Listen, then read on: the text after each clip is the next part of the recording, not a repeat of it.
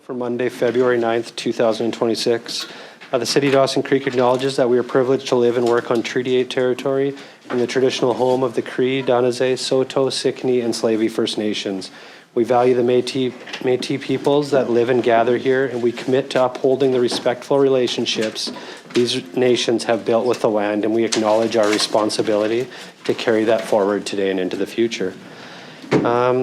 First order of business, 2 delegations. 2.1, we have Margaret Keith, President, and Lynn Washington with the Peace Country Roots Group in attendance regarding the proclamation to declare February 16th to the 22nd, 2026 as Heritage Week in Dawson Creek. So, good morning, ladies, and welcome. How are you doing this morning? We are Good. Good. Nice to see you, Lynn. Yes. Nice to see you. All right. Oh, well, we'll read out the proclamation here. So whereas Heritage Week is celebrated across British Columbia each year to recognize the vital role that heritage plays in enriching our diverse communities. And whereas the 2026 Heritage Week theme is Stir the Pot, celebrates the many ways food connects us to the land, to traditions, to our families and ancestors, and to one another.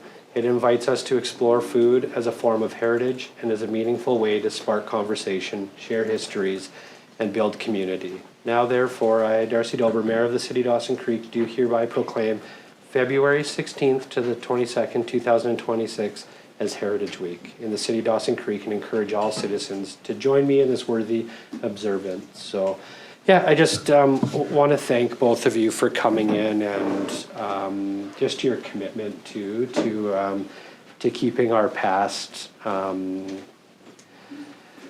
just really just showcasing our past. And it's, I find in today's world it's important that we live in the moment and in the day and what we can do. But it's so important to understand the past and respect it and.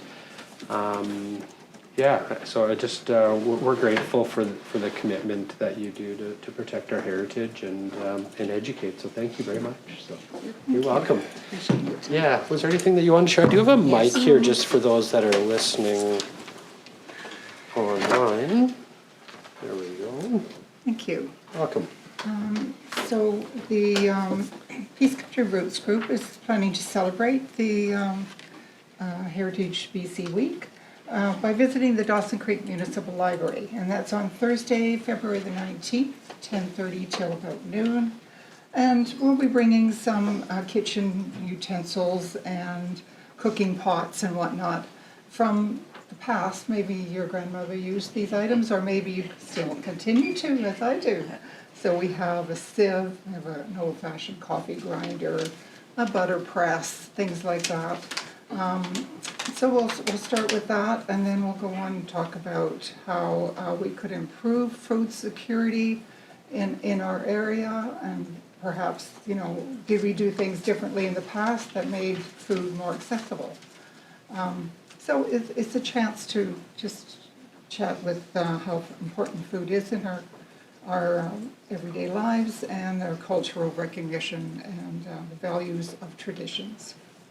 I encourage you to look at our website, which we're constantly updating. It's peacecountry.ca, and you can see the work that we've done there in cataloging the cemeteries and obituaries of people in the South Dawson Creek area. Thank you. Thank you very much. And I can leave you a poster. Okay, that'd be excellent. Thank you. Great. And also a thanks to everybody that's in the group too. It helps. We know that there's a big volunteer group, so we appreciate all the efforts. So thank you. Thank you. You're welcome.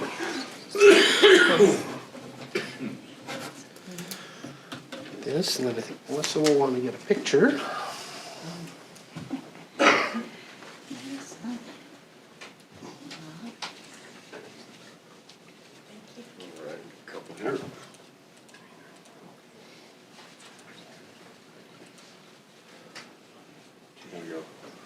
Multitasker. Yeah, thank you.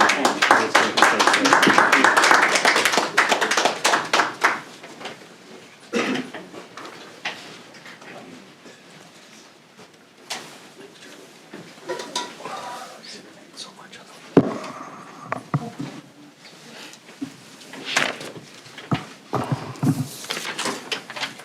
All right, our next order of business is we have Krista Smith, General Manager, and Sherry Hankin, Board Member with Dawson Creek Curling Club in attendance regarding the 2025 financial update and highlights. So, good morning, ladies.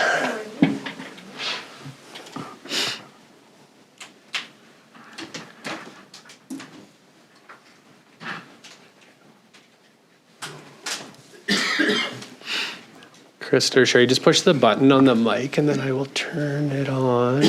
Yeah, that one, and then there you go. Floor is all yours. Morning, Mayor and Council, and thank you for the opportunity to present today. My name is Krista Smith, General Manager of the Dawson Creek Curling Club, and along with me is Sherry Hankins, our board member. We are pleased to provide the city with our annual operational and financial update. Today we'll briefly highlight our finalized fiscal year for 2025 and key factors behind the year's financial outcome and our outlook and priorities moving forward. I would also like to begin by acknowledging and thanking the City of Dawson Creek for its continued support and coordination related to our facility. That partnership provides an important foundation for our operations and our ability to serve the community. For the fiscal year ending March 31st, 2025, the club recorded total revenue of $546,719 and total expenses of $564,542. This resulted in a net operating deficit of $17,823. These figures reflect finalized year-end results compiled by our accountants. Compared to the prior year, revenue returned to more typical operating levels following earlier post-COVID recovery periods and one-time event activity. Membership and league fee revenue mostly increased modestly year over year, and lounge and kitchen revenue also increased. However, bond spiel revenue, function revenue, grants, rentals, and advertising, along with donations, were lower than the prior years, largely due to the absence of large one-time events and anniversary level activity that had boosted earlier totals. City contributions increased year over year in categories related to the building envelope and other support items. On the expense side, wages benefits decreased compared to the prior year, while contract labor increased. This reflects a full operating season for both the general manager and head ice technician roles, including a brief overlap period during leadership transition and a one-time transition and mentorship contract. Utilities, lounge, and kitchen costs and lease expenses also increased year over year, consistent with broader inflationary and operational pressures. Overall expenses increased by approximately $56,000 compared to the prior year. From an operations and participation perspective, the season was active and successful. The club hosted 7 bond spiels with strong participation. Overall, 110 teams competed across more than 250 games during this season. Total membership remained stable at approximately 297 members. Youth engagement increased through continued growth in elementary and junior programs, and Try Curling initiatives introduced approximately 150 new participants to the sport.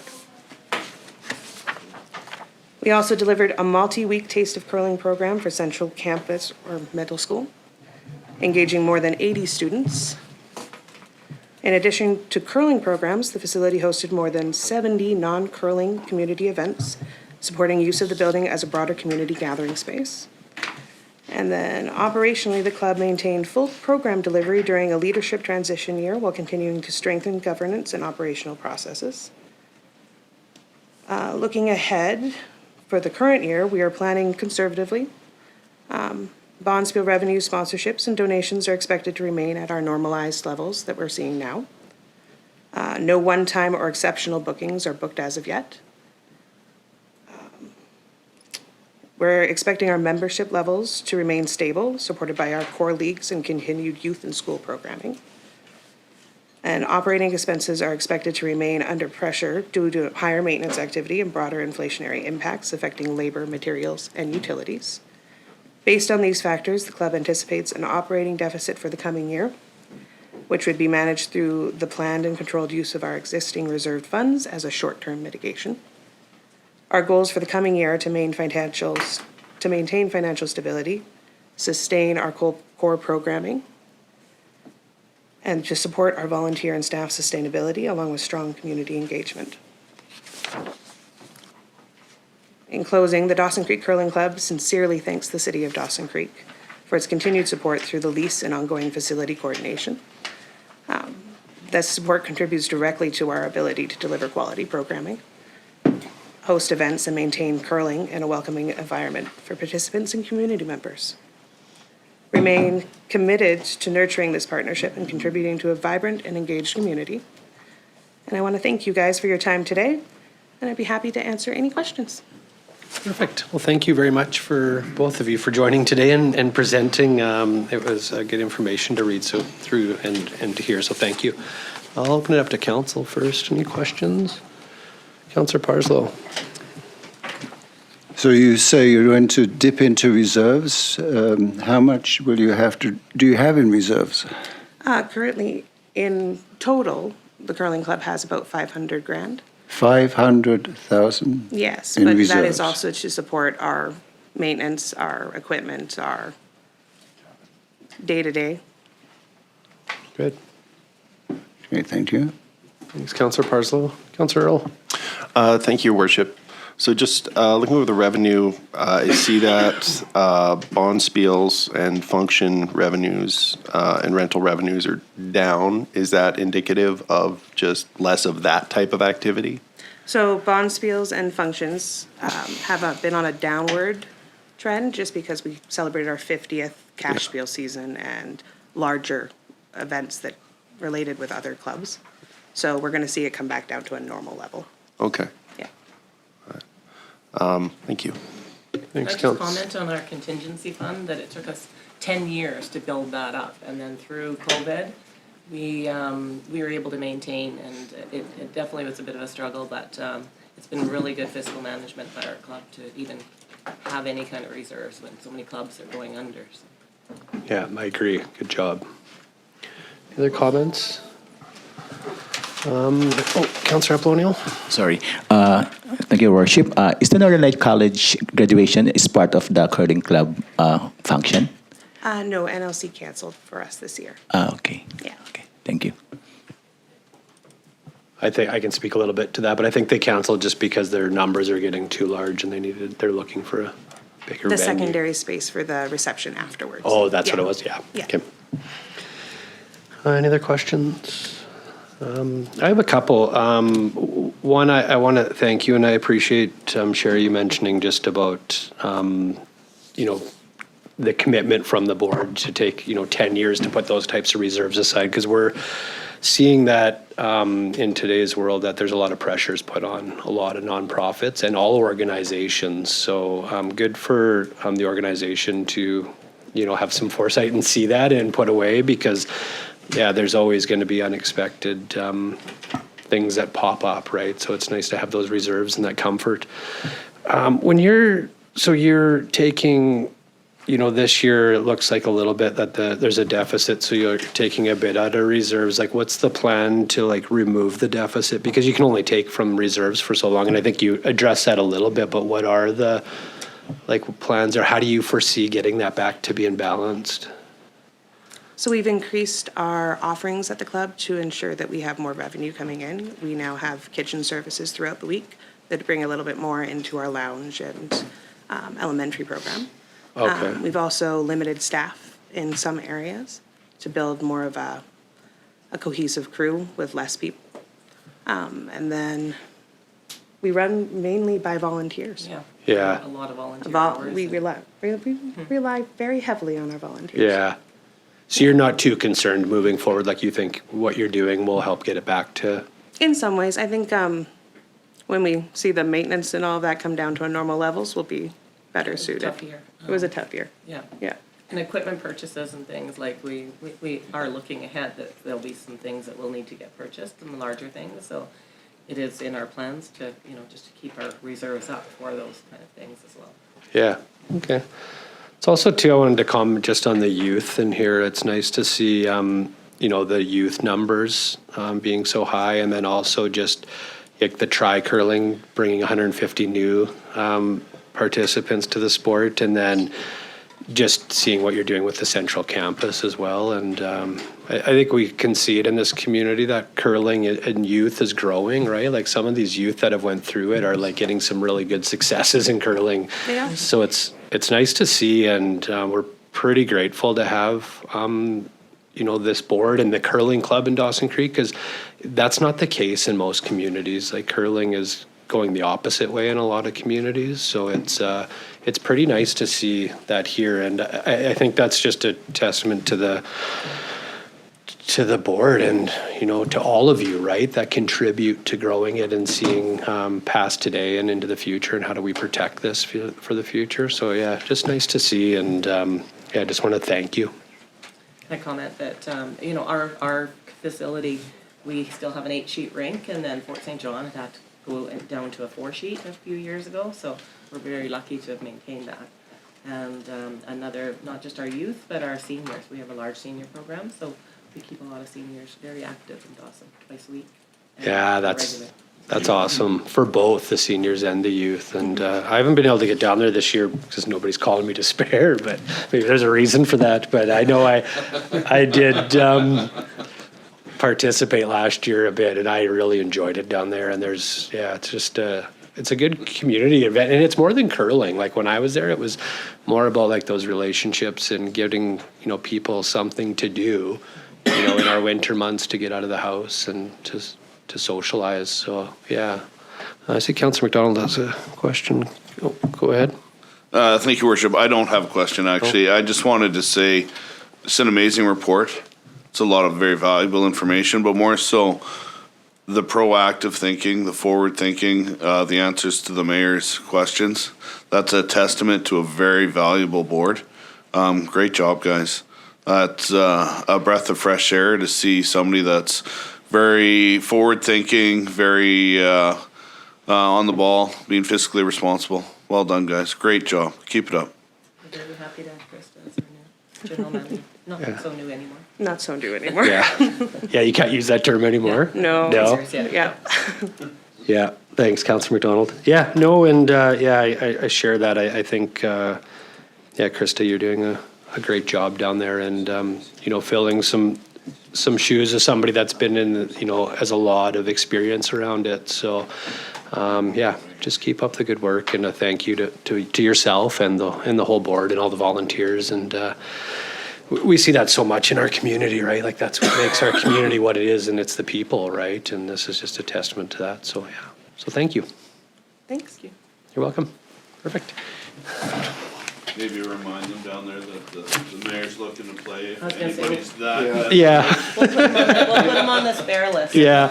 Get the mayor's participation trophy ready. Yeah. Did you see how he curls? We don't want him. Oh, you curl just fine. We're very inclusive. Yeah. Well, thank you. Yeah, I appreciate that. It's the best they can say for your curling ability. Yeah, exactly. Thank you, guys. Yeah. Thanks, Sherry. Thanks, Krista. All right, next 2.3, we have Chris Fudge, Director of Government Relations, and Kevin Sturgeon, Service Planning Manager with BC Transit, in attendance regarding the Dawson Creek Transit System Overview and Service Design. So, good morning, gentlemen, and nice to meet you, and welcome. I will turn your mic on. There you go. Good morning. The floor is all yours. Great. Thank you. Thank you, Mayor and Council. It's a pleasure to be here today. As mentioned, my name is Chris Fudge. I'm the Director of Government Relations for BC Transit. My colleague Kevin Sturgeon, our Manager of Service Planning. It's been a little while since I've been here before Council, but both Kevin and I wanted to be here because we know this is an important juncture that where we're talking about the future of public transit. So I wanted to make sure that we're well supporting the presentation and the discussion. Oops, let me grab this. Very quickly, want to first acknowledge with respect that BC Transit delivers our mission on the ancestral territories of Indigenous peoples across British Columbia, and that their historical relationship with the land continues to this day.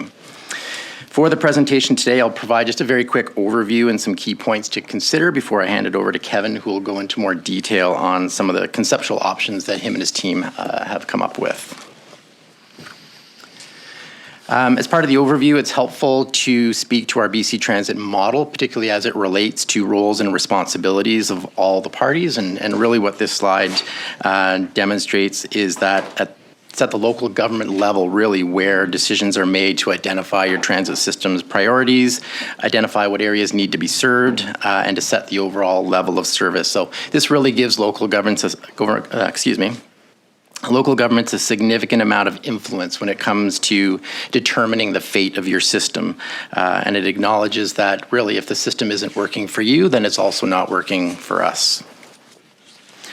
In terms of cost sharing for BC Transit, this also provides some important context. So the service is cost shared with the province, so they provide approximately 47% of the total share of cost. And then for the local or municipal share, the remaining 53% is covered partly by fare revenues and some advertising, with the remainder coming from property tax. Just some of the high-level system characteristics to note. The system has 2 routes, so a fairly simple design. However, it does provide coverage to most of the developed areas of the city and puts a large portion of the population within 400 meters of a bus stop. There's no custom or handy-dart component to the system, so that's our accessible door-to-door service for people with temporary or permanent disabilities. And then the system budget for 25-26 is roughly $400,000. So that's the net cost once we take the provincial share and system revenues into account. Just a little bit of history. The system underwent a significant change in June 2020 with an overall reduction in service hours and budget, and that resulted in one less route, the discontinuation of Saturday service, and the elimination of midday service to focus on the peak periods. And then subsequent to that, another important change later in the year when we responded to recurring pass-up issues. So that's when students were unable to get on buses that were full. So we ended up right-sizing the fleet. So swapping out the existing fleet and bringing in larger 35-foot buses just to add more capacity. And this chart shows the annual boardings in relation to the annual service hours going back to the 2016-17 operating year. And you'll see a very significant drop in ridership in the 2021 year, and that was typical of all of our systems at that time during that first year of the pandemic. But then what we see here in Dawson Creek is a very slow and gradual recovery trajectory, due also to the reduced number of service hours. So if we looked ahead into the future, what we would most likely expect without investment or any significant changes in densification or population growth is that those annual boardings would just plateau. Lots of data here in our system performance. This is our annual performance summary that we provide to all of our partners, and it looks at 3 key categories: local investment, system performance, and return on investment. And basically what this report tells us is that there are some positive indicators in there, and if we look at passenger trips per hour or our cost per passenger trip, so that tells us that we have some efficiencies in the system. However, there are some indicators that show a lower level of investment, relatively speaking, when you compare to some of the other systems in that tier average. And then when you couple this with some of the customer feedback that we get throughout the year, we see that the system is not necessarily effective. So what we strive for is to have both efficiency and effectiveness, but in this case, we don't. The system generated 75,000 passenger trips in 24-25. So what does that mean? So a passenger trip, or commonly known as a link trip in our industry, is 1 or more boardings during a single trip. So even somebody transferring onto a second bus, that only counts as 1 continuous passenger trip. So we use this information in different ways and for different purposes. We use more granular information for our planning and scheduling teams to understand what's happening within the system and to help plan for the future. And then our revenue-based model is used to calculate ridership. But at the same time, we can use some of the back-end technology through our UMO fare boxes and our automatic passenger counters to calibrate that data and just making sure it's correct and giving us the kind of data that we want. One aspect of the current ridership that we know is that it's heavily used by school-age students. So the design of the current system is oriented towards students through routing and schedules. We estimate that somewhere between 40 and 47% of the ridership is students. Now that's sample data from our operating company. If you smooth that out over 12 months of the year, that would probably reduce down to sort of between 30 and 40%. So not the majority, but certainly a significant portion of the ridership. This scenario is not unique to Dawson Creek. We have a number of communities across the province that face similar pressures to meet the needs of students traveling to and from schools. But you'll see from some of the options that Kevin presents to you, it's very difficult to shift priorities within the system without negatively impacting those students.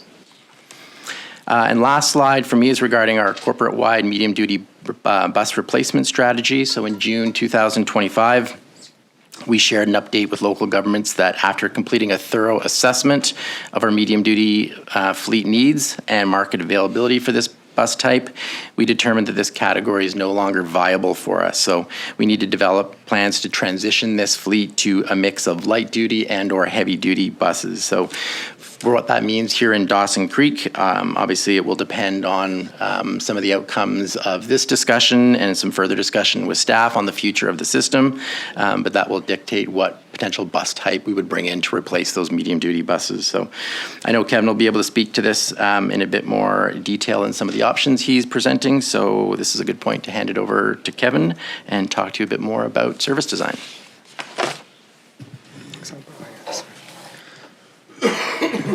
Morning. Which is the forward? This one? Yep.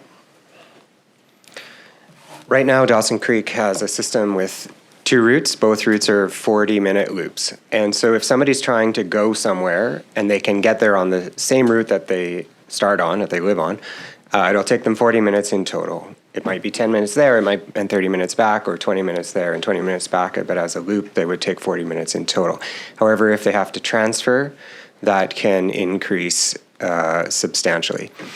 Both routes go past Central Middle School and South Peace Secondary School, and so students don't have to transfer to go to school and home. People from the north side of town, however, have to transfer to get to the large commercial areas on the south side. As an example trip where that red arrow is showing, the trip in one-way trip can take 80 minutes, which it's about 3.5 kilometers, and the return trip would take 120 minutes, so 2 hours to go a total distance of 7 kilometers. So that's what we mean by the challenge of trips that include a transfer, and notably going from the north side to the commercial areas in the south. The system, as Chris mentioned, is oriented around getting those students to school. They don't have to transfer to do that, as both routes go past the schools. And, that makes up a very large chunk of the ridership. But it would be possible, based on, the community's decision, to make different trade-offs, to choose a different priority. If we were to look at a more balanced prioritization of the community's shopping and errand trips, we could look at concepts like one route that would be a longer route, a 60-minute loop, for example, that would go past most of the major destinations served today. And so then everybody's trip would be 60 minutes in total. It could be 30 minutes there and 30 minutes back, 10 minutes there and 50 minutes back, but in the round trip would be 60 minutes. There would be some parts of the current network that would need to be cut, but the concept could be worked on with staff to get to a comfortable place if that's what council desired. I see I'm out of time. You can keep going, that's fine. Okay. Another option would just be to really streamline and hit only the most common destinations. That would cut service to other places, but it would shorten. So under that one route concept, if you are accessing the bus, your total trip time would be, in this example, 40 minutes, but more significant parts of the city would be cut out from service. Before I go to that one, in both of these cases, because there would only be one route, one bus would be going past the school at bell times. We know that with 2 buses, they get full at those times. And so with one bus, we would expect to leave students behind, and we would have a more difficult time arranging the schedule so that the bus passes by the schools just before the morning bell and just after the afternoon bell. Because it would be once an hour, we would essentially have to pick a time of the hour that it goes past, and it might be quite before the morning bell or quite after the afternoon bell, and it would just depend on how that worked out. So there are definitely some trade-offs there. Another conceptual option is the on-demand transit concept. BC Transit currently has this only in one place, in one neighborhood or two neighborhoods of Kelowna. We're expanding to 2 more places in March. And so we're just getting into this delivery model. But if essentially the bus goes wherever people call it to go, you can use a phone or an app to tell the system where you want to go. It'll tell you when the bus will be there. And then it'll take you to your destination or within a block of the destination. Some of the challenges with this, however, are that it's by its nature, it's inconsistent. One day it might pick you up 5 minutes after you ask for the bus, and the next day it might be 30 minutes, and the next day might be 45. And so you never really know when you're going to get to your destination. A fixed route, on the other hand, might be a long waiting period before you get to your destination, but it'll be consistent. And so that's the trade-off there with that. And this is a low-capacity service. It would not function for small peaks like a bell time, especially with if there was only one bus. There would be cases where students, for example, going to the north and going to the south would be asking for the bus at the same time, and the app would pick basically first come, first serve, whether to go north first or south first, and the others would wait. A fixed route has a similar issue, but it's known, it's predictable, and whoever has a better situation in the morning would have the trade-off in the afternoon and vice versa, so it's a little more balanced. And there's a small technology cost to implement this option. So for all of these different concepts, we're quite willing to explore them in more detail if that's what the community decides to give us as direction. We know that any change will affect people, and it'll affect different people differently. We don't know the ridership and revenue impacts for any of these options. We know that anything that would make it less convenient for students would put in jeopardy that third to half of the ridership that comes from students, but it may be more appealing to other members of the community. But it just would be very difficult to forecast that in any level of detail. Bus stops, the infrastructure, the signs, the shelters, they may need to change. In some cases, they may need to move, some maybe across the street if the bus is going in on that street in a different direction or to a different street. And we're here to look for your feedback on which direction to go, and any of these type of options would need a lot more work to develop the details.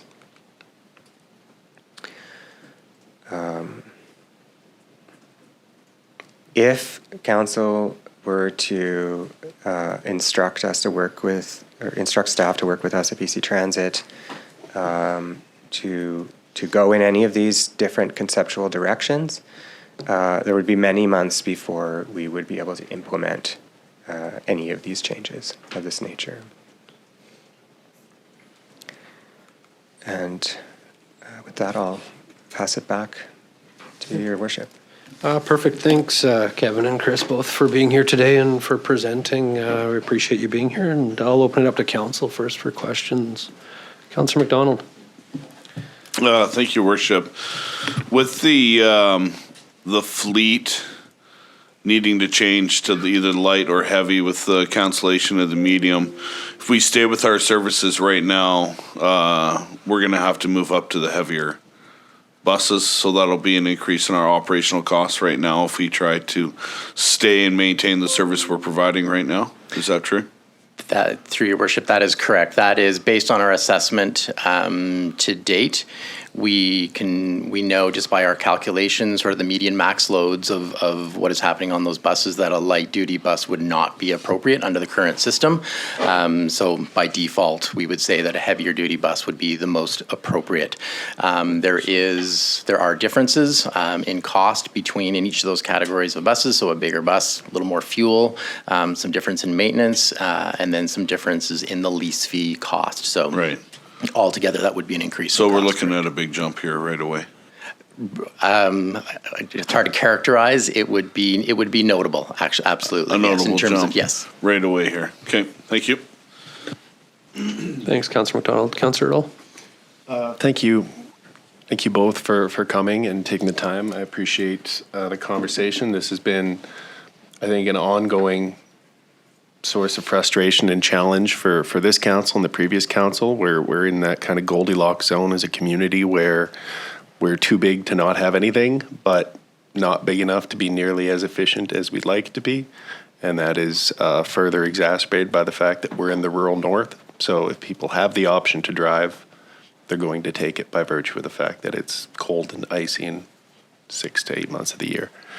And I appreciate this in particular because I know I was one of the couple people that was here when we made the changes in 2019, I think, 2019, 2020. And at that time, I think it was requested that BC Transit re-engineer the system to cater specifically to school drop-offs and pickups. Because we recognized that was a substantive part of our ridership that was doing it. So I'm sorry for the mixed messaging, for what it's worth. And just to follow up on a point Councillor McDonald meant, so we've I think we've had a conversation a couple times in the past about moving to different bus sizes, and for various reasons it was always advised, number one, to move to a smaller bus, the cost savings wouldn't appreciably be there because you still have lease fees, you still have maintenance, you still have whatever. You'd save a bit on fuel was kind of all it was. But to move up, there is a notable cost to move up. But we've been advised previously that to move down, there wouldn't be notable savings. Is it just the base cost is the base cost, and then? Yeah, through your worship, I'll clarify. I think what we tend to say is because, we're a labor-intensive industry, so the cost of a driver is the cost of a driver regardless of the bus type. Certainly, when we do go through what's called a right-sizing exercise, where we identify the need to change a fleet type within a system, we would take the time to advise our partner what those changes in costs would be. So again, the cost for the local share of lease fees is different for a light, medium, and heavy-duty category. And then we would estimate the differences in things like maintenance and fuel. Again, those are probably more marginal. So there are... Perhaps that's a correction of information you may have heard in the past. There would be a reduction going down to a light duty. There would be an increase going up to a heavy duty. Okay. And I guess one last piece is one of the pieces of the puzzle for us we're trying to grapple with currently is we do have a very plucky nonprofit in town called Step Up and Ride that offers some services that overlap somewhat with what you guys do, but not exactly. They do provide some school drop-off and pickup for after-school care, something resembling Handy Dart for people with mobility issues or seniors going around, and they charge a nominal fee, I think kind of depending on someone's capacity to pay. It's... Once again, they're not necessarily replicating what you do, but there's some overlap. What level of engagement and familiarity do you guys usually have with organizations like that as you plan out these systems? Because for us, who are subsidizing a public transit system in partnership with BC Transit and also looking at Step Up and Ride and contributing to their efforts, trying to figure out where we're getting the most bang for our buck, where we're maybe unnecessarily replicating a service or where things are redundant, and just looking at a finite pot of money and how do we best allocate that to the best effect is, so do you guys have any, I mean, I'm sure we're not the only community with a similar organization to Step Up and Ride. Do you have any kind of informal, I don't say operating agreements, memorandum of understanding, kind of, do you curate the systems you design based on taking that into consideration? Through your worship, the answer is yes. I would not say it is a formalized arrangement through any type of agreement, but there are systems around the province where we certainly make an attempt to ensure that our services are complementary to anything else that might be operating in that area, whether it be a community-based nonprofit, whether it be a community shuttle program that we try to seamlessly integrate with. We certainly did this back when we introduced service along Highway 16, back when Greyhound was running. Again, you're operating along the same line on a map, but you're operating a different type of service. So there is a lot of work that goes into making sure that what we're doing isn't duplicative, but rather complementary. I would say Step Up and Ride obviously fills a gap in a system that does not have a handy dart or custom system, a BC Transit service. So that's obviously an important need, but there are certainly a number of examples of sort of ancillary needs in a community that are perhaps better met by a provider such as a Step and Ride versus a scheduled public transit service that we're providing. Mm-hmm. There obviously are differences, a number of differences. Many of them are behind the scenes. So if you're looking at the kind of operation that we run, we are operating a formal public transit system, so there are all the elements of training and oversight and reporting and all those different things that you would certainly not expect from a small nonprofit operator. But again, to answer your question, yes, we absolutely make sure that we are not duplicating each other's service, that instead we are complementary. And that's what exists in many communities, is our service and others complementing each other. Thank you. Thanks, Councillor Earl. Councillor Parslow. I'd like you to reference slide 3. That's what I want to ask a question about, first of all. That's the cost sharing. Okay. The dotted horizontal line, is that an accurate location, or is it just there to show that there's a mix of property tax and fares? It doesn't mean 50-50, because I looked at that, it's approximately.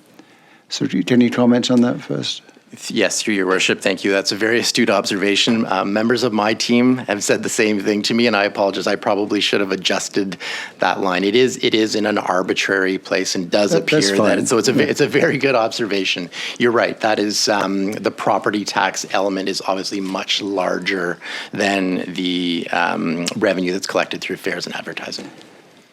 So I think it was associated with COVID, but I may be wrong. You can correct me there.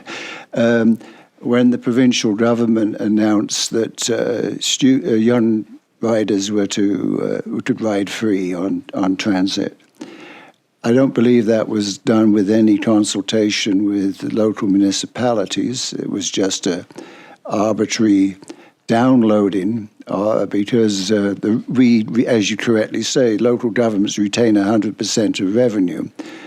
Well, part of the revenue stream was cut off with that provincial announcement. Am I correct in saying that? Through your worship, to clarify, yes, the provincial program was put in place across BC, so both TransLink and BC Transit systems. The province does provide supplementary funding to compensate for any losses for all of our systems for that 12 and under category. To each local government. So that that does flow through to your transit system budget. As additional revenue. Correct. So that 46.69% was elevated, is an elevated figure since that sort of procedure was enacted. Correct. Yeah, correct. That 46.69% is sort of rooted in legislation. It would not take into account that additional contribution. Right.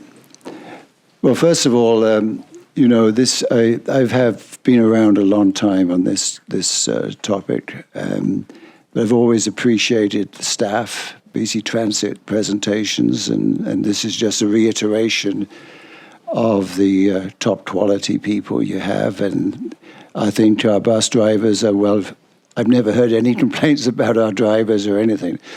It's just the concept, you know. I know provincial revenues are in a pretty disastrous situation, and local governments are faced with the same challenges. And so my view is we can't keep going like we're going in many areas. You know, keeping horses, taking care of people's stray dogs, and having buses run around town generally empty is just not good stewardship of taxpayers' dollars. However, there's a need to provide something for some people, and that's the problem. I stand right behind supporting those people who have real needs. One of the things that I don't think sometimes, I may be wrong in this statement, but you know, BC Transit, once upon a time, when a presentation here said we really need to focus on seniors. Well, yes, that's fine. I support that, and handicapped people and people who just can't afford a car. That's a real worry to me. But the reality is, Councillor Earl was saying, you know, winter is long here, and ice is a real problem. Many seniors are fearful of venturing forth from their homes because of ice conditions. Often, at least, let's say December, January, it's pretty dark at 9 o'clock in the morning. The shelters are unheated. I'm not saying that they should be heated. I'm just stating the fact that it's a real hardship, a real fear of people. And people I know say, yeah, I would never think of going on a bus in winter. It's just, and it's nothing to do with transit. It's to do with our climate and the environment. And so the door-to-door service, right, is a real godsend for many people. And I don't expect transit to do that at all. I'm just saying, I guess we're between a rock and a hard place. And so I want to say, hey, yeah, thanks for coming. It's not a shot at transit. It's just a problem that we need to wrestle with. And obviously you guys are wrestling with the problem as well, and I appreciate that. Thank you. Councillor. Thanks, Councillor Parslow. Other questions, Councillor Apollonio? Thank you, Your Worship. Thank you very much, gentlemen, for coming over. I just want to ask if you have a data, which ridership is more like the north side or the south side? My question leading to that, because if there are more buses that are empty on the north side, maybe we could also and then we can go to these options like A, B, and C. So at least we could combine a C maybe. One bus, and of course one is like on demand. So is that possible?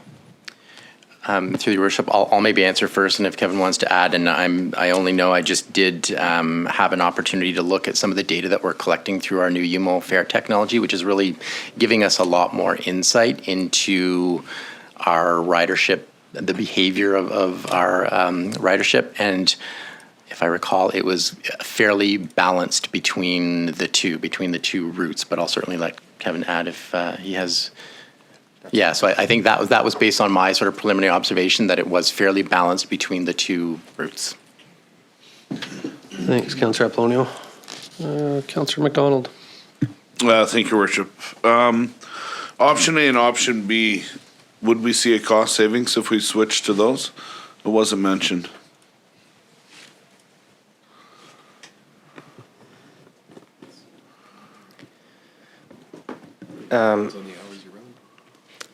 If we moved the system to a single route, Yep. you would have the flexibility of deciding how to run that, how many hours a day to run it. And you would have a different type of flexibility than you have today. With 2 routes, you need 2 buses. You run 13 hours of service per day, spread between 2 buses and 2 distinct time periods. And so roughly speaking, 3 hours per bus in the morning, 3 hours per bus in the afternoon. With a single route, you could put 2 buses on the route and have it come every 30 minutes. You could put 1 bus on the route, have it come every 60 minutes, and then take the same 13 hours of service and go, for 13 hours in a row, or some other combination. If you, as a community, determined that 1 bus was the most you would need in operation at a time, then the fleet could go from 3 to 2 buses, 1 spare. And So that would save we'd cost have a savings of about a third then in the fleet, yeah. in the fleet. side. Not necessarily in the actual service, the operating side. That would be another, in the scenario. Depends I on the was concept. Describing, you could take Okay. the same 13 hours. But we'd lose a give you major that. focus on the kids, our best demographic, by going to 1 bus. So we would have a potential cost savings, but we would lose our ridership. You might gain more somewhere else. Yeah. Through your work. That's correct, yeah. It would Then we'd lose the cost savings deprioritize though, because then we have to increase the riders, or the number of runs we're making, so. Thanks, Councillor McDonald. Any other comments? I have a couple. Just on that slide 3 that Councillor Parslow was referring to. So just so I understand, BC Transit's business model, is that just operational costs? And I also did hear you mention earlier that you lease the buses. So I'm assuming that there's very little capital funding. Through your worship, so the lease fees are attributable just to the local share only. So it's just the way that when the province procures the buses, they've sort of paid the provincial share outright, and then the local share is collected back through lease fees. Okay. So 100% of the costs for the BC Transit that runs in this community are this community's? That includes the capital, the leasing of the building, the fuel, everything is in there? There's nothing? Correct, and that's our typical conventional cost share ratio. There'd be a higher provincial share for customer handy dart, which you don't have in your system. Yeah, okay. And then on your ridership, you said 75,000. It said for 2024 and 2025. Is that just when your fiscal year, or is that actually 2 years of numbers? Through your worship, correct. It's our fiscal year, and that's the most current full year for the data that we have. And again, it's just to note, 75,000 always. It's a large number. What it doesn't necessarily tell you is exactly how many individual people in your community that is serving. But certainly, it's something to keep in mind that even a pool of 100 regular users using the bus every weekday throughout the year, doing a return trip, could turn into 50,000 rides. So I know that question often comes up, 75,000, but it doesn't look like 75,000 on our buses. So Yeah. that's why I wanted to sort of explain. Okay, no, I understand that. Yeah, I just was wondering if that was 2 years of numbers or Right, one. yeah, So. 1 full year. And then, so you mentioned earlier, the system we have now operates for 3 hours in the morning and then in the afternoon. So that's where we run into those service gaps. So a senior takes the bus downtown, but if he misses or she misses that time back in the afternoon, they got to wait till the afternoon one. That's where okay. So where the 1 bus a day that's every 60 minutes, it would just be every 60 minutes it's passing by each spot, basically. That's correct, yes. Yeah. In the concept of this one, the bus would be going around in 60-minute loops passing each spot once an hour. And that could then be done with, there's a lot of options to it, but it could be done with one bus going for 13 consecutive hours, Yeah. or however that, however you wanted to divide up those hours. Yeah. Okay. Well, thank you. I share a lot of the same comments Councillor Parslow and Councillor Earl made just in regards to this and where we're sitting with it, right, is just really understanding. So I appreciate you taking the time to come here and appreciate the drivers with BC Transit. Councillor Parslow spoke to that as well, that they're, never heard anything negative about them. They're good people and do a good job. So we just thank you for coming in here and sharing what some different scenarios could look like, and really thinking outside the box and how we deliver a service within our means that delivers the best that we can for our residents as a whole, right? And that's what we're here for, is to look at that. So so thank you. Thank you. Yeah, you're welcome. I guess, Kevin, did you guys have any questions? Oh, sorry, I should ask that first. I am going to just call a quick break here, so back to order. It's going to vary the agenda and go to 2026 strategic priority chart.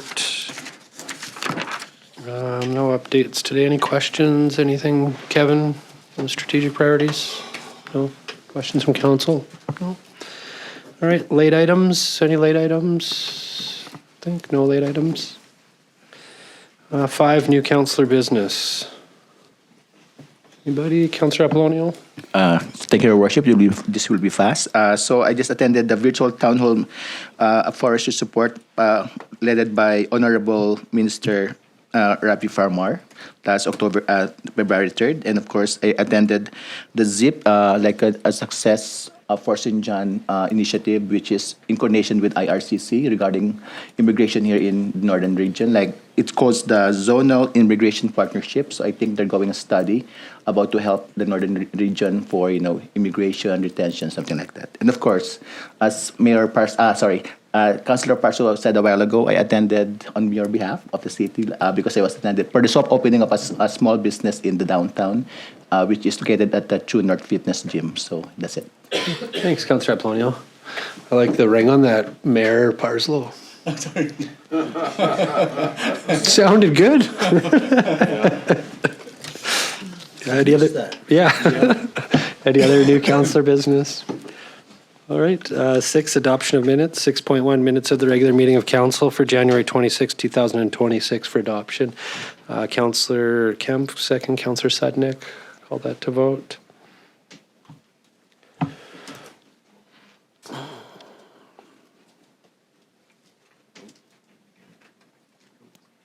Vote is closed, and that's carried. Any business arising?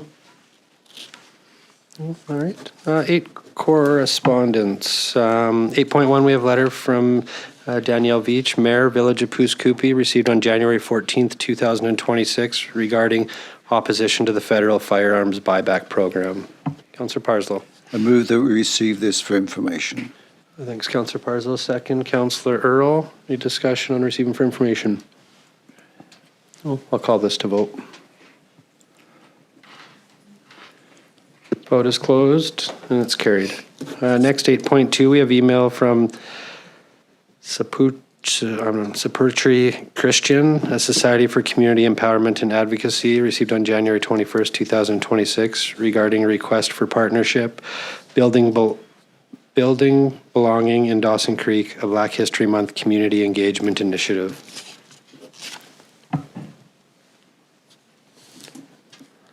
I apologize for my pronunciation on the name.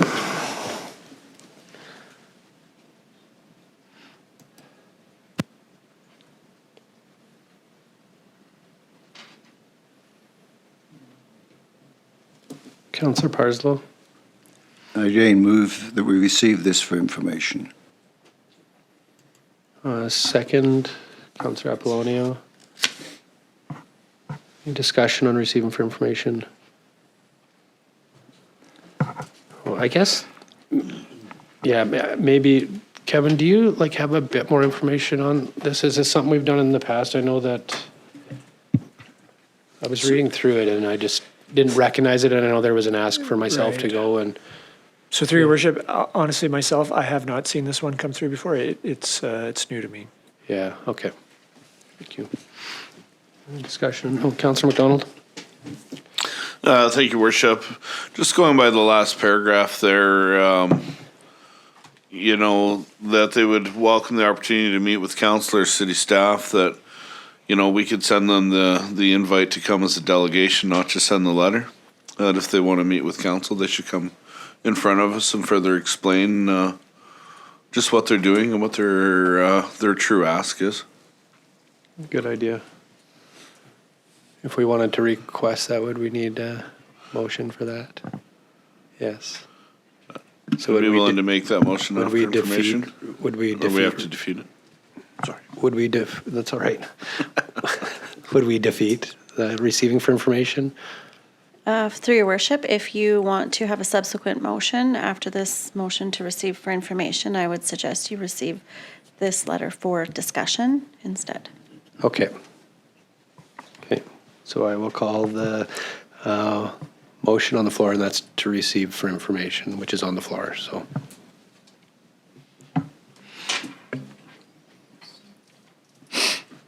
Vote is closed, and that's defeated, and I can't see Councillor Polonio, Councillor Earl, Councillor Kemp, Councillor McDonald, and myself were opposed.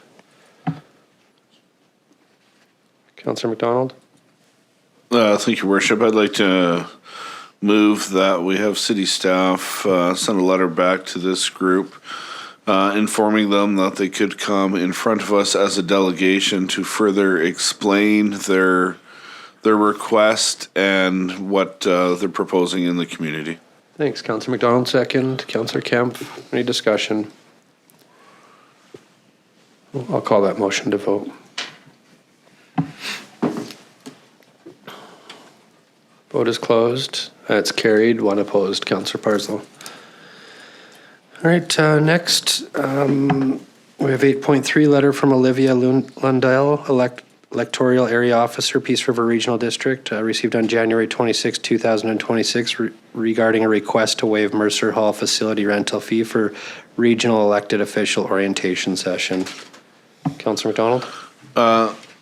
Through you to staff, is this another situation where we should be asking the PRRD to approach OVG for this request instead of trying to come through us?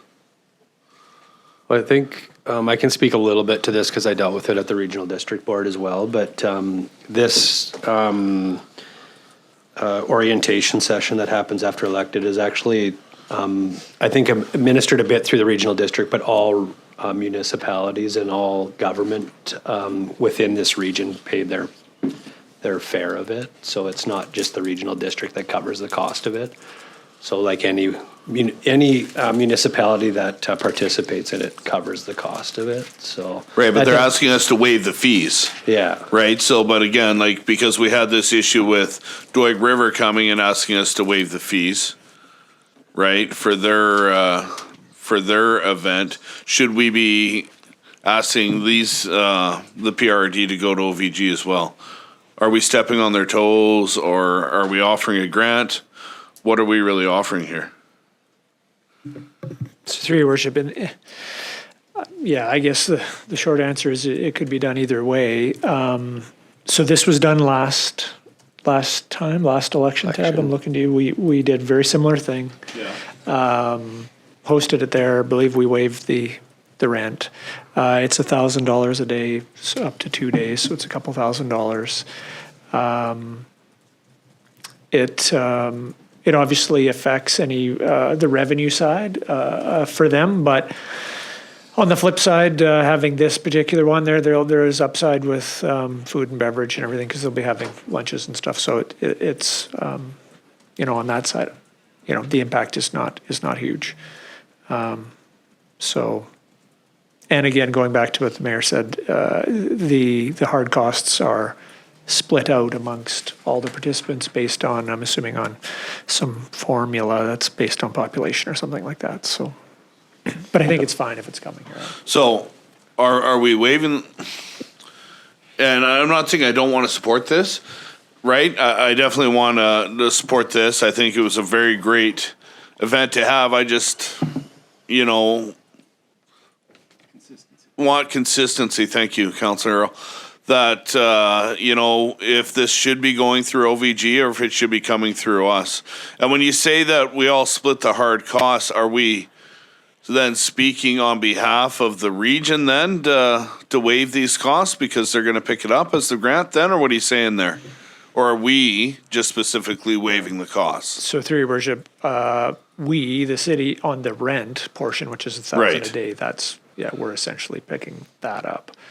And then the rest of the hard costs. Go through everybody else? Yes, that's my understanding. Yes, but I think, to be fair to the regional board, it's a city facility. They see that they would need to come to us to ask us for this. No. It's really about whether we communicate out of those channels, right? Where if somebody is renting the facility in a different manner, such as an event, of course they deal directly with OVG because that's what they do. They wouldn't come to us. But I think it's just the regional board would, to them, it would make the most sense to come to us, and that's why it did. Okay. So I'll move that we grant the request to waive the fees. Thanks, Councillor McDonald, second. Councillor Sednick. Councillor Parslow, you wanted to make a comment? Sorry. Yeah, so I'm sitting here and wondering how many times we waive fees during the year, maybe 20 times. Cumulative impact, maybe $50,000. So I may be wrong, it may be 25 or it may be 15, but it seems that any time we are asked to waive fees, we always do it. So I don't know why we have those fees in the first place. But I am confused about this because, this facility is managed for us by OVG. And so, again, let me try to say, is this something that we are going to be paying for on behalf of all those wealthy municipalities that surround us, like Taylor and Hudson Hope and Fort St. John? Because if the taxpayers of Dawson Creek are eating it, I can see many good uses for that $2,000. And I think everybody should pay proportionally, like we always say to the regional district for recreation. The total budget should be supported proportionally, and we should not be front-ending this by paying or losing this revenue. So I will be voting against this. Yep. Through your worship, I was just going to add to the request is no different than what we get from the school district, and we get it from others. So it's whatever council wishes to do. Thank you, Kevin. Thanks, Councillor Parslow. Councillor Earl? Thank you, Your Worship, and through to staff, just to follow up. Because if this motion's approved, we would be foregoing revenue at the Ovintiv Events Center. How would that hit our books? It would just, because it's not a grant in the sense that we're not giving money, it would just, that $2,000 wouldn't be realized by the Ovintiv Events Center and would, I guess, be taken out of the operating subsidy otherwise. Correct. But that's offset by the food and beverage, as you noted. That's right. It goes into the pot essentially, and depending on the year, it may have an impact or it may not. I mean, it's a relatively small amount. Yeah. And it's $2,000 less that they're going to have on the revenue side. Yeah, and I mean, I'm very sympathetic to Councillor McDonald's inquiry into, what protocol, if any, we've got in place for these requests for the sake of consistency and for the sake of transparency. But looking back to the debacle that was rental fees for camping out back behind Mercer Hall, and how we, spent a tremendous amount of staff time and energy coming up with a policy that we ourselves repeatedly ignored because we didn't want to charge people money who were bringing in added value above and beyond, and I guess, while I think it would be appropriate for most organizations to reach out to the Ovintiv Event Center first and foremost, because this is government to government, it's probably the rationale why it landed with us, eh? Yeah, and through your worship, to be fair to OVG, is we need to give them a $2,000 credit because it's not their fault. They didn't have the opportunity to make the $2,000. We took that away from them, so it should not affect their books. No. And so that's, I look to Melissa, but essentially that's how I see the transaction occurring is, so although it's lost revenue, it's not because of something they did, it's something we did. I mean, my worry, I guess, is if we as municipal government start trying to thread that needle or make that calculation between, well, the subsidy's warranted because we get the food and beverage, are we doing an end run around what that contract exists for and why we hire them for their expertise? So I don't know if there's some sort of recommendation that should be in place when these come into us, so that OVG, I don't want to put OVG in a position where they're having to do the political end for us, but I also don't want to negate the rationale for hiring them to run the facility in the first place. And through your worship, you're not wrong.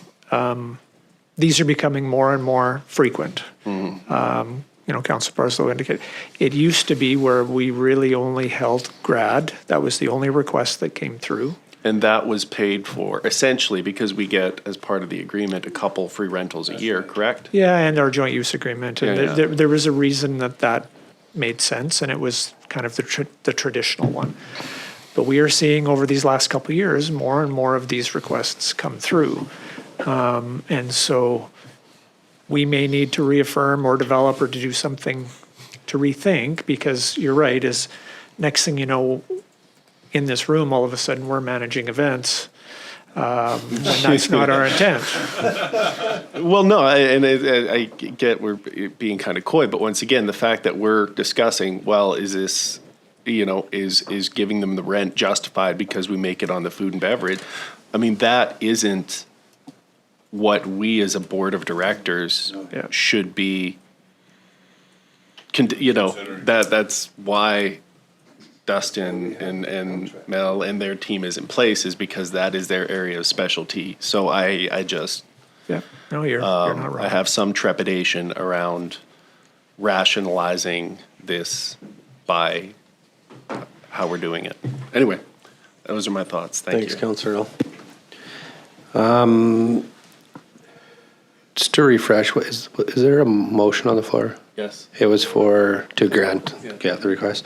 I understand what you guys are saying too. I think it's something separate from this we need to probably look at. But as for this one goes, I'm in favor of it for a couple reasons. Yeah, there is a cost to a couple $1,000s. We do gain the food and beverage to the center, but it's also a great opportunity to welcome new leadership in the Peace region to our community. There's also the cost savings to our community that this is being held in Dawson Creek, because if it was held somewhere else, that would be sending 7 of us for travel and accommodation somewhere else to participate, which in all likelihood would be all of $2,000. But I'm in favor of it for those reasons, but I also agree on a separate note that it would be with what you gentlemen were saying. So, yeah. Any other discussion? No, I'll call this motion to vote. Vote is closed, and it's carried. There was one opposed? Who was opposed? Charlie. Yes. Councillor Parslow was opposed. I did press the button. No, it just flashed on my screen. I didn't see it, so.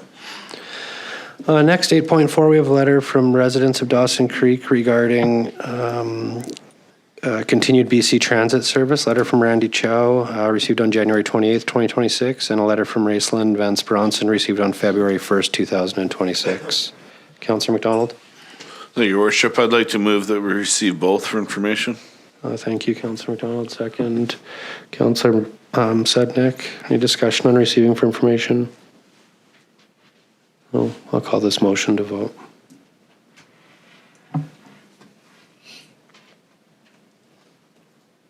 Vote is closed, and it's carried. Next, 8.5, we have a letter from Todd Bondroff, President and CEO of Northern Lights College, received on January 29th, 2026, regarding a request for reduced or waived Oventive Event Center facility rental fees for NLC convocation.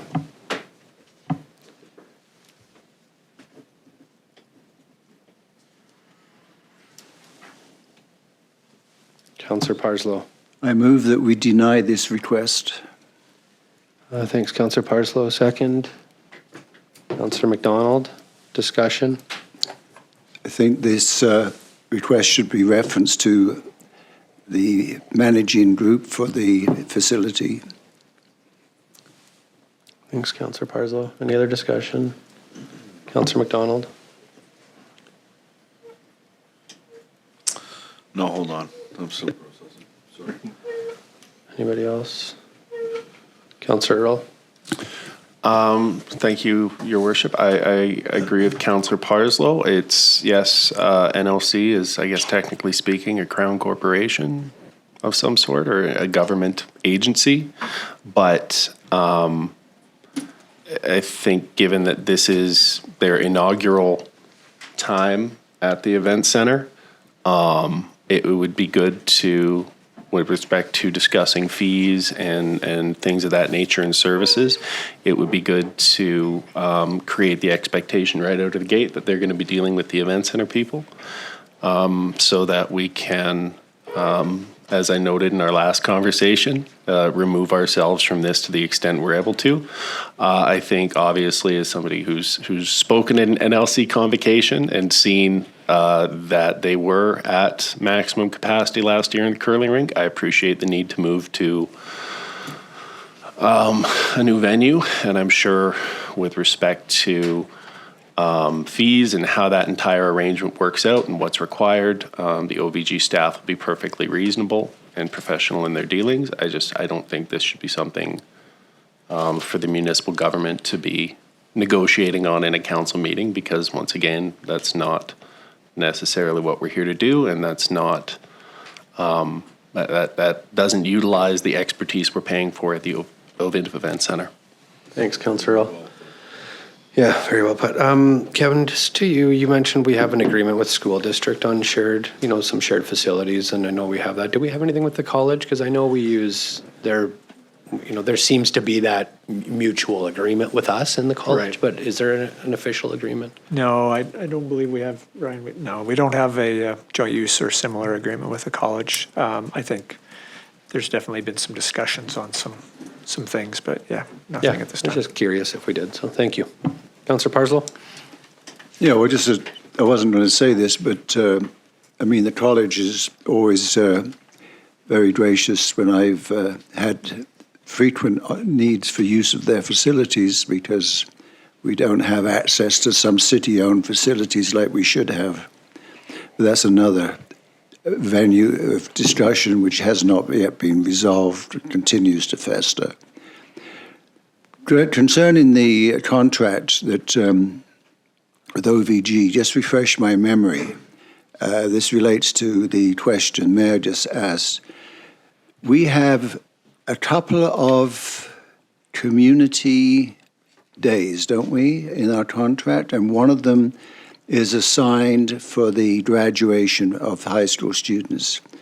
Can you expand on my tentative foray into this area, that we have something that the city has a couple of days? Yeah, so through your worship, and I might get Ryan to clarify for me, but the contract says, I believe, there's 2 days the city can use, and we traditionally, I don't think it's specifically, if I remember correctly, it doesn't specifically say graduation, but that's one we've typically always done. But there's 2 in there that are noted for the city's What's the use. other, how have we used the other day? I don't know off the top. How do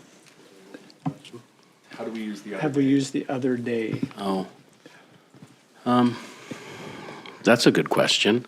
So you don't know the answer, so. Well, no, I think through your worship, I think that last year you theoretically, I think, used one of the days when you waived it for the cultural gathering. You could have maybe lumped that in with that. Within the contract, I'm going off memory here, so there is room for error. But I do believe that there are two components within the management contract. One is that there are 2 fundraising days, okay, within the contract that you have the ability to waive, I'm going to say, the rent and various aspects within it, as long as OVG gets, I'm going to say, a credit for it. I believe in the agreement, the city can use the facility, I'm going to say generally whenever you want, as long as there's time, it doesn't compete with another event or activity. And again, no cost, rent cost to you per se. All hard costs have to be paid, but the credit or the amount that they would have rented it for would be recovered. So there's sort of 2 parts within it: a fundraising aspect from a pure fundraising point of view, and the other is more general in terms of, I'm going to say, use by yourselves for the space. Thanks, Councillor Parslow. Thanks. Well, if I just add that my recollection is that with the school district, they seem to make a request of council, and I think we need to discuss at a future council meeting directing these requests to OVG. If they come back to liaise with you, Kevin, we then can decide if that's how we want to use those options, right? I mean, I'm only making the motion because I really think there's a thing we should be using, as Councillor Earl put it so well, the OVG, and they liaise with you. And I mean, I'm all in favour philosophically with supporting the college, but darn it, I think we should stop this practice of referring it to us. Go through our channels, right? That's the reason. So I'm not against. I mean, the college is becoming, well, in my mind, I mean, I've known about the college for years and years. It's been just developing nicely, and they're great partners. But I think I'm making a point that I think it should go through different channels. Thanks, Councillor Parslow. Any more discussion on the motion that's on the floor? I just want clarification on the motion. Okay. Councillor Tom? For clarification, through your worship, to our corporate officer, the motion is just to deny the request. Can we have an amendment on there that we deny the request and guide them to send the request to OVG at the same time? I'm assuming that, Kevin, you can correct me if I'm wrong, but after this discussion that would probably be the conversation anyways, or would it just be a letter denying it, or would there be a conversation? Yeah, through your worship, I think, we would capture what the discussion was. So that would be in the letter. I would accept that now as a friendly amendment. Yeah, okay. That's a friendly amendment, is fine? Yeah. Okay. All right, any more discussion? Well, I'll call this motion to vote. Vote is closed, and that's carried. Next, 8.6, we have a letter from artist DeZelis, resident in Dawson Creek, January 29th, 2026, regarding support for permanent sports floor.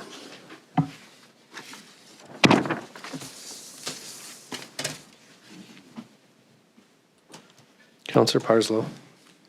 I move that we receive this for information. Thanks, Councillor Parslow. Second, Councillor Apollonio. Any discussion? Just one point, and I should have made this earlier in the agenda. this is my own feelings, nothing to do with staff's reports. Last council meeting, there was a report that in the consent portion of that I overlooked. And I talked about it with, I think it was Kevin, our staff. And it was the fact that in the month of January, there was a report that there were 1,700 users of this facility. I heard it secondhand through my wife, who picked it up when she was at the facility. We had had a conversation around communication. And again, this is not, I just wanted to highlight this, that things like that should be in our proactive stance around communicating information, whether it be good or bad, we highlight it. And if I say, and it doesn't get buried in a report, that may sound, it's not a criticism, it really is not meant to be that, but I think that is just a tremendous stat, right? That it should be broadcast, right? As information and highlighted, so that there may be a need for this when there's other information in a report that is newsworthy. It should be out there. Okay. Thank you. Thanks, Councillor Parslow. Any other discussion? No, I'll call this motion to vote.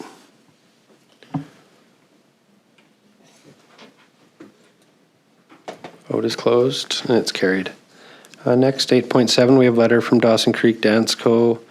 NYC Travel and Fundraising Group received on February 1st, 2026 regarding a request for sponsorship of King's Court Banquet April 11th, 2026.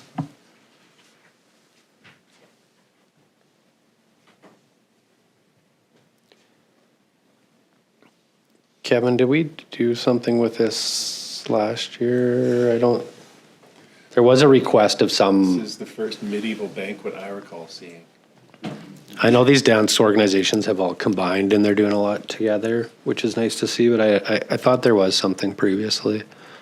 But Yeah, through your worship, it doesn't ring a bell. This No, one okay. is first one that of this type. There may have been something else that I can't recall.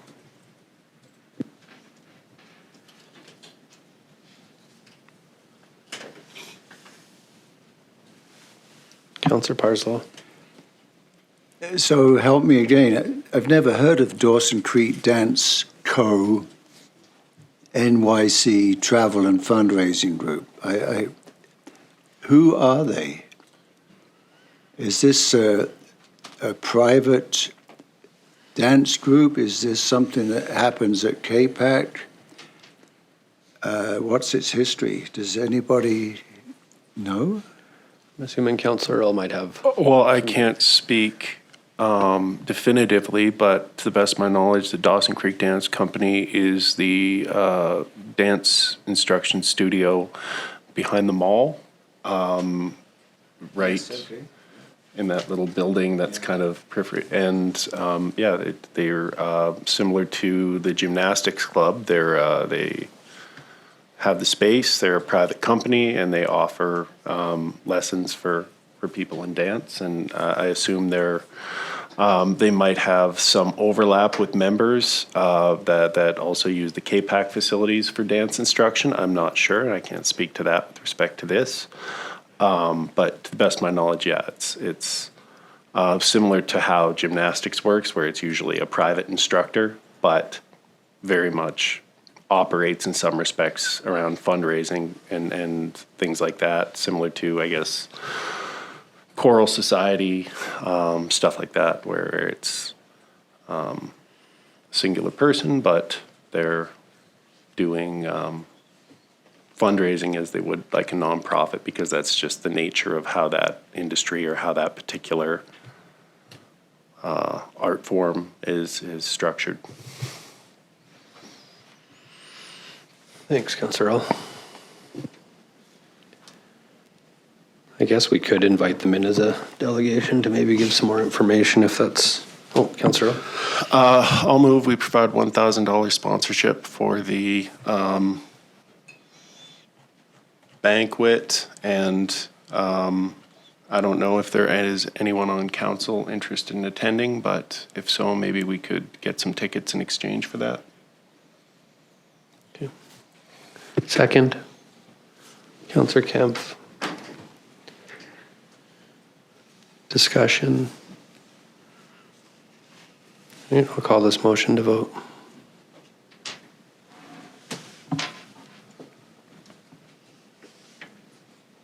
Vote is closed. It's carried.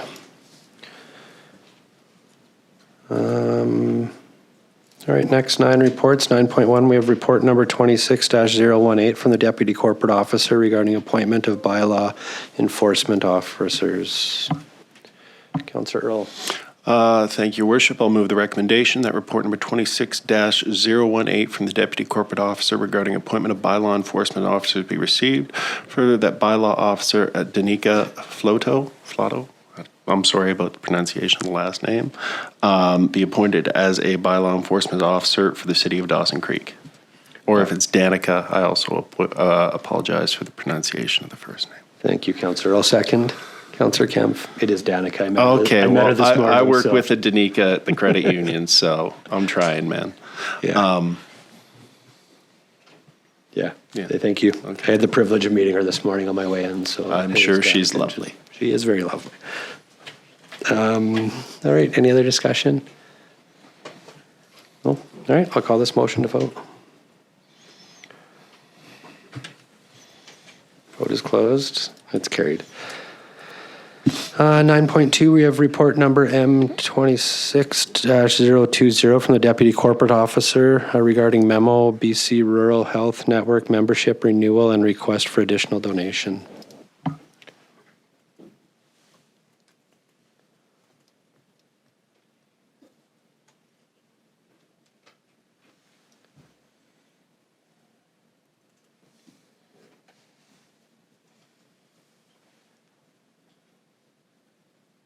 So we committed to this, I think it's $50 a year, so that's ongoing each year. So this recommendation now is just needed if we wanted to do any more on top of that. Is that correct? What am I understanding? So if we choose not to, do we need a motion? Or we can receive for information, okay. Thank you. Councillor Parslow? Well, I think we should continue to be engaged, but I think I'd need more information. If they're asking for the possibility of a donation in addition, can somebody share some information of what their platform is for the year? What are their goals and aspirations? I believe some of you went to some award thing, didn't you, at Whistler? So can you talk about what their plans are? Well, that might justify giving them a few $1,000s, let's say, donation. Yeah, I don't. I mean, what they do, there's a lot of value to rural healthcare for sure. But I'm not the one to answer that. I mean, I've sat on some of their calls and meetings, and I'm familiar with them. But we would need them or the South Peace Division really to speak to the true value. But there is a value for sure. And I think your first comment about you see value in supporting it. I think the $50 annual membership fee still allows us that part, but. Yeah, I mean, it's a tough one because there's lots of healthcare things that are all valuable and when we support and contribute. So I guess we could ask to learn more about this. Councillor Earl? Yeah, I mean, I'm of similar mind as Councillor Parslow. I think being part of the conversation is important, but I think when it comes, especially if you're putting municipal taxpayer dollars into funding what is effectively an advocacy group or potentially could be construed as a lobbyist, you need to make sure that you have some line of sight to what they're putting out there and what kind of messaging they're doing in the interest of taxpayers. And, you know, to be fair to our colleagues at Northern Health and the provincial government, if we're funding the messaging and the advocacy piece, we need to know what exactly it is we're being asked to support. And I think from what I've seen, these folks are, their hearts are in the right place, and they're trying to bring attention to the disparity in healthcare delivery here in the rural north. And I think that's a worthwhile conversation to have. But I also think it's important that we know who, if we're a member of this organization, when they go out and present to the public or to other levels of government, they are in part speaking on our behalf, no different than a Chamber of Commerce we're a member of, or the RD, or what have you. So would it be appropriate to maybe invite them as a delegation to present to the city? You have a motion? Yeah, I'll make that motion. Okay, second. Councillor Sudnick, any discussion? No? I'll call this motion to vote.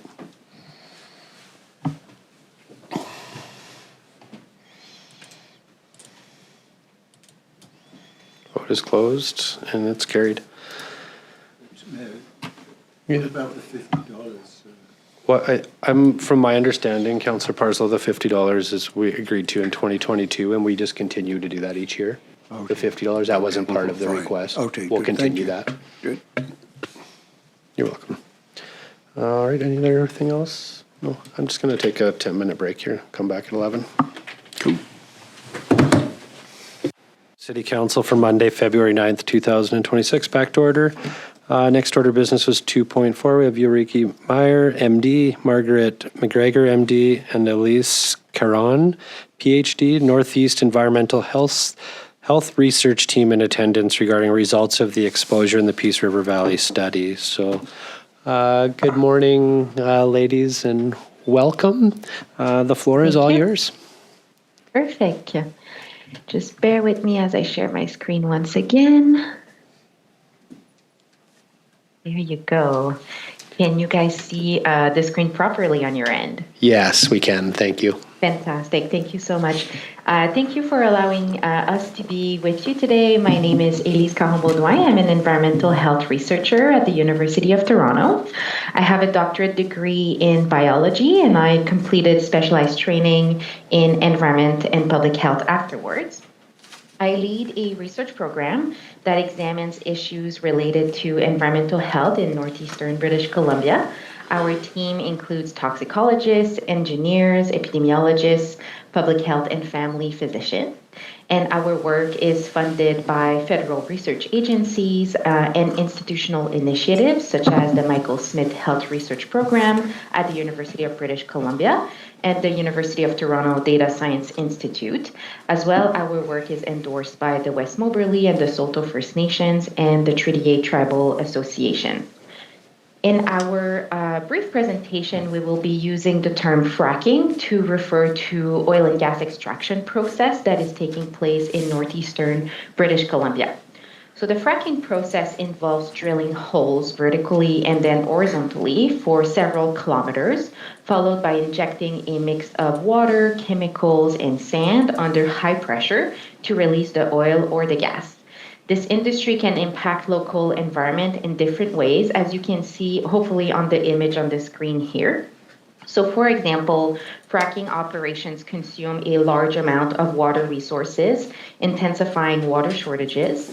Fracking fluid contains a large amount of chemicals, and improper treatment or accidental leakage or spills of the wastewater can cause water and soil pollution.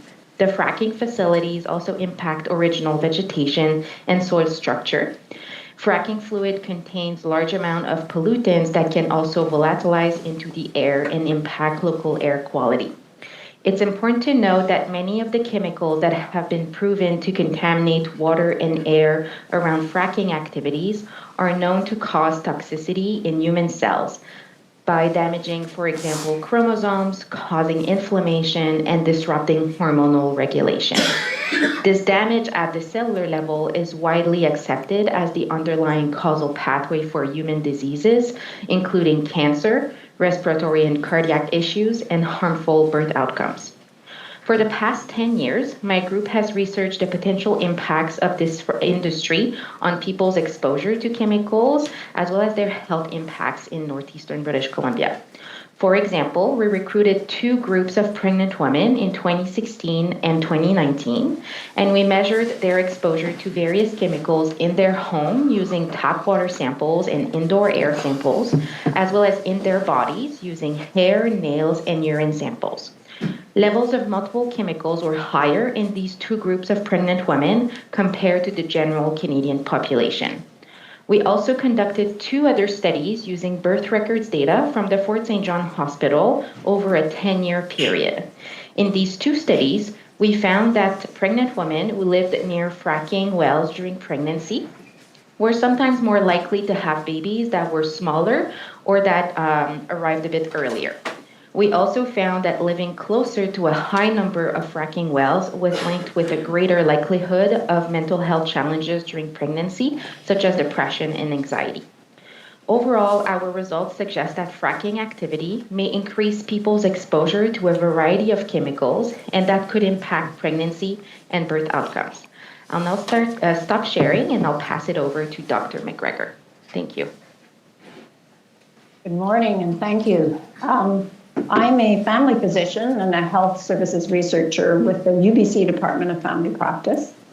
And I'm going to briefly share results of a review that our team did of all the published scientific literature that looked at health outcomes of human populations living close to fracked gas industries compared to similar populations that live farther away. So very briefly, our team looked at all studies published since 2000 to 2022. We identified 52 studies over that time period, and we found that a large majority reported greater risks of human health harms. So these types of harms included higher risk of impaired fetal growth, premature birth, congenital malformations, childhood cancers, heart disease, and overall mortality. The studies were set in multiple jurisdictions in the US and Canada, suggesting that they weren't particular to one location. And almost all the studies were published after 2017, which is long after the BC government had commissioned the only review of the health impacts of this industry in 2014, when there was really not much research out there yet. And how close were people living to active wells in those studies, finding greater risk of health harms? Well, these studies, depending on the outcome and the study, reported harms ranging from residential proximity anywhere to 1 to 16 kilometers away from active wells. And I should note these distances are all far greater than the current 100-meter setback mandated by the current British Columbia regulations. I'm now going to pass this on to Dr. Ulrike Meyer. The study is part of your package, and happy to answer questions afterwards. Thank you both. And yep, there you go.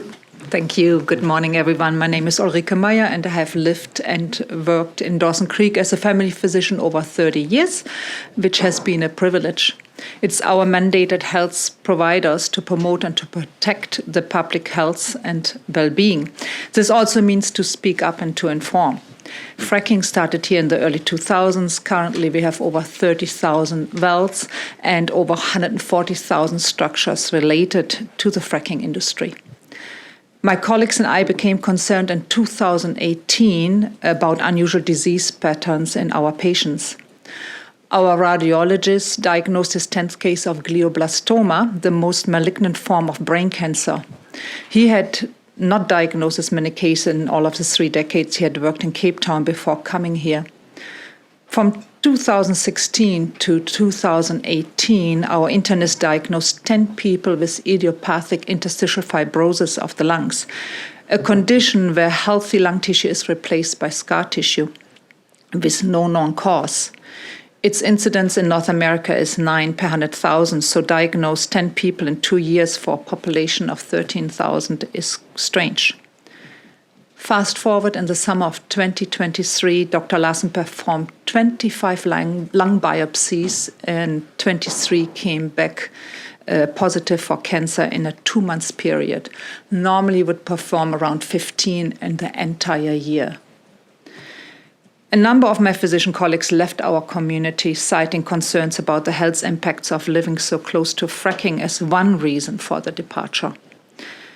Last year, the Public Health Officer Council of BC passed a resolution asking the BC government for an independent health assessment of the health impacts of the gas industry on communities living nearby.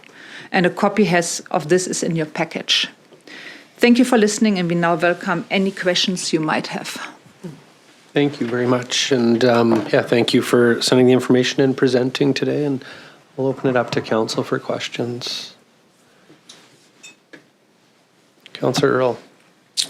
Thank you, Your Worship, and thank you to our delegation for your time today. So just looking at the Health Officers Council of BC resolution, there's a couple things in there I wanted to follow up on. It says that access to exposure information has been made difficult by the province and health authorities. Can you expand on that with respect to, I guess, what information you'd like and what's not forthcoming? Elyse, do you want to answer this?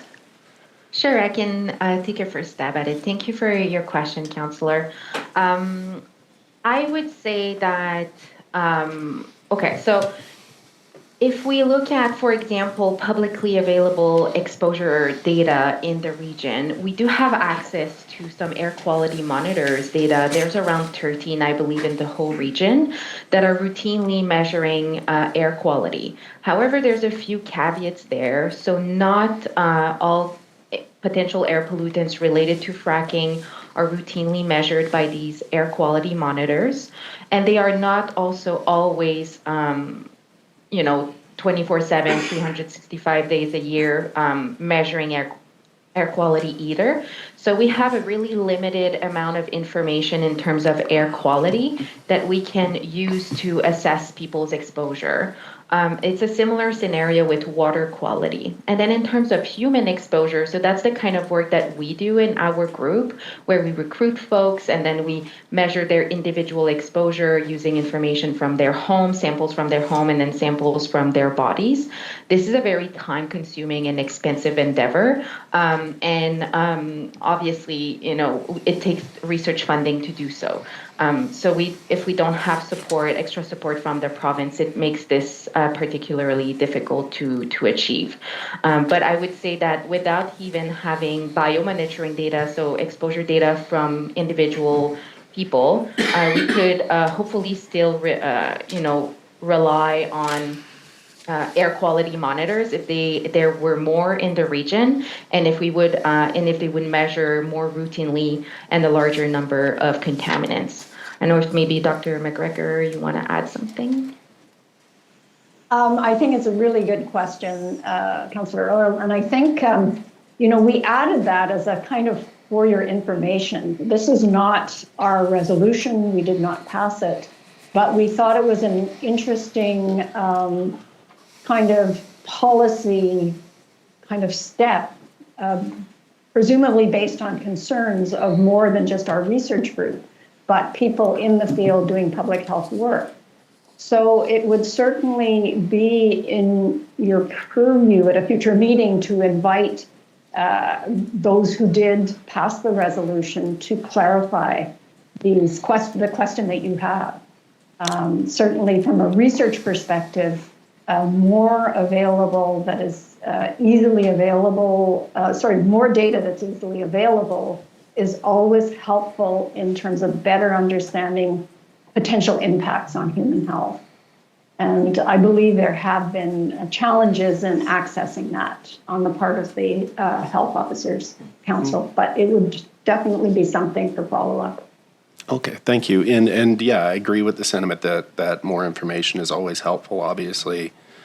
As a public representative, we're tasked in dealing with the world as we find it, not as we like it, or not as we wish it were. And, this is a very sensitive conversation to have in our region of the world, because while our first priority is always the health and safety of the public, we also have to be mindful that this is how a lot of people pay their mortgages and feed their kids. So we have to be considerate as we move through this subject.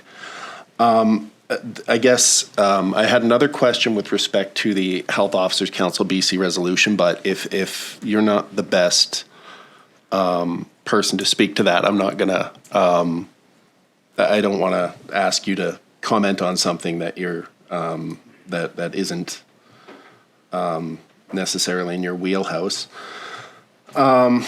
So I guess I would note based on that and I don't have the exact specifics on us, but it might be worth circling back around with our staff, because we do recently we had additional air quality monitors, 2 or 3 installed throughout the region, and the information from those should be publicly available.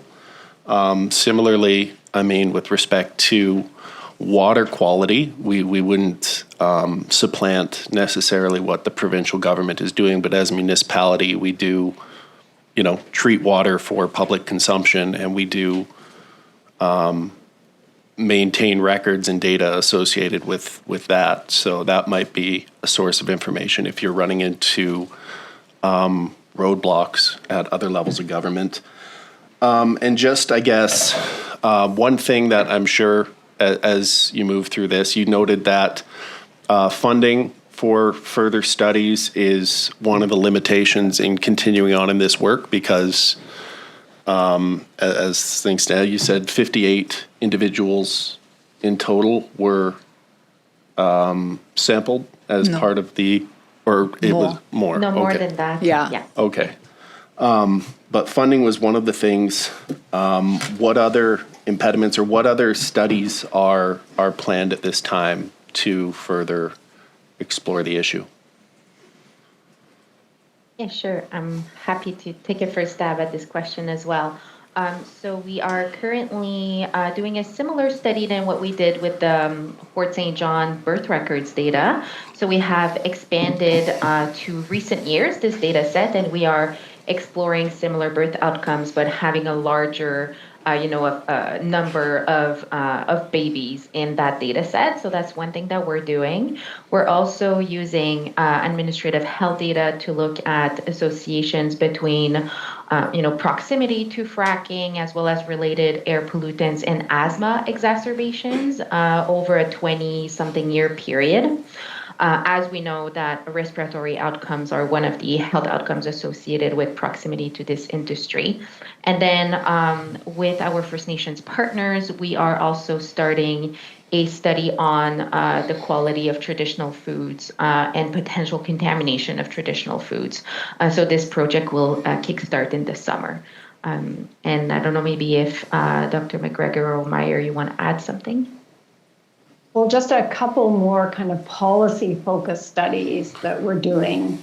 One is looking at the regulatory climate throughout North America and variations, and particularly setbacks, where we know that there's an almost tenfold difference depending on which United States you're in or which province. So we're trying to examine the whole setback climate, and also whether setbacks identify particularly vulnerable populations, such as daycares or long-term care facilities, as requiring a farther distance within which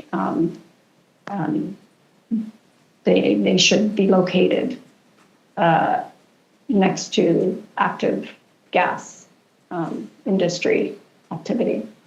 Okay. So that's one, and then the other is we are looking at just the complaints that have been issued over the last several decades from communities living nearby oil and gas facilities to understand better what people are complaining about when they take the energy to submit a complaint. What are the types of issues that they are encountering? Okay. And sorry, just one last question before I turn it over. I apologize. I'm not trying to monopolize all your time here. I guess, and just forecasting what some of the pushback you might receive is going to be. What efforts are being made to account for any confounding factors as you explore potential health impacts? Just, knowing in our region, for instance, we, population-wise, have higher rates of smoking, higher rates of alcohol consumption, higher rates of obesity, and all of those things obviously have negative implications for health and cancer diagnosis. So what, I guess, comparing apples to apples is other rural areas with similar demographics that aren't near fracking, presumably?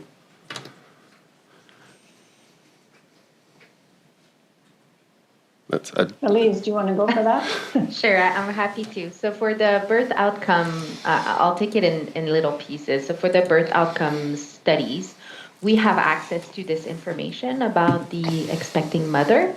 So we have access to smoking information and consumption of alcohol and other substances and other risk factors that are potentially associated with more negative birth outcomes. So we have statistical tools that we can use to address these confounders in our analyses. So for the birth outcomes, I would say we have, obviously it's not perfect, but we do have access to quite a bit of information exactly in the sense that you were mentioning. For the asthma study, I think I'll pass it over to Dr. McGregor because she's more knowledgeable in that aspect than me. Yeah, so a lot of, you really sort of pinpointing one of the big challenges of research, which is the use of what we call retrospective data, which is data that's often used for other purposes that we repurpose to ask a research question, versus prospective data where you start collecting information on a population, ask them about these particular confounders that you've noted, which are really important, and then over time look at the outcomes. And historically and generally for health research, people tend to use retrospective data sets because the other type is very expensive and takes a long time. So apart from randomized controlled trials on drugs to see if one works better than the other, which are very well funded by the pharmaceutical industry, for most other questions, you're challenged with that. So in our asthma study, which is a really good example, we've got some data from surveys at a kind of what we call at a community level, the proportion of people smoking in a certain area, but we don't have individual level data on smoking.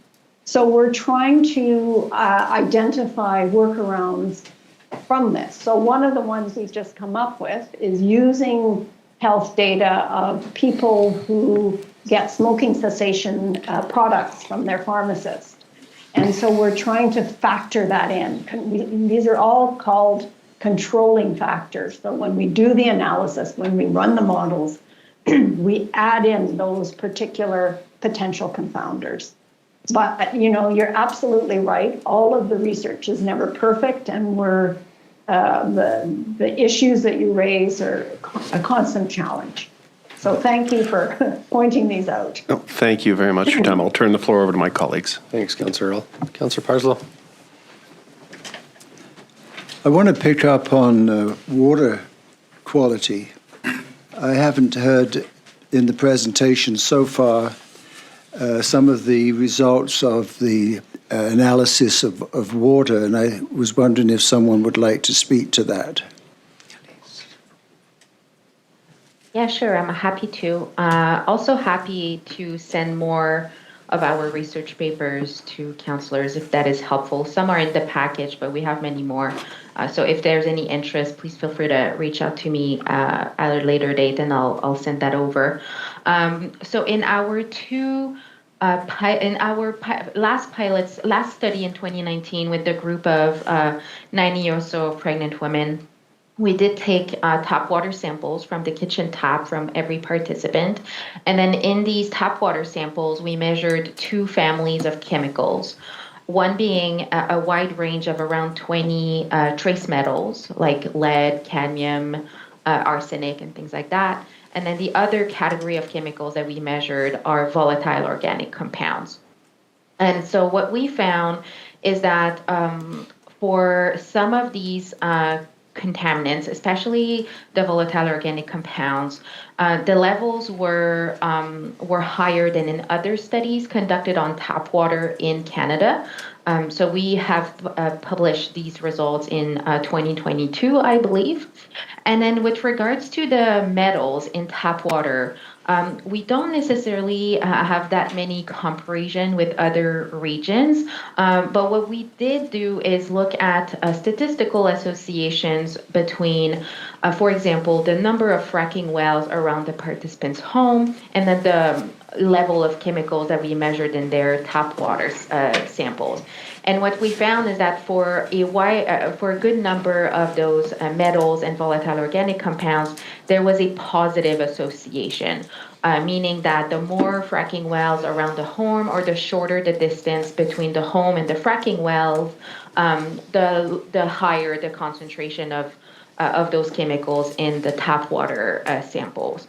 And these results were published in 2024 and in 2025, I believe. So I'm happy to pass those papers along. So if I can just continue, then can you outline or somebody outline the health impacts of these higher elevated levels of some of these metals? Sure. So in that 2019 study with pregnant women, because of the small number of participants, we didn't specifically look at health outcomes in these participants. The goal of that study was really to get detailed information about the exposure levels. What we did do, though, and again, that was published last year, so I'm happy to pass that along as well, is we recreated these kind of mixtures of metals that we found in both the tap water samples and the participants' urine and hair samples. And then we recreated these mixtures in the lab, and then we looked at potential toxicity associated with these mixtures using models that are relevant for pregnancy and birth outcomes. And what we did find in the lab was that these mixtures had the capacity to impact or alter hormonal production during pregnancy and during fetal development. So we have one paper published on that. But very generally speaking, when we think of these metals in particular, we do have some other studies that looked at exposure to these metals and health outcome in, larger populations and more epidemiological studies. And they did find associations with a wide range of negative birth outcomes. Yeah, I'll just add that there's at least 3 studies in the epidemiological literature that have shown a direct link to fracking implicated chemicals in the water and harmful birth outcomes, particularly preterm birth and smaller babies, which doesn't seem like such a big thing if a baby's a bit smaller, but there's really incredibly strong data that predicts how well babies and then children and then adults do based on their birth weight. And if they're particularly quite small, it does predict that they do poorly and all kinds of things like neurodevelopment, psychological testing, and other things. Likewise, preterm birth. Thank you. So just my colleague, Jeremy, pointed out the Health Officers Council of BC resolution template. and I appreciated the questions he asked from this document. I know that there's every health region has a chief health officer, and this grouping, right, is obviously they must meet sometimes and deal with concerns around community health, and they developed this resolution template fall of 2025.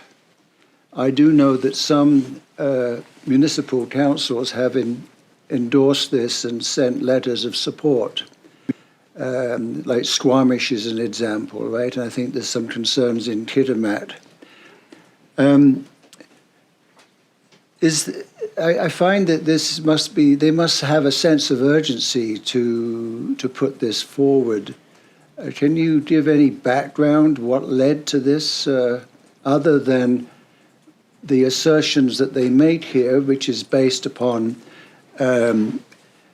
experience, getting information on the incidence of different problems and so on. So is there any further background to this document that Jeremy referenced?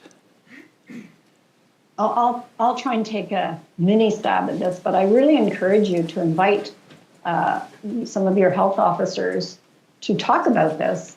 My understanding is that some of the sense of urgency was driven by this policy to really ramp up the gas industry as a kind of driving force for BC and the opening of the LNG Canada. And following that, despite the industry's prediction that there wouldn't be a lot of flaring took place many, many times higher amounts than was predicted. And the results of the flaring was not made public for quite a while. Now, it sounds like there was a problem with some kind of technical problem with the, I don't even know, the smokestack or something that was, the results of this were published in a magazine called The Narwhal, and it led to quite a sense that the public was not being told what was going on and that they were experiencing air pollution like far more than they had predicted. I think that was one of the initial sort of drives perhaps, but there has been a growing sort of awareness on the part of the scientific community based on this research that keeps coming out about the health harms of the gas industry, both upstream and downstream. And that it's not, of course, as Councillor Earle pointed out, there's trade-offs, but that there needs to be a very clear-eyed view of what the problems are and how to mitigate them.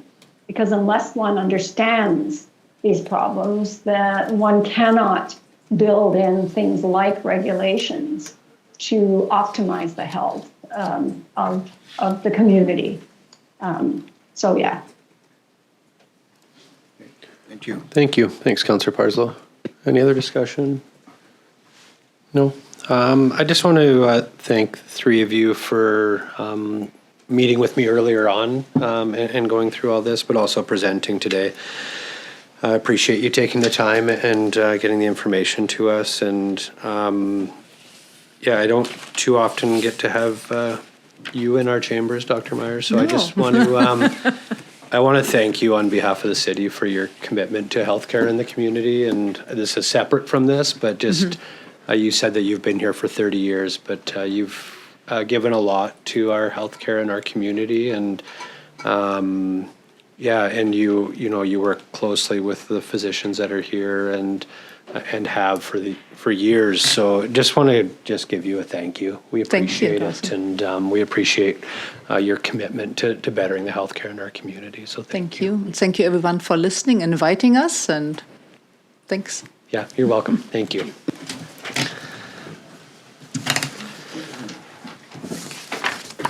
Enjoy your day. Thank you, ladies. Thank you. Have a nice Thank you day. very much. Have a good one. You Bye. too. Thank you. All right, next 10 bylaws. 10.1, we have report number 26-011 from the Deputy Corporate Officer regarding fees and charges amendment bylaw number 4622, 2026 for consideration of first three readings.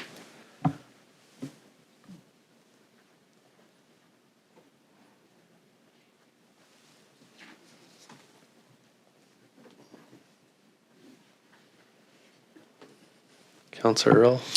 Thank you, Your Worship. I'll move the recommendation that report number 26-011 from the Deputy Corporate Officer regarding fees and charges amendment bylaw number 4622, 2026 be received. Further, the Council give first three readings to fees and charges amendment bylaw number 4622, 2026, which proposes updates to Schedule M by introducing a graduated fee for repeated intruder alarms deemed false upon RCMP attendance, aligned with existing false fire alarm fees.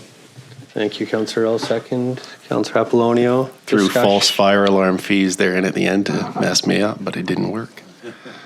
Discussion. I maybe have some comments around this. I guess one, I'm not, opposed to such a thing. I think it's good practice. I guess part of it is so there's like numerous businesses that have had 2 or 3 alarms over a full year time.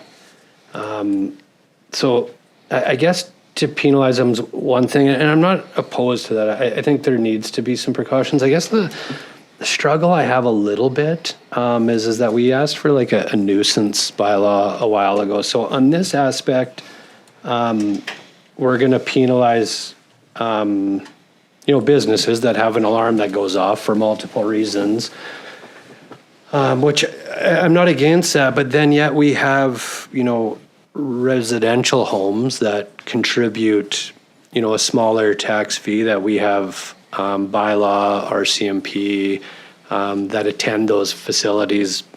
I'm sure there's some in this community that surpass these numbers.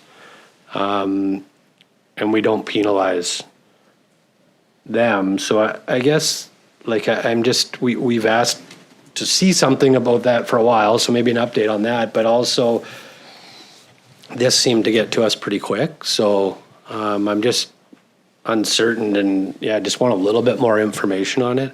I understand that the top, 6, 7 businesses in the community are at the top of this list, out of hundreds of probably businesses. So I guess just a little bit more clarification. I'm just having a hard time swallowing all of this, I guess, and understanding it. Yep. Yeah. So through your worship, the reason that this is in front of you and maybe as quickly is the RCMP brought this to our attention. And the discussion with the staff sergeant was that it's consuming a lot of their time to respond to these when, as you know, in our community, we have lots of other things we could be spending time on that are far more important than false alarms. So the RCMP provided us a list of all the frequent flyers. We needed to do an update to the fees and charges bylaw anyway, so that's why it got to you as quickly as it did, because it was relatively straightforward and they provided us the information. And again, seeing that the RCMP have limited resources, felt that was a prudent thing to do. The nuisance bylaw, yes, it's on our to-do list. I know staff has done some work on that, and we need to get it in front of you, and we will. So I don't have an update for when that's going to be, but I know I chatted with Bill and Devin about it, so we'll have that in the not too distant future. Yeah. Okay. Thank you.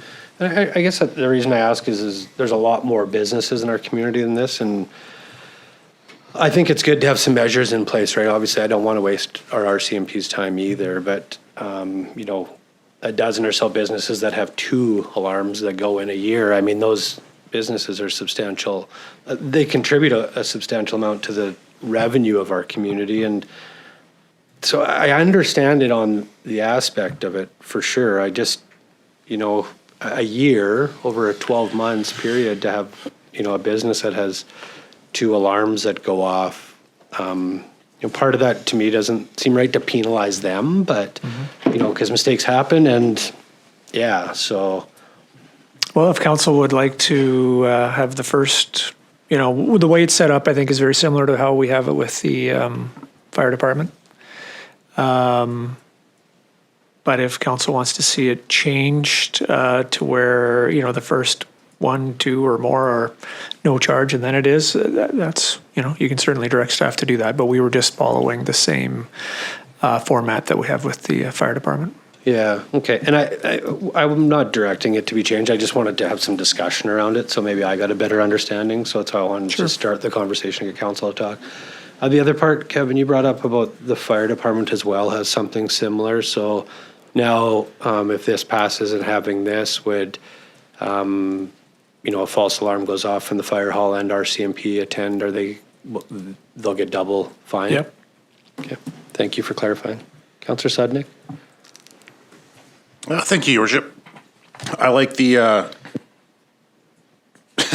if we're sending resources to business A 38 times a year, every 9 days, that's the extreme of, business that, you've had 2 false alarms this year. Yeah, mistakes happen, but 38 times is a huge draw on our resources. And to have it the same setup as across the board for false alarms, that's a huge pull on our resources for something that just doesn't sit right with me. Like I said, every 9 days we're sending someone to your business because you can't fix your stuff. The fees and the fines and the accountability is not huge. So yeah, I'm a business owner. I got alarms. Things do happen, but 38 times a year is lazy, and fix your stuff because it's a huge draw in our community. So put it in line with the fire department. I'm in favor of this. Yeah, thank you, Councillor Sudnick. Councillor Parslow? Yes, I need a bit of clarification. For some reason, I'm unable to open the attachments. But my inference is from looking at this chart is that this scheme would apply equally to business and residential? Or is there something, is this what we see under Schedule M is just the business? Yeah, it's just business false alarm. Is it? Yeah. So is there a residential one? There is. There is? Yeah. I've seen that chart. Yeah, what about the fees though for it? I've been able to access the report, but I can't access the attachment. So is there going to be a fee for residential after a certain number? So through your worship, in the report, in the body of the report, I think it's page 3, you'll see false alarm calls residential. Yes, I see that. And there is, those are rural locations, and there's some in urban as well, but typically, for whatever reason, the rural locations seem to have the majority of it. My understanding is this applies across the board to false alarms for RCMP, whether it's business, residential, although it's a response. Same as the fire department, because and this initiated with the fire department that they were responding to a lot of residential false alarms because everybody at that time, there was a big push in the community and everybody had got alarm systems. And I think there was obviously something was happening and there was getting a lot of calls. And so tightening up on that, we had direction to do that with the fire department. So this, as I understand it, unless I'm reading it wrong, this is response, not specific to business or home or otherwise. Well, I'm only asking that question in light of some of the comments the Mayor made. I was thinking that we had a differential between business and residential, but maybe I misunderstood what the Mayor was saying. because, he talked about some of these business pay high taxes, etc., and so forth. So I'm glad it would apply equally. Okay. Yep. This is not the first time on my tour of duty as a councillor this has been raised. It is a problem. So I certainly support it for sure. I'm just wondering, though, if it's not a little bit too, what's the word? Too steep. Like first occurrence within a calendar year, no charge, right? I'm accept that. But I'm wondering if it couldn't be a little less of a fee for the second, just stagger it down a little bit and get up to the $4.89, maybe after 7, I don't know. That's just a reflection. Because I have intruder alarms and they're monitored. I don't think they go to the RCMP, but I think through the carelessness, I was going to say the carelessness of my wife, but I'm retracting that quickly. Too late. Yeah. Already texted. Well, One sleeping on the couch in the mayor's office. well, you set the alarm and you rushing in after, and you trip the alarm because you didn't turn it off from your phone beforehand. I mean, these things do happen, but I do think I don't think I'm tied into the RCMP, so it's not an issue. But I'm just wondering if it couldn't be just lessened a little bit. Yeah. Thanks, Councillor Parslow. I just wanted to clarify one thing too. I'm not, I don't agree with our RCMP resources going to these calls. I just, the part is the top 6 really in the community are, are putting this because their lack of, looking after this and fixing it is penalizing everybody. So it was just my thoughts. I'm not, in favor of our RCMP resources being called out 38 times. So I was not referring to that. Yeah, the key thing for me is, this isn't just intruder alarm period. It's intruder alarm which it was a false alarm, right? I mean, there are some businesses. Yeah, they're false alarms. That will have intruder alarms going off a lot, perhaps, because they're having windows broken, and it's a function of location. But this is, after the assessment of the RCMP, it's a false alarm. Yeah. Thanks, Councillor. So then that's where Councillor Sutnick's comments are right on, in my opinion. Councillor Earl? Thank you, Your Worship. And just kind of to touch on, I guess, the stringentness of the bylaw, and I'm in favor of this. I think the graph and the graphic provided is really good, so kudos to staff for that. That is a very dramatic illustration of the extent to which a small handful of people who are being irresponsible or negligent or absent-minded, if you want to use kid gloves, are monopolizing a lot of resources. And, just to be clear, it's all in between salary, equipment, pension, benefit, an RCMP officer's, $220,000 a year per head to $250, and that's our end of it, not necessarily the province kicking in. Ours is about the city pays about $170,000. So 1 to 2 officers responding to a single business, 38. And bear in mind, there's also, while they're responding to false alarms, what are they not responding to? Be it, domestic disputes, following up on people who are on probation that aren't abiding by the terms of their release and could and should otherwise be back in jail and not causing disorder in the community. So this is not an innocent, there is a cost to these kind of errors. I guess just to touch on a point Councillor Parslow made, though, what leeway or judiciousness comes into play with respect to the first responder who shows up and, there's a false alarm versus, something that is, okay, it wasn't a legitimate complaint, but it was made in good faith and not the result of negligence. Do they have the latitude to distinguish between those two things? Yeah, through your worship, I'm certain, knowing our first responders as I do, that they would not use this as an opportunity to be overzealous and, because they are there to respond to emergencies. And having the staff sergeant in here monthly, he always says, we always prefer people call instead of no. Right. So we don't want it to become a deterrent for people who have legitimate, but having said that, as the mayor and Councillor Sudnick and Parsler noted, 38 calls in a year is not an innocent oversight. That is somebody who's just not.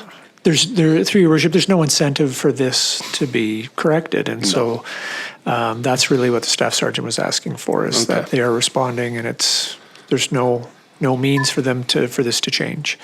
Had you seen 5 or 6s across the board here, we probably wouldn't be in front of you because it wouldn't be an issue.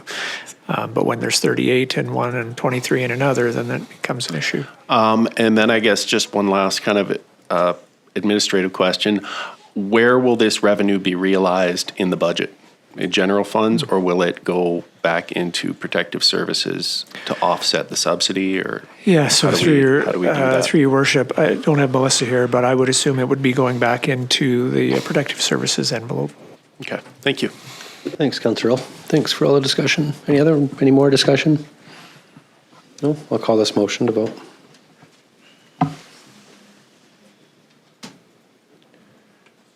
Vote is closed, and it's carried. All right, I'm going to take a break, and then we'll be back at 12 for the budget consultation.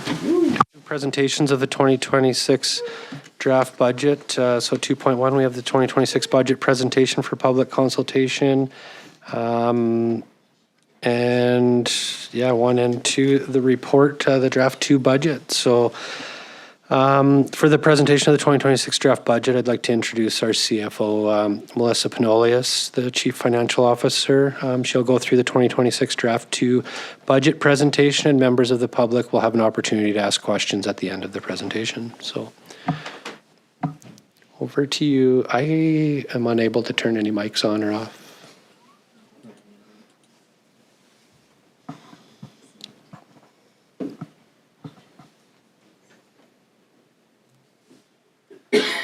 Oh, there we go. I can do it now. Oh, do you want to push it again, Melissa? Yeah, there, I got it now. There you go. Okay, good afternoon. I would like to thank you for being here, either in person or online, for the public consultation on the 2026 budget. No public comments or questions were submitted as of this morning, and public in the gallery is welcome to ask questions at the end of the presentation. So we'll start the presentation with an overview of Council's role in regard to the budget, their strategic priorities, the budget timeline, the makeup of the annual budget, and we'll end with information on the 2026 property tax calculation.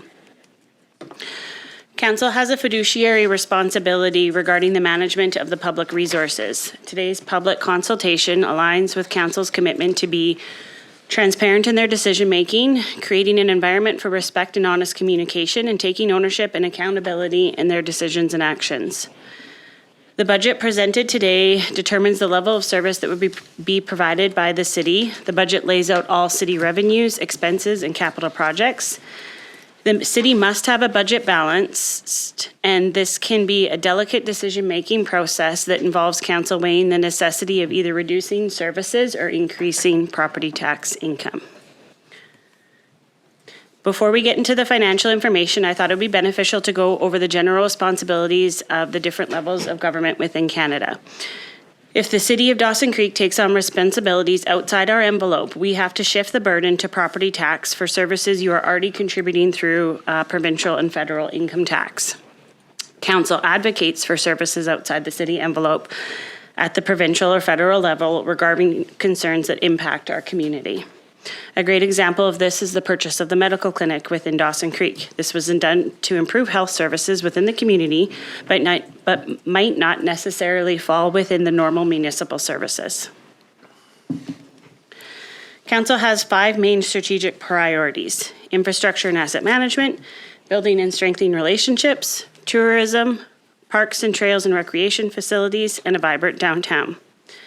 The 2026 budget supports a strategic plan by movement to reduce the reliance on PRA funding, the continuation of the 1% tax increase targeted towards the asset management plan reserve, activation of the asset management software, increased support for economic development, capital funding for the replacement of the Alaska Highway Caron, and planning and designing for new gateway signage, investment in 2 new playgrounds, and procurement of materials and the start of the groundwork for the splash park, encouraging new development through the revitalization tax exemption, and the continuation of the downtown beautification. Council is currently at the public consultation phase of the 2026 budget timeline. They have already received a budget assumptions report, draft 1 and draft 2. This is the first time the city has expanded the public consultation to include a specific presentation to the business and the senior community.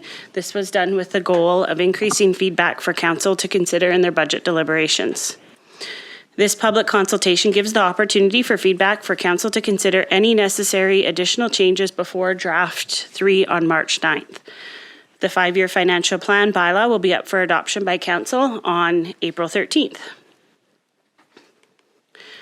The city budget is comprised of 2 main funds: the operating budget, which handles the day-to-day revenue and expenses, and the capital budget, which focuses on investments in long-term assets and infrastructure.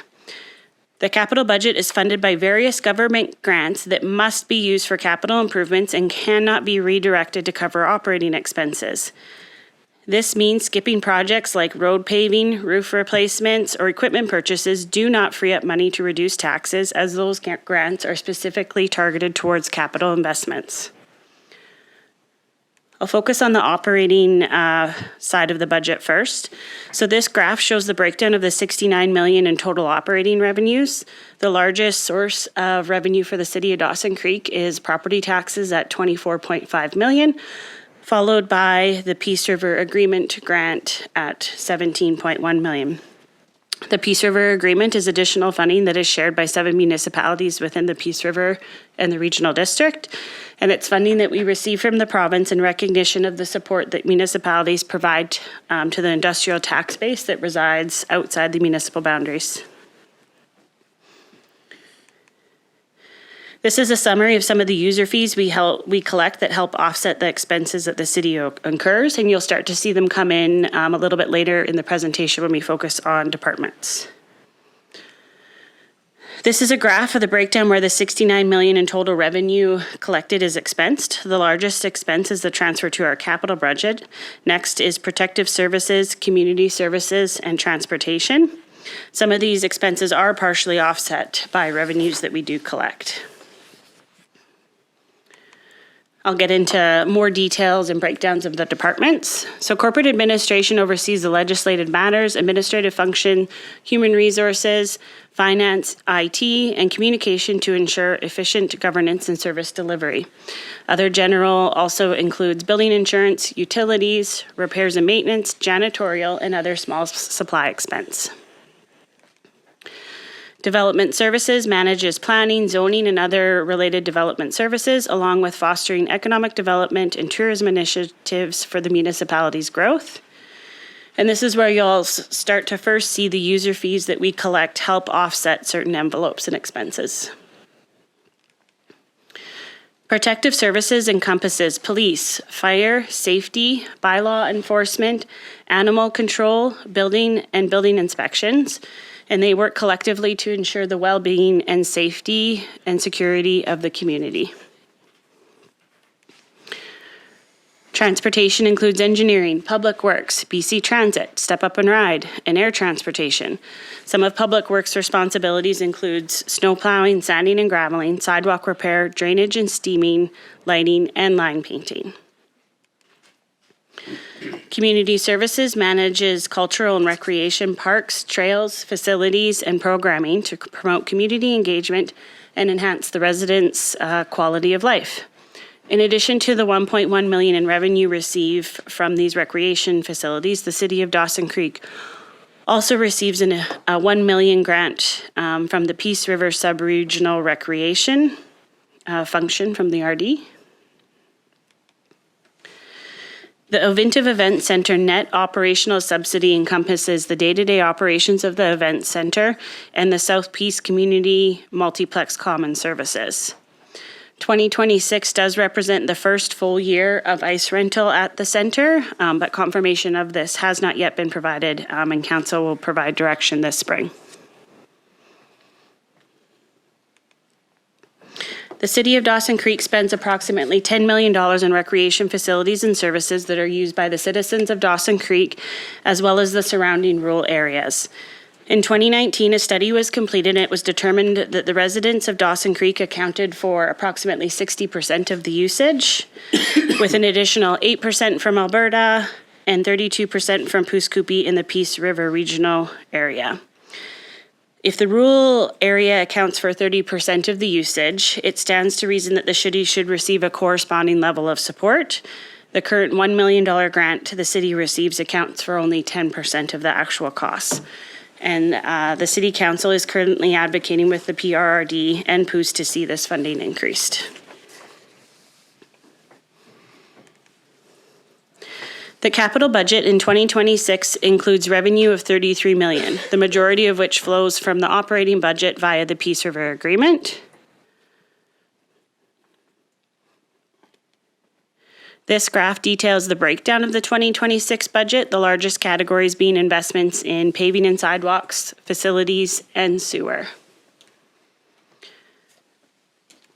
Some of the larger capital projects in 2026 include 94th to 8th Street paving, the arena parking lot, investment in the Willowbrook area, investment into signage, the curling rink canopy, and various playgrounds around town, as well as the continuation of street lighting and beautification in downtown. Debt servicing is decreasing as loans are being paid in full. Council has made efforts to not increase debt by utilizing reserves in 2025 and 2026 budget to support the additional $5 million in paving that was budgeted in the 2024-2025. In 2028, the loan related to the South Peace Multiplex will be paid in full. And debt will be paid in full by 2036, but this assumes that no additional projects will require borrowing over that time frame. And as we start to investigate a new water source, that could not be true, but for right now, we don't know. Council has the goal of allocating 70% of the total of the PRA funding to the capital budget by 2030. The proposed 2026 budget meets the current year targets by allocating 62% to capital, and this will continue to increase by 2% as we reach 2030. The current year PRA funding was $17.1 million, and this is up from 2025 by an additional $801,000. The City of Dawson Creek's reserve balances have grown substantially in the last 5 years. The city has a vast infrastructure of roads, sewer, drainage, parks, facilities, water, equipment, and vehicles, and the replacement of these assets will require the savings of multiples of millions of dollars, as demonstrated in the asset management plan. So now we'll get into information specifically on the 2026 property taxes. So property taxes are determined by multiplying the assessed value of your property by the property tax rate. The City of Dawson Creek controls one half of this equation, the property tax rate. Your assessed value is determined by BC Assessment. For 2026, the total assessed value as compared to 2025 increased by 2.954%. This wouldn't be the case for each individual property, and you will likely have seen some increase and some will have decreased. In larger communities, homes are often valued much higher, so even with lower rates, total taxes can be similar. So in Dawson Creek, where lower average home values mean the rate can be higher, but total tax bills are comparable once assessment is considered. The City of Dawson Creek completed an asset management plan in 2024. It's a strategic document that outlines how the city will sustainably manage its assets. It's also one of Council's strategic priorities. The city owns assets with replacement values of over $1.1 billion, the largest being our facilities, water, and road network. We know these assets eventually will need to be replaced, and to sustain those services, we need to save for when that will occur. Council has committed to an additional 1% tax increase above the planned increase of 4.45%. This will create a total 2026 tax increase of 5.45%.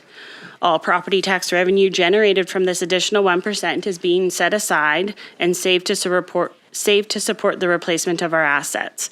And what that means in the 2026 budget is that an additional $462,000 is being allocated to capital reserves. The City of Dawson Creek is not the only government body that taxes properties in the city. For Class 1 residential, only 66% of your property taxes go to the City of Dawson Creek. This increases to 77% for Class 6 commercial, as business pays a proportionately lower amount of school tax as compared to residential.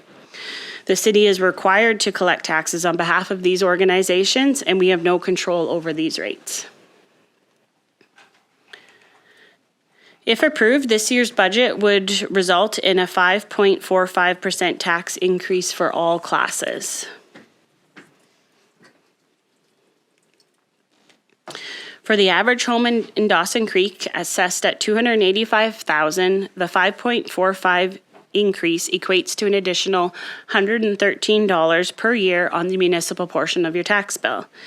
Additional information is also provided for 4 different assessment levels of commercial. 68% of commercial assessments are less than $500,000.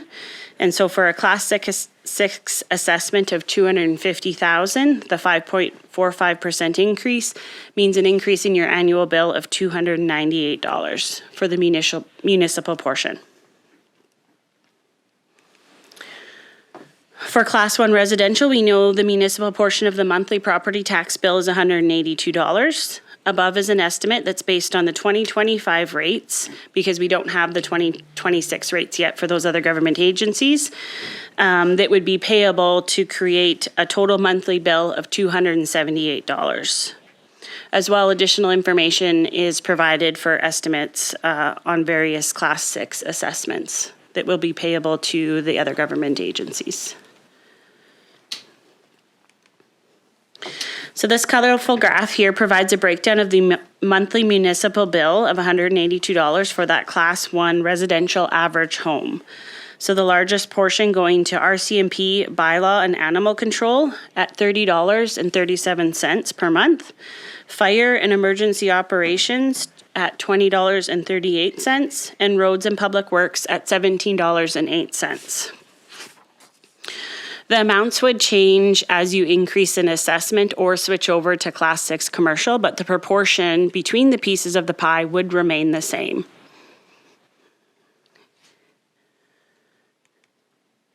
And so that concludes my presentation on the 2026 budget. I did want to inform Council that while no comments were received through the official communication channels, there were 3 comments on the Facebook posts that were shared on the public consultation that did make comments to having this meeting at times outside of work hours. And so I just wanted to inform Council of that.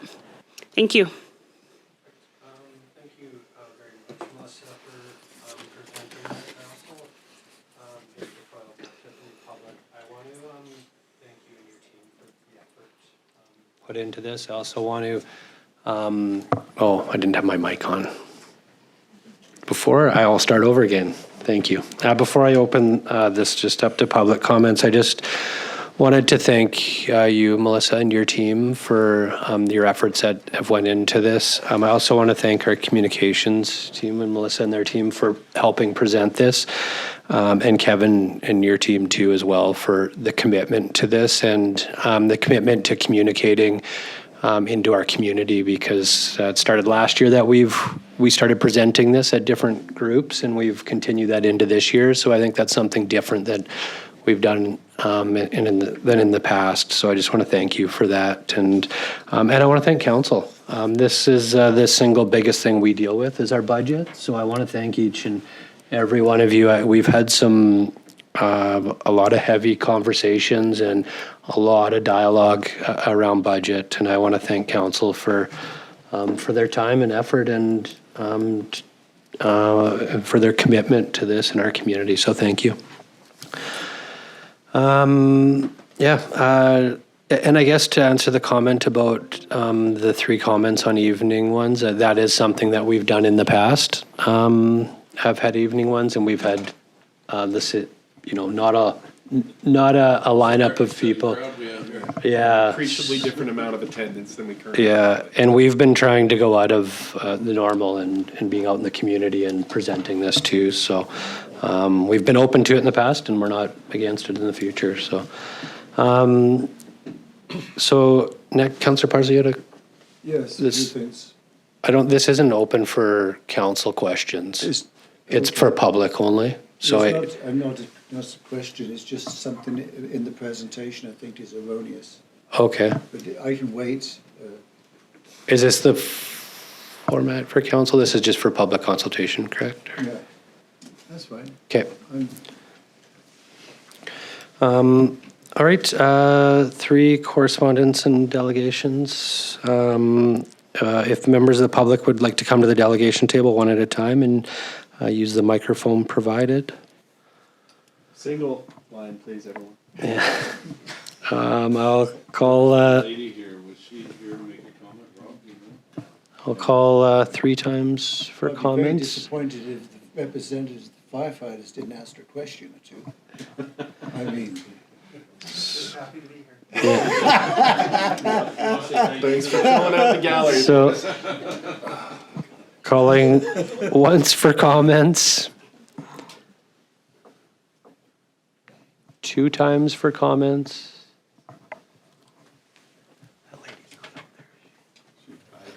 No, okay. Calling. I don't see her either. She walked down the stairs. Yeah. Okay. Okay. Okay. And calling 3 times for comments.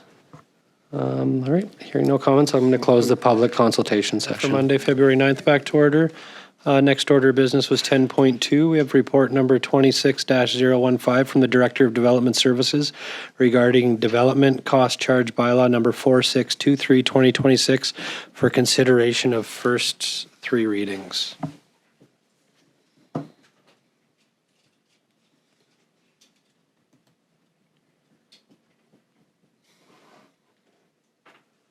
Ready?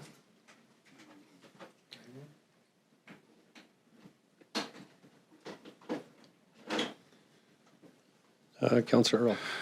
Thank you, Your Worship. I'll move the recommendation that report number 26-015 from the Director of Development Services regarding development cost charge bylaw number 4623/2026 be received. Further, that development cost charge bylaw number 4623/2026 be given first 3 readings. Thanks, Councillor Earl. Second, Councillor Apollonio. Any discussion? Oh, Councillor Parslow. So why was the discussion around storm sewer and the need for it, why did it not get some attention? It's not even referenced in this report. I mean, if staff met and felt that it was too burdensome to prepare for that because of the impact on the building community, that we would handle that entirely by us. The taxpayers would handle that entirely through their other, I don't know if that would come under a utility or general taxation, but What discussion occurred between staff about storm sewer? What was the resolution? Through your worship, regarding the storm sewer or a future possible storm Yes, sewer that's DCC, right. we have direction from council to bring back a report on that, so that's what we'll be doing. Are you waiting Separate for, to this, waiting yeah. for that work Yeah, to be done? yeah. Thank So you we very will be much. yeah. Thanks, Councillor Parslow. Any other discussion? No? All right, I'll call this motion to vote. Vote is closed, and it's carried. Next, 10.3, we have report number 26-017 from the city planner regarding official community plan bylaw number 4620, 2025 for consideration of second reading. Councillor Kempf? Thank you, Your Worship. I'll move the recommendation, the report number 26-017 from the city planner regarding official community plan bylaw number 4620, 2025 be received. Further, that the official community plan bylaw number 4620, 2025 be given second reading. Thank you, Councillor Kempf. Second, Councillor Apollonio. Any discussion? I'll call this motion to vote.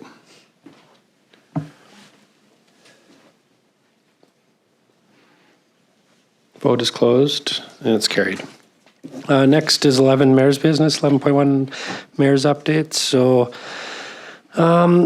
first one, just some budget engagement. I just touched a little bit on that in the public consultation, but I just wanted to give a thank you to Melissa, both Melissas and their teams, and Kevin for just the commitment to put together these presentations and to get out to the community. I know it's not in your job description to go out and do that, and it's just appreciated.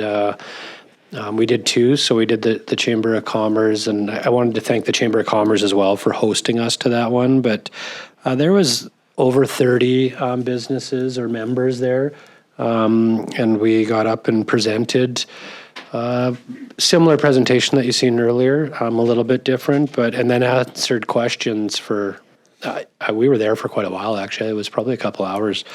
I just wanted to really thank you. We did another one at the Seniors Hall. I wanted to thank them as well they're always so good at hosting us when we're there, but I was unable to make it last minute, so Councillor McDonald filled in for me, so I just want to thank you for that on short notice, and as well to Kevin and Melissa for just being there and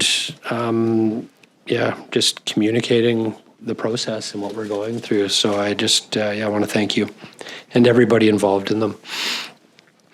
I had a grade 6 class visit last week from Mountain Christian School.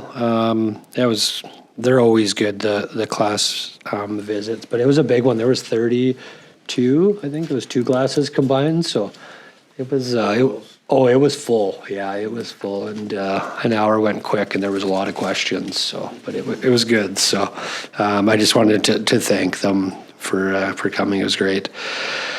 I sat in on the Dawson Creek and District Hospital naming working group workshop last week. So if we've had a couple meetings. We had one last week. There was quite a few people. It was actually, it was good. Yeah, it was a good dialogue, kind of went through the process of it, and we'll probably have more in the next, month, kind of where that's going. And if there's any questions on it, I am willing to answer those. The hospital as well is, I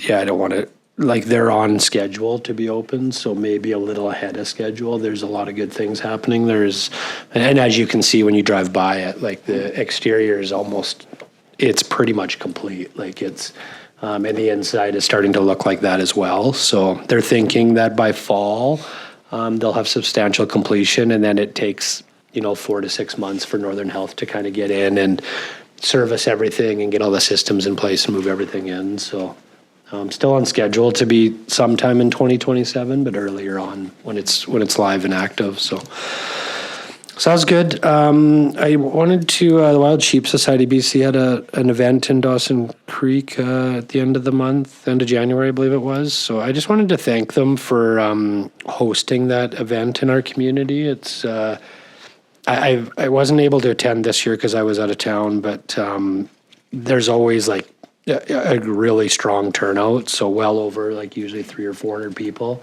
I didn't get the numbers for this year, but we had at a table there, not we as the city, I did, but it was full again and just very well attended. So I just want to thank them for their commitment for what they do for sheep conservation, but also that they host it in Dawson Creek, because there's a big group in northern BC that attends it. So, and actually all over the West Coast, it's quite it's a big event. So, yeah, that's all I had. Any comments or questions on any of those? No. All right. 11.2 delegation. There wasn't really a request from BC Transit. I guess there was some different options that we could look at. So, are you looking for some direction if we want to see those options, Kevin, or what were you thinking there? Yeah, so through your worship, I mean, I think what we wanted to do is ensure that, Transit was due to come to a presentation, and I think in our discussions, one of the things that we've talked about many times here is how the system operates and how it is focused on school times. And so we asked them to turn their mind to what would it look like if that wasn't maybe the focus, right?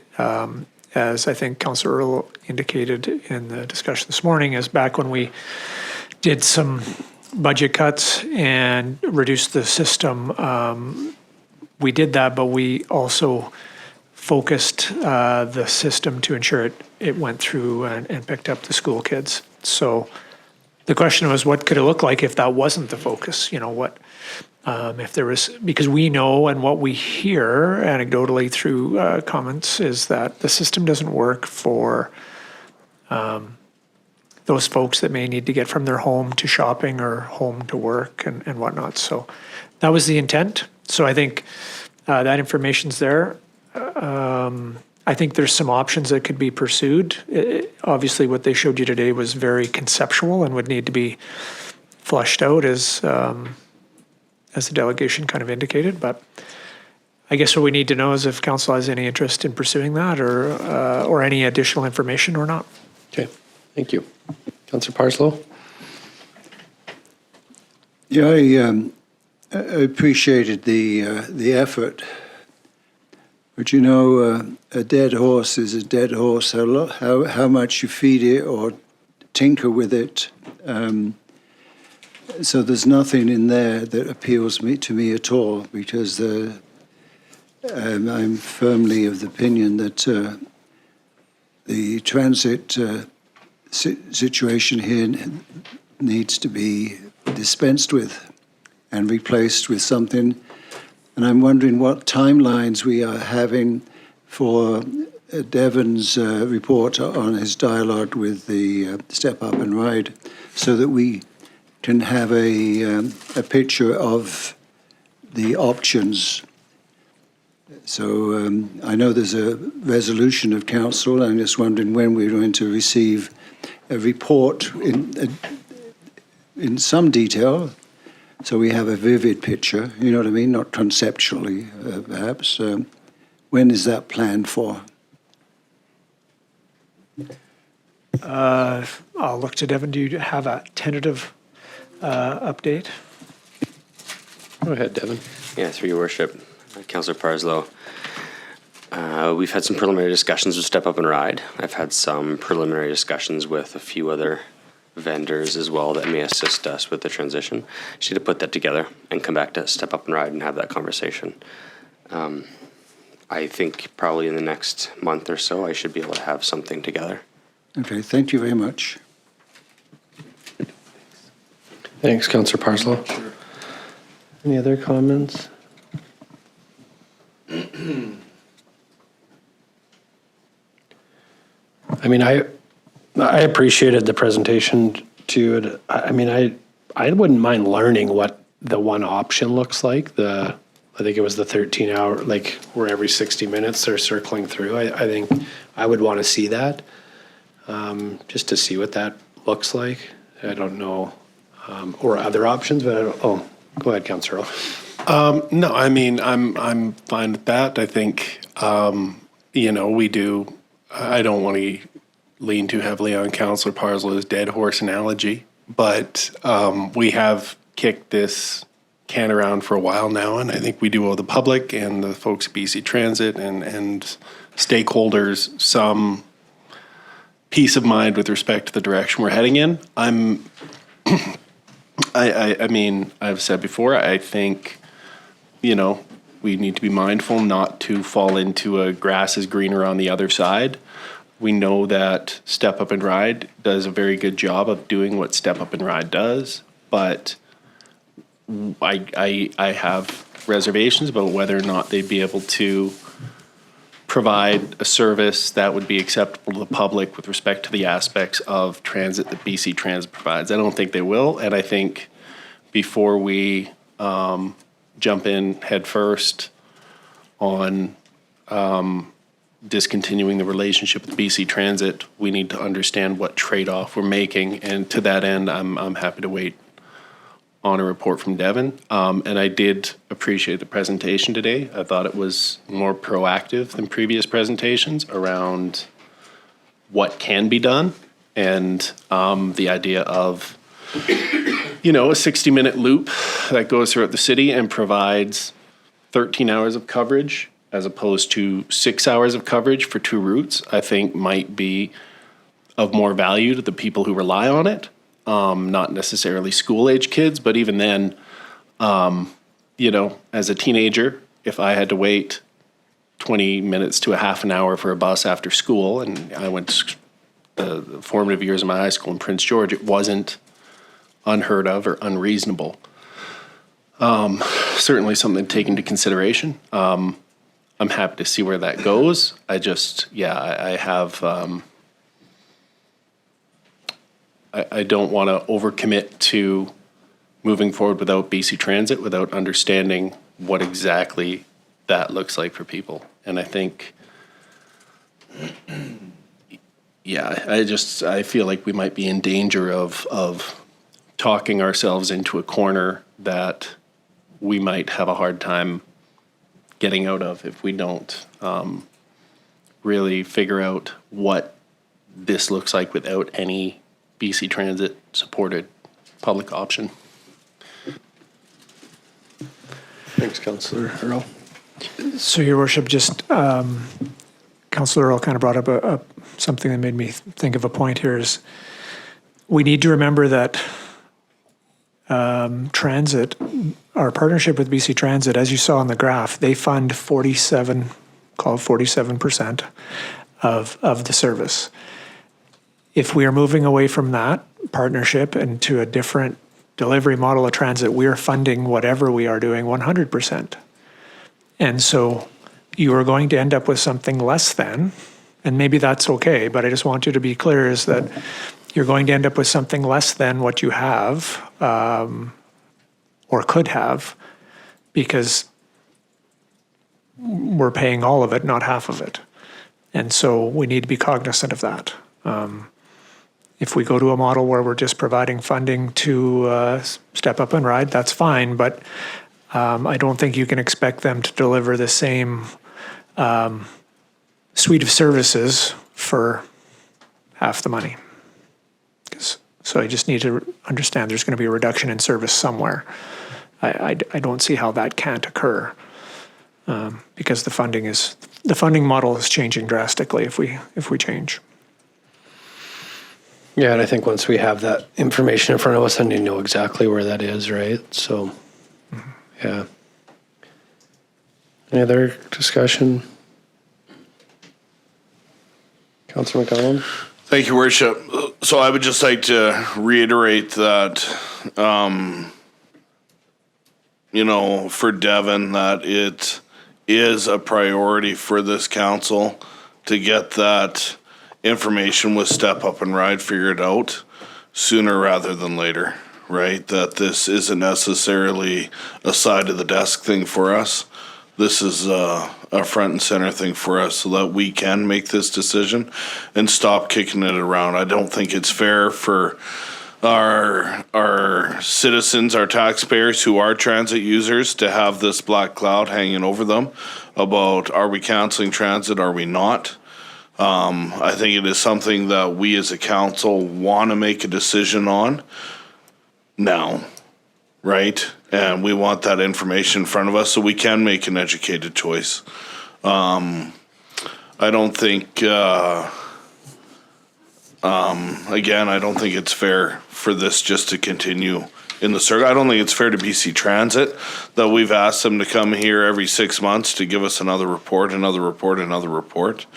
I did appreciate this one, that they finally came up with another option of the single loop, right? But in that single loop, we also lost a significant service area to the community.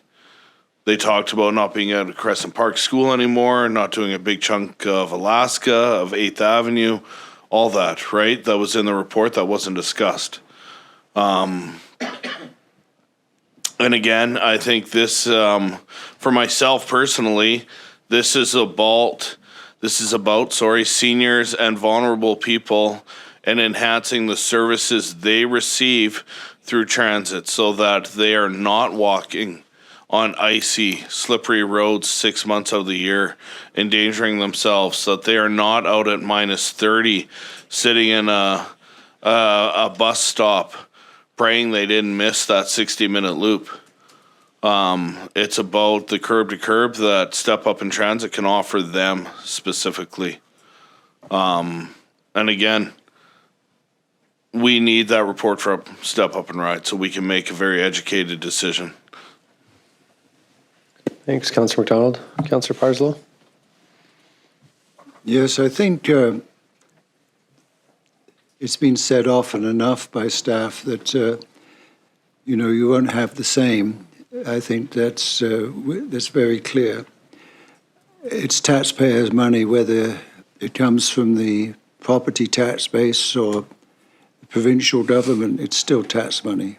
And we have a responsibility to exercise stewardship over the funds. We all have a role in that, both locally and provincially. I don't expect the same, but what I do expect is we have a very thorough report that paints a very clear picture of what is possible with an increase of funding to the Step Up and Ride group and what that does provide. So Councillor Earle's comments was the very reason why I wanted to make sure we're going to get a very thorough report in a reasonable timeline, and that's been assured by staff. It doesn't matter if it stretches to 6 weeks. It's timely. Month, 6 weeks, that's good enough for me. Thank you. Thanks, Councillor Parslow.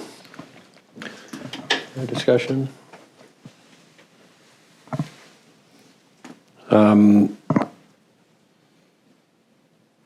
So I guess if there's no motions out of this, nothing happens?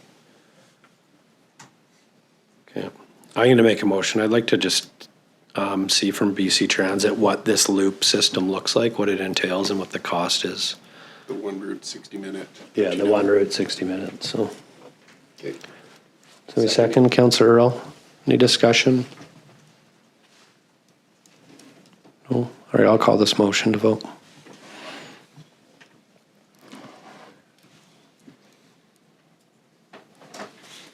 Vote is closed, and it's carried. One opposed, Councillor Parslow. All right, anything else? No? All right, next. 12, Chief Administrative Officer Operational Updates. Thank you, Your Worship. Really didn't have too much today. I think a couple quick things. Just kind of on with the theme of the budget that we had here today. I'm going to try and get out into different areas of the organization and talk budget too, probably a condensed version, but I think it's important that we get out and share some budget information to those that are, maybe not involved in the process as much as we are here at City Hall. So I think it's good because a lot of those folks in their day-to-days, they get questions from the public. And so just to give them some insights of the process and what we're doing. So we'll likely do that over the coming weeks. And we've some of you may noticed, I know I talked to one councillor there just at lunch, but we've posted for an airport manager because Kim is retiring. So she's, I believe end of March is when she'll be leaving. So we are posted and looking for an airport manager. So that's happening. Other than that, I think that's about it for today. We still getting full flow of water to the Kiskaddon? Like we're meeting our daily? I didn't get an update this week, but when I chatted early last week, what we saw is we slowed our withdrawal from the intake to make sure we maintain the levels. So we were pulling about 4,000 cubes out of the river as opposed to the full 6. So that would have put us in a slight deficit, but only small. But then, since then, we've had warmer weather, and so I suspect those flows have increased again. So I think we're still in a pretty strong position, and not a lot has changed there, so, which is good. Okay, thank you. Councillor L? Just to follow up, and I'm not asking you to pull out your crystal ball and forecast the future here, but obviously more melting earlier in the year might be convenient in the moment, but 2 or 3 months from now, what does that infer for our water table, I guess, is So when watershed staff were out 10 days ago, the snowpack was still pretty good in the watershed, about 40 centimeters. So that's good. And I think with the melt and the refreeze, everything was fairly compact, so it shouldn't melt too quickly. But you're right. I was actually just looking at when we typically get freshet, and it is usually between the last week of March and the first week of June is when we see freshet. So, but we know over the last number of years that's starting to shift earlier. So we hope that we get some spring snow or rains that replace, what we've lost. That's all we can hope for. So if we don't, the temporary solution, we've got permitting underway. We've got a lot of that stuff. Our goal was to have everything in place and ready to go, and best cases we wouldn't need it, and we still hope that's the outcome. But if we do, we'll be ready. Thanks, Councillor L. Councillor Parslow? Yeah, just talking a bit more about water. I mean, I know that the temporary supply of water issue is pretty well in hand. I'm just wondering, about the permanent solution. Things seem to be, from my level here, things seem to be pretty quiet about that because of, I guess, no dialogue from the federal government. I know some of my colleagues at this side had a good discussion with the Premier. But I'm just wondering, do we need to have discussions at some future meeting about us, I don't wish to use this word aggressively, let's say, what is our strategy, what are some of the signposts we'd hope to be passing through in this venture for a permanent solution, because I think the temporary solution will be necessary, probably this summer. But I think many people are wondering what's down the road, and I know there's lots of efforts being put in, but it seems to be very quiet, Yeah, so through your worship, Devin's taken the lead on the project. We've talked about this and talked about that we will be coming back to council with basically that, because the public needs to know where we're at. Yeah. Council needs to know where we're at, what that process looks like. So exactly what you're speaking of, we've got our minds turned to that.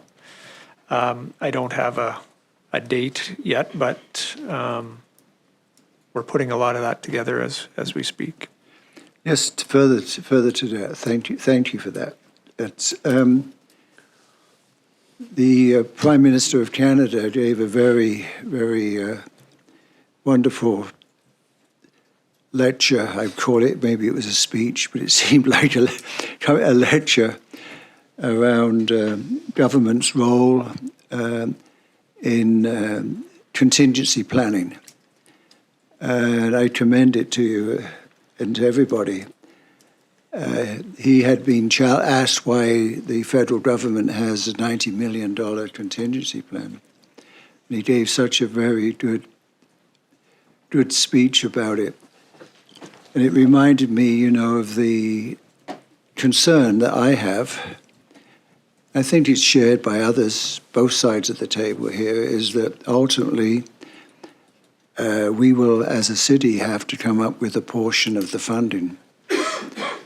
And so when we have that discussion, I'm just wondering about the contingency plans for financing a portion of it be included in that report.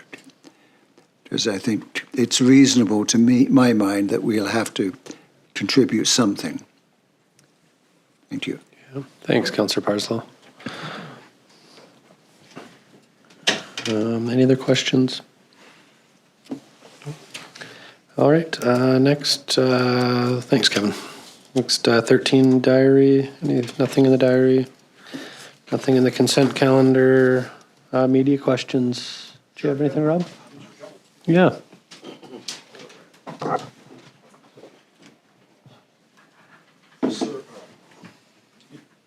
Back to the false, or not false bylaw alarm, but, or false alarm bylaw, but the fees for false alarms.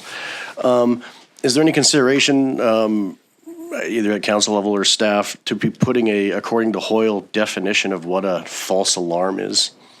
And I could just think of scenarios where, boy crying wolf versus the alarm system, electronically malfunctioning versus Councillor Parslow legitimately thinks there's somebody breaking into his backyard.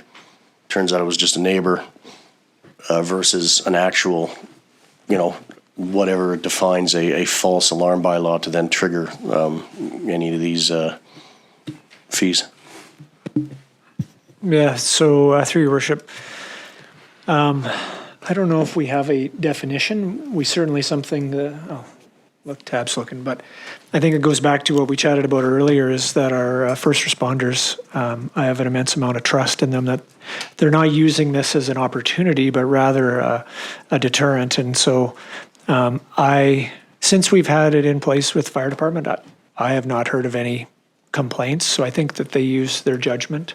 And if they come across a scenario where, a child has, inadvertently done something, or there's been, a mistake, I think they're not going to report that out and there's going to be a bill. I think what they're trying to do is to ensure that we don't have the multiple repeat offenders.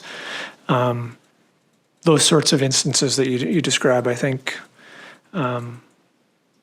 we're probably looked after, that they would use their discretion on that.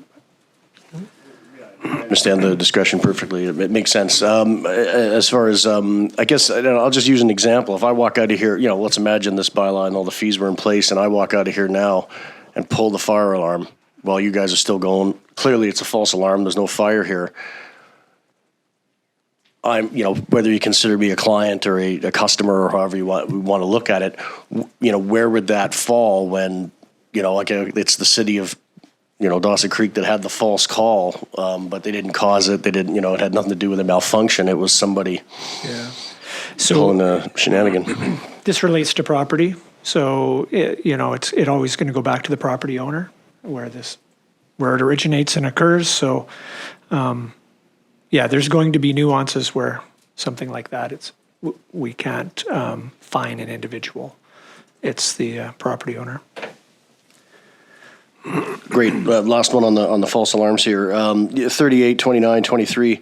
I don't know if you guys are being colloquial or nice saying businesses. Is there potential that these are nonprofit or quasi-government organizations? And then how would that fining mechanism work in the same capacity, regardless of who or what causes it? Right. In this particular instance, I can confirm that they're a private business.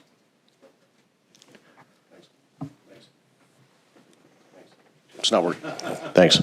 Going back to transit, just for a second, both Kevin and Chris were they kind of ballparked it, but 1/3 to one, almost half of the it's student ridership. Is there any consideration or conversations to be had with SD59 to help underwrite your, what could be about half the budget for the transit, or whatever something new looks like through a new iteration? So through your worship, we've had ongoing conversations over the years with School District 59. I guess that's about as far as it's gone.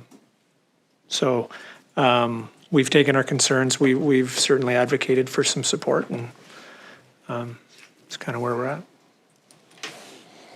Great. Last thing was just on the water, state of local emergency. Is it still on, or did it end on February 3rd and it's not emergency anymore? So through your worship, it is still in effect currently, but we revisit it and we'll be looking at that again this week of whether to prolong or not. Thanks. Perfect. Thank you, Rob. Yep. All right, 16 recess to close meeting. 16.1 resolution to move into the meeting of council closed to the public. Agenda item 2.1 and 6.1, section 91E, the acquisition, disposition, or expropriation of land or improvements. If the council considers that disclosure could reasonably be expected to harm the interest of the municipality. Agenda item 6.1, section 91K, negotiations and related discussions respecting the proposed provision of a municipal service that are at their preliminary stages and that in the view of council could reasonably be expected to harm the interest of the municipality if they were held in public. Councillor McDonald, second. Councillor Kemp, I'll call that to vote.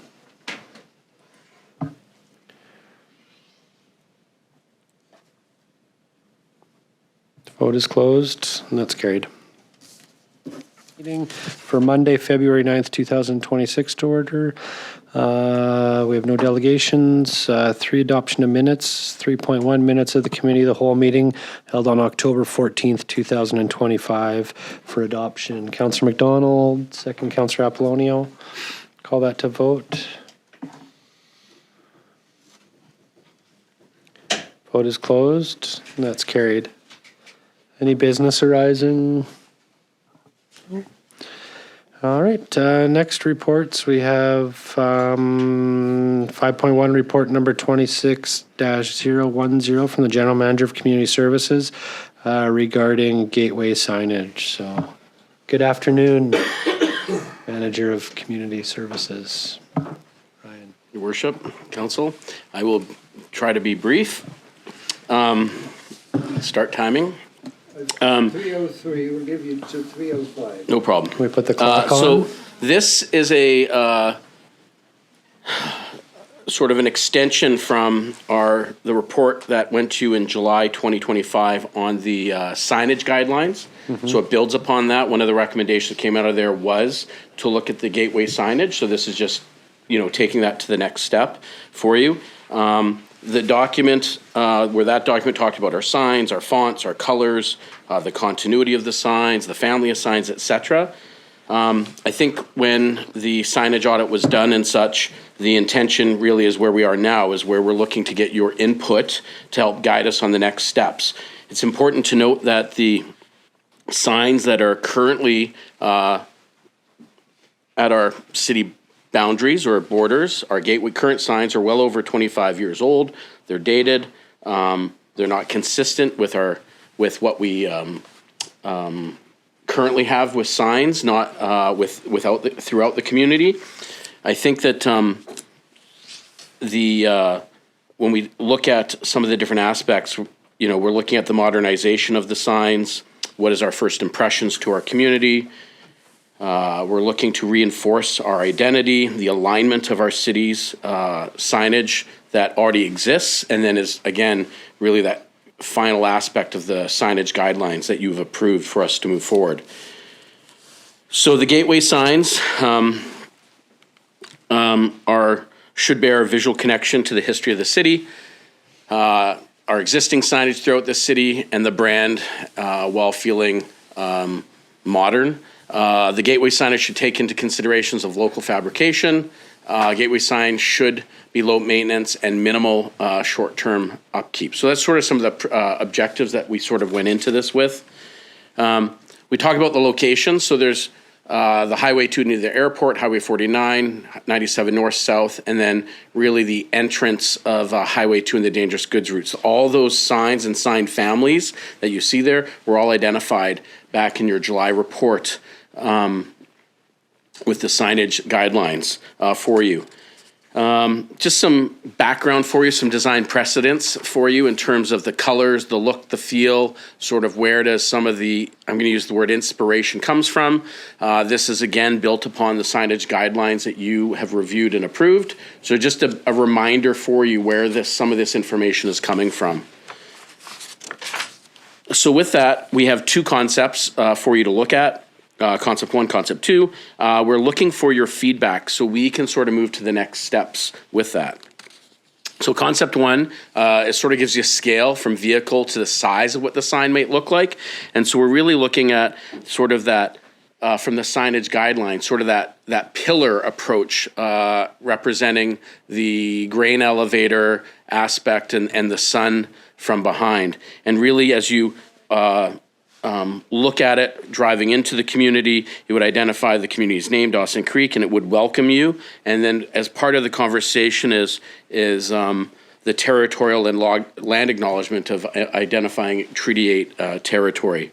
And then there's an opportunity on the back of the sign where it says, thanks for visiting. And so you're seeing it on both sides. We're not suggesting signs go on both sides of the road. We're just suggesting the signs sort of go in the highway right away there as they are while you enter into the community. So that sort of gives you sort of what the sign would look like to sort of that look and feel. Concept 2 is sort of a different feeling, which sort of builds upon our brand and logo as well, but from a different perspective, from more of a detail of representing the milepost, which you can't really see within the picture or design, the art gallery, and then the sun behind it, and then the words Dawson Creek being horizontal. So really you're looking at the milepost, the grain elevator, those three visible elements that really represent our community, our logo, and again, that brand recognition, pull it all. Again, same thing on the back side of the sign, it would say, come again, whereas the front side would say welcome, and we're still looking at that tie-in of the Treaty 8 territory acknowledgement on the sign as well. Both signs, sort of looking at it as a free independent, so we're not looking to put any, I'm going to say brickwork around it, flowers or shrubbery. There is sort of a discussion of perhaps that if there's language on the back of the sign that says welcome or visit again and such, that we wouldn't want to be putting trees or anything to be blocking it from that way as well. I think one of the concepts when we looked at it as well was taking it going, so it's great when you're driving when it's daylight and such, but what would it, so that's what the sign would look like, this option 2, sort of in the highway right away for you. And then really what we're looking at is from an evening perspective, just to give you an idea, one of the thoughts was to illuminate the namesake Dawson Creek. We're suggesting that if we go down the path of illuminating it, that we wouldn't solarize it due to the nature of we'd tie it to the grid, pay the fee, etc. Due to the nature of vast majority of the time in winter, there may not be enough solar capacity or etc. to keep it lit, and the cost would be we would be minimal due to the nature of the LED and nature of it. It's just important to know that there is an operational cost if it is illuminated, but also challenges in terms of locating the sign close to a power pole out where the signs are. So there might be a location change, moving them closer to town or further out for you. So one of the things that we're here for is based on those concepts for you, is sort of really getting a sense of your feedback, very quickly, right? We have two concepts. Is really getting your feedback, your opinions, your thoughts, your feelings on, did you have a preference over option concept 1 or concept 2? I think there's a question that's circulated around sort of internally about having the namesake of Dawson Creek being vertical instead of horizontal. What does that matter to you or not? Whereas in concept 2 it was horizontal. So I guess really one of my questions first to you, is there a preference between option 1 or 2? I'm going to stick on the illuminated sign aspect just so they're side by side for you. And maybe I'll sneak back here. So that's concept 2. And then concept 1. Is there this isn't an optometry sort of session of the lenses and such, but before we proceed to a more detailed sort of path, we don't want to get down so far the road that we come back to you and you're like, this is a terrible idea, we don't like any of this, and that we're wasting the time, energy, and efforts. And so this is really that aspect of hearing from you. You're good? I'm great. Perfect. Councillor McDonald. Thank you, Worship. Ryan, how close are they to scale? I saw you had the vehicles beside them there. Yeah, I don't. But yeah. What would be the true height? I don't have that as of yet because they're still in this concept phase. Right. But the vehicle, proportionate to the sign, it would be the appropriate proportionate scale. So I don't actually have the height. So they're quite tall. Kind of 6 wide, maybe 10 tall. Yeah, 12 feet. Yeah. So they're going to be quite a large visual impact for sure. Okay. My thoughts, if you put the one there where they're side by side, illuminated. Yeah. I don't like the one on the left with the stuff on the concrete on the bottom there, because I think it'll get covered in grass and you won't see it. Mm-hmm. I like on the right-hand side where the welcome is way up high. You got the Dawson Creek there that's lit. The territorial acknowledgement is there. And honestly, I can see the grain elevator way better in the one on the right than the one on the left. I just really like that one on the right. I also like the fact that it's going to be bigger, wider, and more substantial when you're coming into the community. I would choose number 2. Good. Yeah. Thanks, Councillor McDonald. Councillor Earl? Thank you, Your Worship. 1 or 2 pieces of feedback, I guess. I do aesthetically prefer number 1 simply because it's more in alignment with a lot of the branding we're currently doing. Having said that, I think either one is something I could live with. My one thought on the backlit piece is lit signage looks great until one of the letters burns out, and then it looks god-awful. So as we move through this process, Dawson Creek would be Dawson Creek, yeah. There's a whole host of ways this could go bad. Why we're here. So while I do, like I said, my personal preference would be the first one. I think in the dark, the second one has a lot of merit, as Councillor McDonald was saying. I'm happy with either. And just if we are going to go down the path of securing electrical to these signs, making sure that, if it burns out, have them all burn out until we get it back up and running, as opposed to letter by letter, because just a thought. Anyway, thank you. Like the Christmas tree lights where one burns out, the other go? Yeah, okay, thank you. Councillor Earl. Councillor Sudnick? Thank you, Worship. I agree with Councillor McDonald. I like the second one as well, just for size and horizontal lettering. And just to comment on the lighting part of it, yeah, burnt out lights suck. Looking at, when you come into town, it's dark, right? And most road signs are highly reflective. So are we talking like we're powder coating this, we're painting this, what kind of highly reflective, glittery white finish can you put on there so that when you come into town, your headlights will light it up? I think it's, we're not at that specific, so if it was lit, it would be a backlit sort of LED type thing. We have not gone to the design aspect of what the actual paint or if it's powder coated or any of that sort of aspect yet. That's too preliminary right at this moment.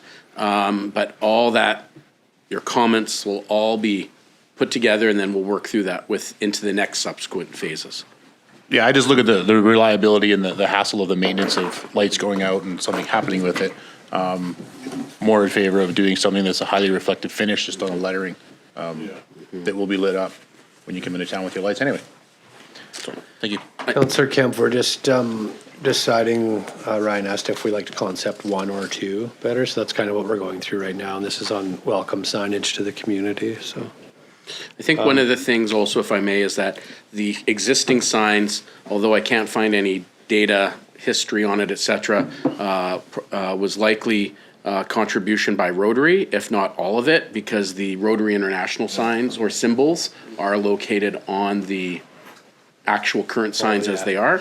So I think whatever the next steps are, there will be a conversation with the Rotary groups to have a conversation of what, you know, what's currently there, what the new signs may be, and see what that looks like going forward. Rotary logo on it. Councillor Apollonia? Oh, you turned it off. There you go. Thank you, Your Worship. Thank you very much, Ryan, for this beautiful concept. So for me, I would rather also go to number 2 because it's wider, it's more visual, more out there. Second also to Councillor McDonald's thought, all are in up the level field, so at least all seen, not covered. And for me, for example, in case in the future, if the city would like to add more flowers on that thing on the flower bed, so maybe they could add, so at least something like spring or whatever. So yeah. Thanks, Councillor Apollonia. Councillor McDonald? Thank you, Worship. Brian, on page 4, the concept drawing there shows the mile zero post in a darker blue. Yes. But it doesn't show it when it shows it in the field. That's right. Which would it be? I think that the intent is that it would be there'd be this outline, for lack of a better description, of the milepost, the grain elevator, and sort of the layering of the 3 attributes. Right. It doesn't show well in the slide presentation or the artist renderings as you see it. Right. So I think that. But the intent would be to be like page 4. Yes. Okay. Yeah. So, thanks, Councilor Barrow. So it doesn't really show, but inset of the blue art gallery or the grain elevator, I would say, would have this outline of a darker or a silhouette of the milepost. Right. Yeah. Councillor Parslow? So, have we put to bed the flag of the city that was paraded before us out of the blue, so to speak? No pun intended or any analogy there, but has that been put to bed, put to rest, and we are keeping with these traditional colors? So through you, Your Worship, to Councillor Parslow, I do know my fine esteemed colleague Melissa Love is working through that with you. I would suggest that we have provided, have received some perhaps clarity on from the Governor General's office on the heraldic aspects of the colors and what that might mean, and provide some of those answers for you. The reality is that some of the different Pantones or CYMK or the different forms of the colors, there will never I don't want to say never ever, but when you print it on a photocopier, depending on the age of the photocopier and all the different blues, you will get different hues of blue through. But one of the things that my esteemed colleague is trying to do is to ensure that when we do go to print and we do print things in signs and in different aspects, that we are all on the same page of what the blue is. So that report is forthcoming. My esteemed colleague in the gallery says, yes, it is forthcoming for you to see and understand what that might be. So perhaps through you to your esteemed colleague, how close are these colours to all the interplay of CMYK and hues that Ryan is resting? Because to my eyes, and as Councillor Earl knows, I am colourblind. Yeah. But I can see yellow, right, and blue, but the dull, sickening colours on that flag, I wouldn't want them on our signs. I'd rather stay with those colours. That's the point I'm trying to make. So in other words, I don't want any, to heck with heraldic, whatever they are in Ottawa. I would like to keep to those colours because they're distinctive and they're somewhat traditional now, at least since 2004, something like that. Just ask him if he's got a preference on the concept. Can you ask, can we get your artistic opinion on concept 1 or 2? Oh, it's clearly concept 1 artistically. The other one is just the shits, gee. I mean, I'm surprised that I've worked so hard with Councillor MacDonald and his artistic taste, and he reverts to the most... I shut your mic off. Thank you, Councillor Parslow. No, my strong preference is 1. I think there's somebody else said 1 in the group. Good, Jeremy. You're in good form today. Okay, now that I know how Councillor Parslow's opinion is on like numbers, I actually think it's phenomenal. Like I think seeing that, driving up, it's just such a impactful piece to our community. But I agree. Concept 1, to me, just packs more punch. And I don't know if it's because the branding and I'm used to seeing that, but. I like the sun. I don't know. It's just unique. It's different. And it just sticks out. It's, right. But I guess my other comment, I wouldn't mind hearing Melissa's thoughts on the 2 different ones just based on the branding of our. Would you?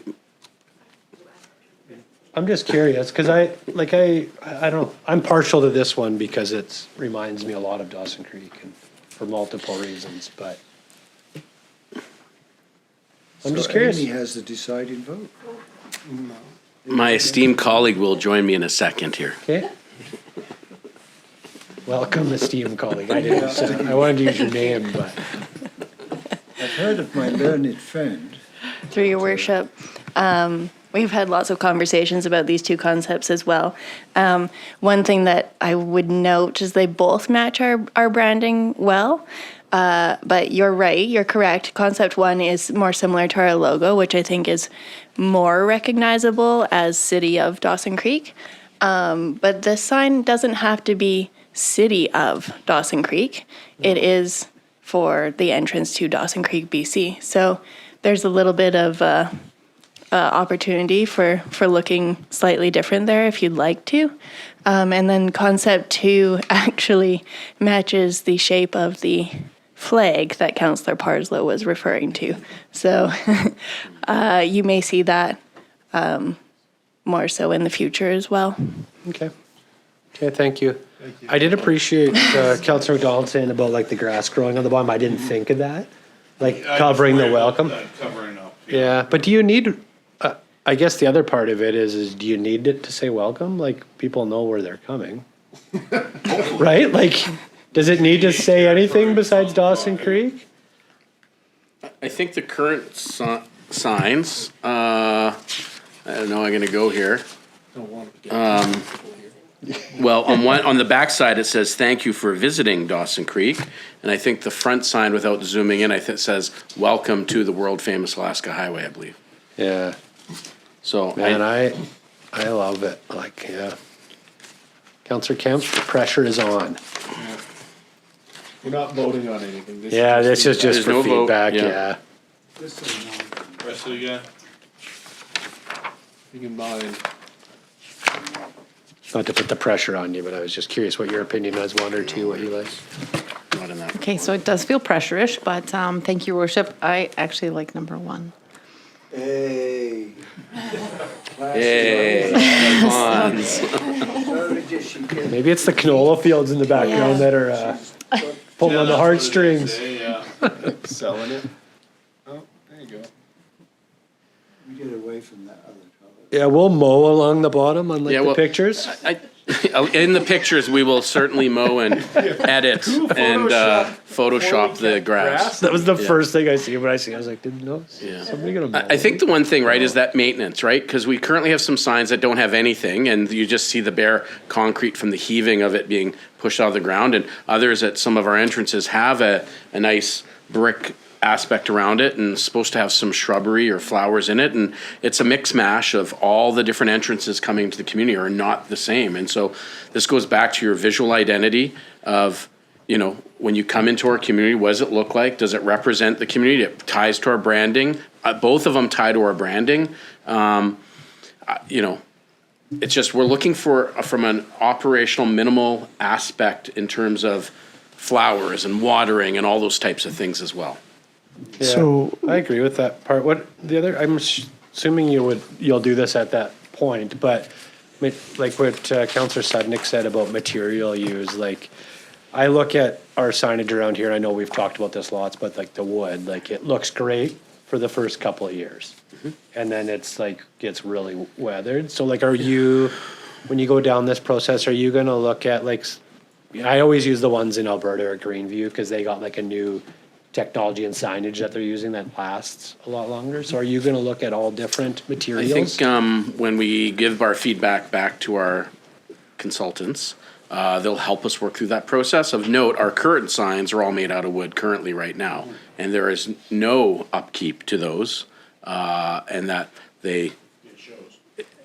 It for sure, it's been like that for 25 years, and so. You know, we are not at the stage yet of what is the apps, what is the materials, what do they look like, you know, and all those different aspects. Right now, it's that concept of which one do you like, and then we can pivot. And again, it builds upon the side guidelines where we're talking about, you know, the wooden posts, whether they get, and the sign family that you've already approved for us to do. And so we have some more work to do from this. We're just at the impasse. Which way are we going? Are we going left or are we going to right? And when we go down the path, we'll work through those next steps. Through the planning process to get to those specific aspects. And then this is maybe just a random question that, like, so those signs are all like designed similar to highway signs. There's two posts. So does Ministry of Highways, do they have stipulations on what we can put? Like, cause I look at that Dawson Creek one, like if you were to, you know, heaven forbid, a vehicle goes off and runs into one of those, it would just take out the sign. So, through your worship, Yeah. I do not believe we'll be able to put the signs in the highway right away. Because I believe the regional district had to remove some signs out of the highway right away. So they will need to be placed likely on city property, private property, or our property. Oh, so we can't put them where they, so I guess that's why the one is Because- by the Lakota or in Yeah, the corner. they become a liability on their property if someone, as you said, goes off the road and hits it. That becomes an issue for the Ministry of Transportation. They don't like that. So I believe that they will not be in the right of way. They'll have to be on private property. And currently some of these are in the right of way? Looking at them, I would say yes, they are. Yeah, some are. But I would suspect that's going to have to change. that conversation. I also as it think that comes one to- of the things is like way back in the day, gentleman Roger Brooks came to our community and talked about tourism and stuff. This was back in 2000, maybe 1999. You want to put the signs that best represent where your community looks and starts and feels. And so I think there is the right sizing of also where do the signs go within our community as well. And again, that process hasn't, it hasn't necessarily started because we want to know, are we building something wider or narrower? Again, this is that preliminary concept design for you to give us that feedback. I think some of those other aspects is really for us to work out some of those minutia details to get it to those points and to get it back to a capital decision for next year to move forward and implement. I haven't heard that name since 2000. Mm-hmm. I remember that. Councillor McDonald? Thanks, Your Worship. I just wanted to go back to the maintenance point about sign 1 there. Put it in the field, yeah. So I think it's very important that we keep the grass down if we're going to have the welcomes you and Treaty 8 territory on the concrete. I think it would be very poor to our First Nation neighbors if Treaty 8's there, but it's always hidden behind. But if we're having to mow grass around that, how does it look if we only do a 6-foot patch around that specific sign, right? Just that would be, the only thing, right? If we're going out there having to mow that grass, do whatever, right? If we're only doing 6 feet around it, how silly does it look that we only mowed 6 feet, et cetera, et cetera? What about it getting covered in snow, right? If we get 3 feet of snow and that's covered up, right? I appreciate everybody saying that sign looks better. I just want big and bold as you're coming into Dawson Creek, but I don't want any of it hidden as well. I think the Treaty 8 territory, we've worked hard on our relationships, and I think it should definitely be a part of our welcome sign that we are Treaty 8. And I think the welcome is important as well. So I just wouldn't want to see that stuff covered up. Thanks, Councillor McDonald. I was just going to say, Your Worship, that this particular sign, just hearing what Councillor McDonald said, is I'm sure we could put that sign on a larger pedestal so it gets the up higher so that you've kind of got a 2-tier, and then that might help too, right? So it keeps it away from that. So just something they can take back to the design team. Councillor Parslow? Well, just to make things a little more complicated. Combine So whilst I agree with the notion of Treaty 8, I always like to see some First Nations symbolism, not just words, but, what is something that comes from their culture that could be put up on there. I was in Fort St. John on the 100th Street, and I saw those nice drums, that they have along the 100th Street. I think we should have some decorative stuff to that pedestal, either side maybe of Treaty 8 or on the ends somewhere. You got the nice flags too. And I always like because it gets people from Fort St. John pretty annoyed. I wanted to see capital city of the peace up there. Because that's our brand. We are the capital city of the peace. It's branded as such. We are branded as such. Just to at least have one sign with that on, coming in maybe from Fort St. John to Dawson Creek. I'm always in Fort St. John.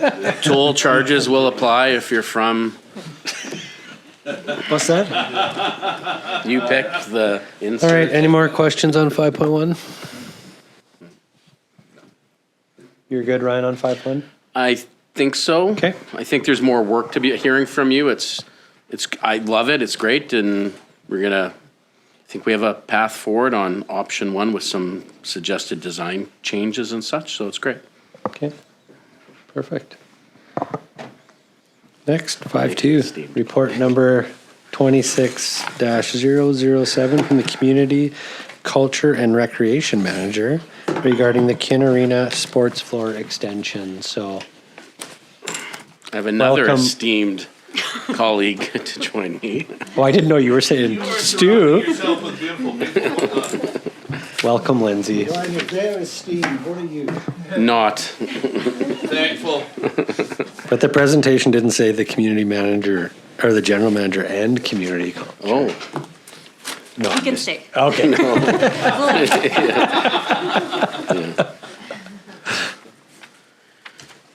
Okay. This is I think I want to preface this by the report in front of you, the information. What's important to us is that providing all the information, the entire story, that we know as I'm going to say newer employees to the organization within the last couple of years of trying to gather the information. So not just for your purposes, but for the community's purposes in terms of where did it come from, why are we here today, and sort of everything in between. And really creating that story and that narrative for future staff, councils, the public, that there's a place for people to go back to and get the information in one spot. I think it's a really great piece of work in terms of the information for you. So we're here to give you the Kin Arena sports floor. Your direction to us was to move forward and do it, and here we are with a bunch of information and data for you. So this starts way back in 2014 with the Memorial Arena ice plant failures and the header trench and stuff. And really with that, led to the opportunity at that time to do some other considerations where there was an indoor facility needs assessment where we talked about or identified and looked at trends, population projections, local demographics, and conversations with user groups within the community. And from this, it provided some context at that time, and that some of that information is carried forward because we've been talking about it for many years, and some of it isn't sort of true to this day, based on some of the actual aspects that are actually happening within the field. When we look at the ongoing challenges, and from that I'm going to specifically talk to that indoor assessment, really talked about some short-term and long-term aspects in terms there is a need for 2 ice sheets. There is a long-term need for, at the time, 4 curling ice sheets from mid-October to March. They looked at the current and long-term need for indoor soccer and identified some space, some gymnasium facilities, and long-term indoor space as well, and approximation of space. And when we talked about the curling facility at the time, it just really wasn't realistic to be able to combine sort of an indoor dry floor place with a curling facility at the time. And that's why you see the curling rink as an 8-sheet facility. And that's why you see in Fort St. John, who has a mixed facility of dry floor and curling, is going to be going back to a curling facility. I think also at the time, it's important just to talk about that council, as part of their reporting about the Kin Memorial and the curling rink and all the work that needed to be done, that there was discussion of the Dawson Creek Athletic Association raised the concept of looking at making capital investments into a field house facility. That hasn't come to fruition, and I know previous councillors, Councillor Rogers had a discussion brought to the table about building a new field house, etc. In 2017, Council affirmed the importance of maximizing the use of our existing recreational facilities, and then this was reaffirmed by yourselves in 2024 for you, and that consistently directed us to explore ways to increase the gym floor and dry space capacity for you, really to provide that indoor sport recreation programming, multi-use of existing facilities, and really that key objective, expanding low barrier, low cost, accessible recreational opportunities for a broad range of ages, abilities, cultures, demographics through inclusive indoor sports. And I think as we go through this, I think that we've been able to deliver that based on sort of the last, I'm going to call it 7 years of the work that's gone on. Early discussions of the dry floor was to be at the Ovintiv Event Center. and that included consultations with local sports groups, evaluating hosting opportunities with community and sport use. Discussions talked about a regional indoor field house.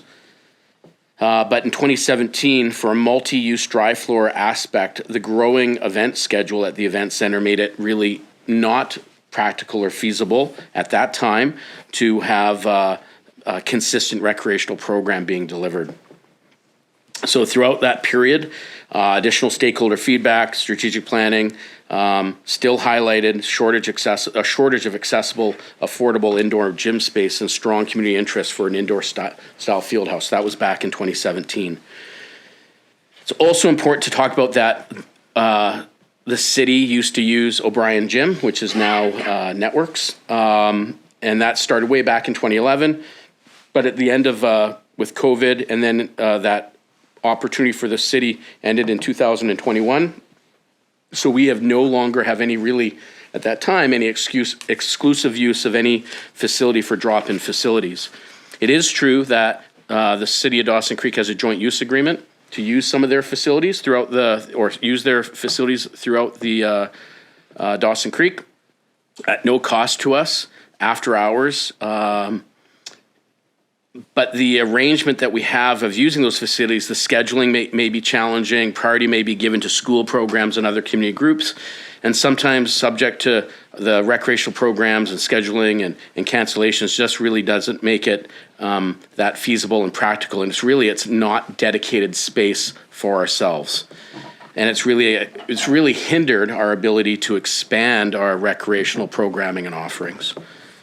In 2021, Council approved the capital funding for portable high-quality sports floor, and the original concept anticipated installing the sports floor in the Kin Arena during the traditional dry floor season of April to August, with the use at the Ovintiv Event Center from September through March. However, this approach was less effective because demand for indoor facilities is typically lower in summer months.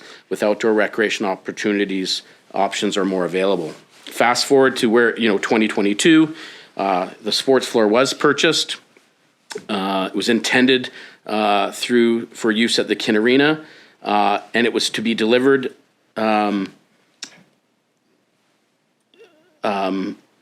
during the non-ice time of the season. So you'd still have ice, but then conversely, in the shoulder seasons and stuff, again, as we talk about having that sports floor in that time, but most people go outside for those recreational opportunities. The sports floor that arrived during that time frame was not suitable because the top surface lacked sufficient durability and structural integrity. So the sports floor at that time had to go back. A couple of options were discussed, and the end result is sort of really what we have now, which is I'm going to call it, we're using the prototype version of this sports floor, which consists of a metal base. The flooring has plywood and some, I'm going to call it pads on the feet to provide some of that cushioning, and then the top coat of the linoleum. The flooring must be stored in a heated, climate-controlled environment to prevent warping, deterioration, loss of structural integrity. The original, I think, concept was that the sports flooring would be able to be stored in a sea can outside, but because it's made of wood, it needs to be in a heated, warm, cozy environment so we don't ruin it. Although the sports flooring is essentially portable, its size, weight, and handling requirements make the transportation and the installation of the sports floor not really possible. It's 70,000 pounds. You need 2 semi-trailers to move it, forklifts on each end. And really, the more times that we take it in and out, et cetera, really degrades the sports floor because of all the clips and all the moving of it, et cetera. 2023, the Parks Rec Culture Master Plan outlined specific actions, and a lot of those things still carry forward through today. More spontaneous drop-in and recreational programming for youth, and cultural program for youth, of partnerships, utilize dry space, et cetera, et cetera. And one of the things in the Parks and Rec Master Plan talked about was ranking those recreation priorities. And of all the 23 that were listed and ranked, of the top 5, one was leisure pool, This is indoor. 2 is walking and running track, and then 3 was the indoor field facilities. So it's really relevant in terms of what has happened and what we've done. So the continued feedback still, strong community demand for indoor field, multipurpose space, and focus on accessibility.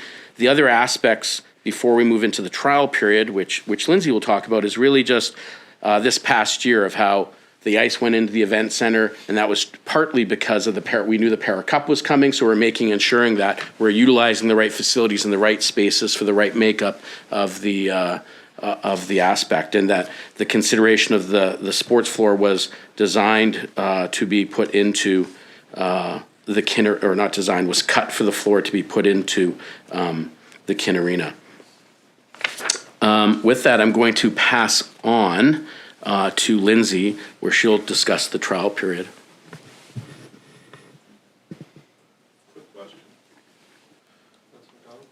The floor was originally bought for OEC, the event center. The original in 2017 was approved for the event center. Okay. But the funds were reallocated because they needed to replace the score clock. Okay, so when we originally bought the floor, it was specific to the Kin Arena? This floor, yes. This floor, Yep. okay. Because there's a difference between the two. Yes, the sizes of the two. So we didn't gain extra panels by permanently installing it in the Kin? No. No, Okay. the radius and the arena sizes are different, and so there would be if the sports floor were to go somewhere else, there'd be the sports floor within the Kin Arena fits for sure. It was cut and designed for the Kin Arena. If you were to take it to another facility, it would fit. There'd probably be some additional cutting and some stuff that we'd have to do to make sure that the radius is proper, the length is correct and stuff. There are additional, I don't know what it is, might be 15, 20 pieces of paneling remaining. It's really the extra, just in case if a panel gets damaged, whatever, us to do that. That's what I was wondering, if we had replacement boards, basically. There is. I don't, off the top of my head, know how many that is. It's probably worthwhile for us to know. Yeah, it's like this much. I don't, yeah. So 6. No, yeah, they're about 1.5 inches, whatever, right? Okay. But I'm not sure what that actually means when you actually place them out in terms of what we get. Yeah. Okay. Thank you. So the trial period started on September 13th and went to, our soft opening went until Thanksgiving. We started out pretty light. We weren't sure exactly what the community wanted, so we started with some drop-ins, some free drop-ins for the community, and we also ran some groups. We brought in a couple of the local sport organizations to try it out and with their members and ask questions. And then based on that feedback, we also had a feedback survey open.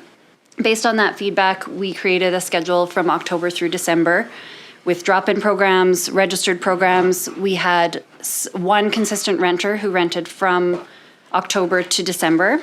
And then we also had a few rentals that came in at the last minute. We had Dawson Creek Minor Hockey came for dryland training almost weekly.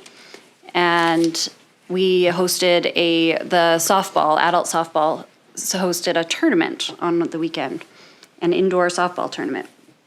And then we also were able to run registered programs for kids. We did volleyball, badminton, and soccer.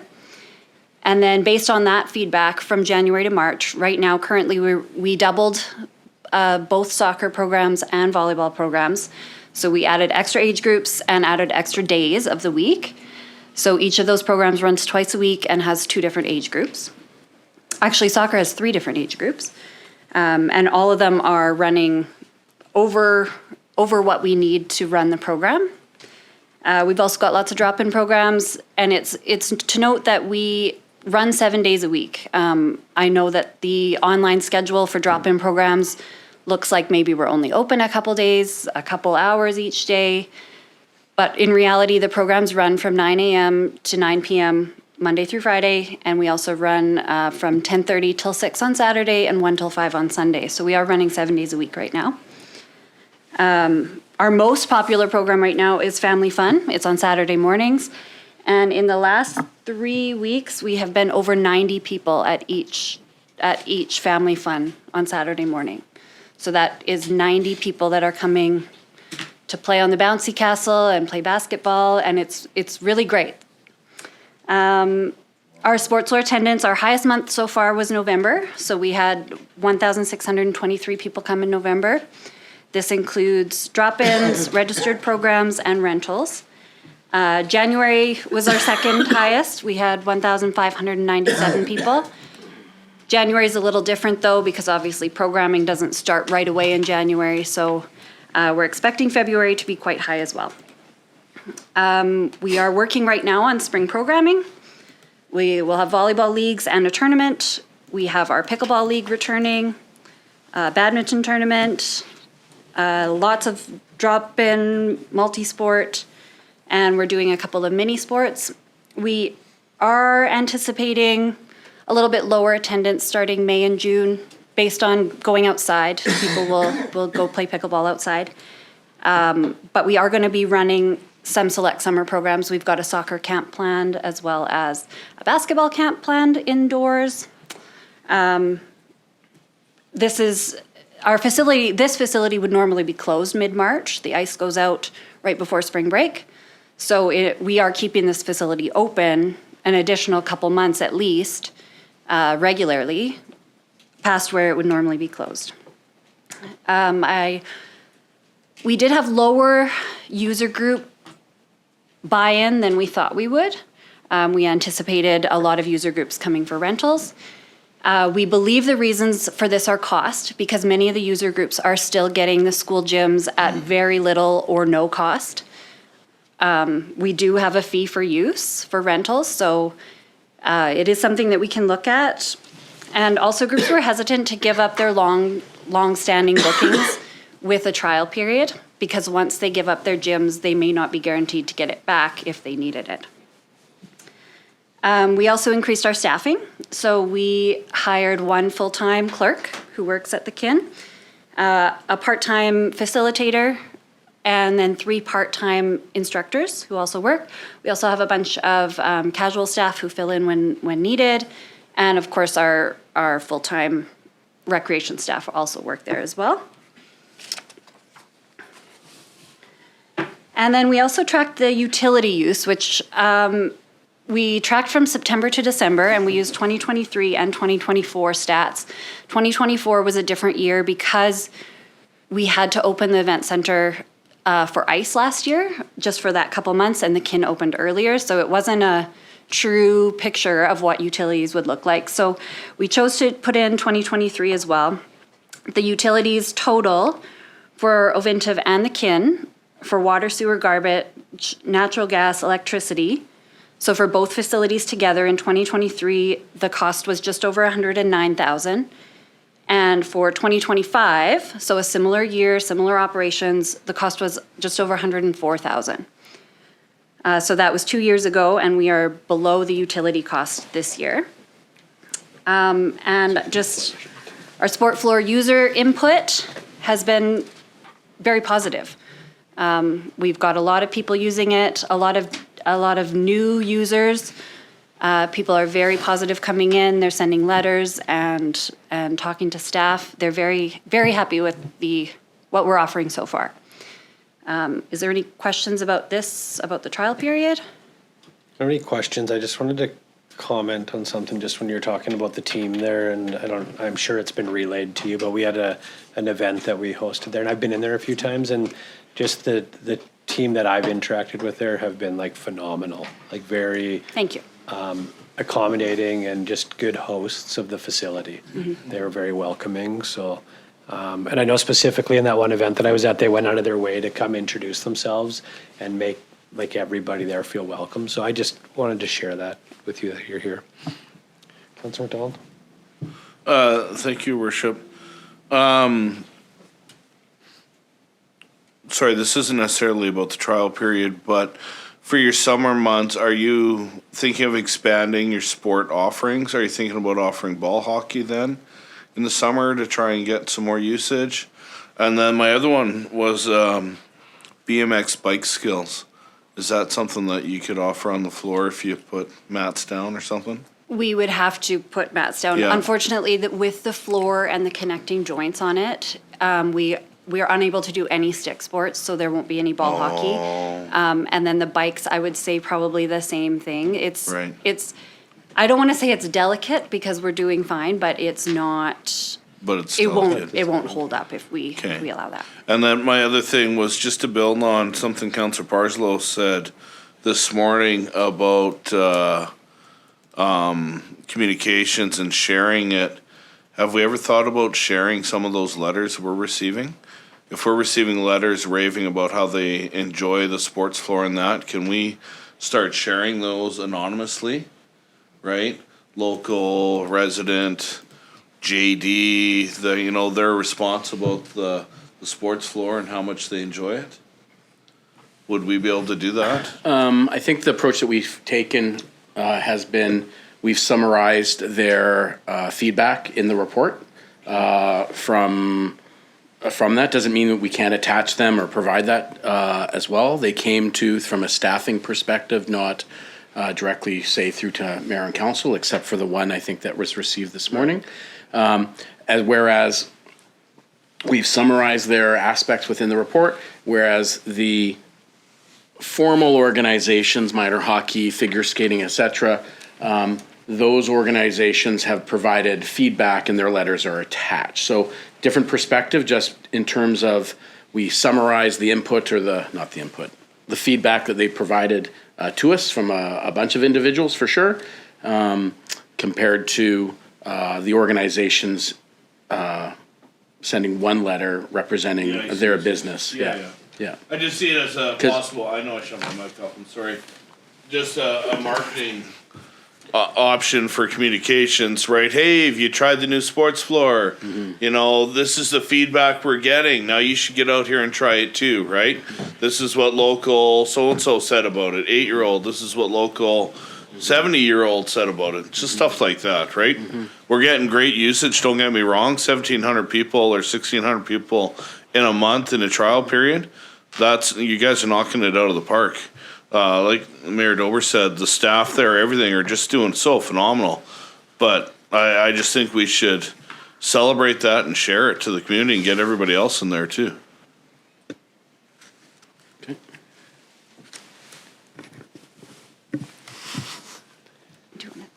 Lindsay, are you going through the report that we have? Mhm. What page are you on, just so I can? 8. 8. I was only asking so that I could follow. I will talk about the ice availability and the booking at the Memorial and the Ovintiv Event Center. So as Ryan mentioned, it was a great year to do this trial period with the Paracup coming in. We were already putting ice in the Ovintiv. So there's a few benefits. The Kodiaks and the Senior Canucks, having them split at 2 different venues really increases the ice availability for the youth groups. So minor hockey was able to it was easier for them to schedule their tournaments. There's not a lot of, like we're noticing right now during playoffs when ice is getting canceled, we're not canceling those big games or those big playoffs, the tournaments for these playoff games. So that's been great. The Kodiak's dressing room has opened up a dressing room at the Memorial. So these tournaments that are coming in are able to use that dressing room.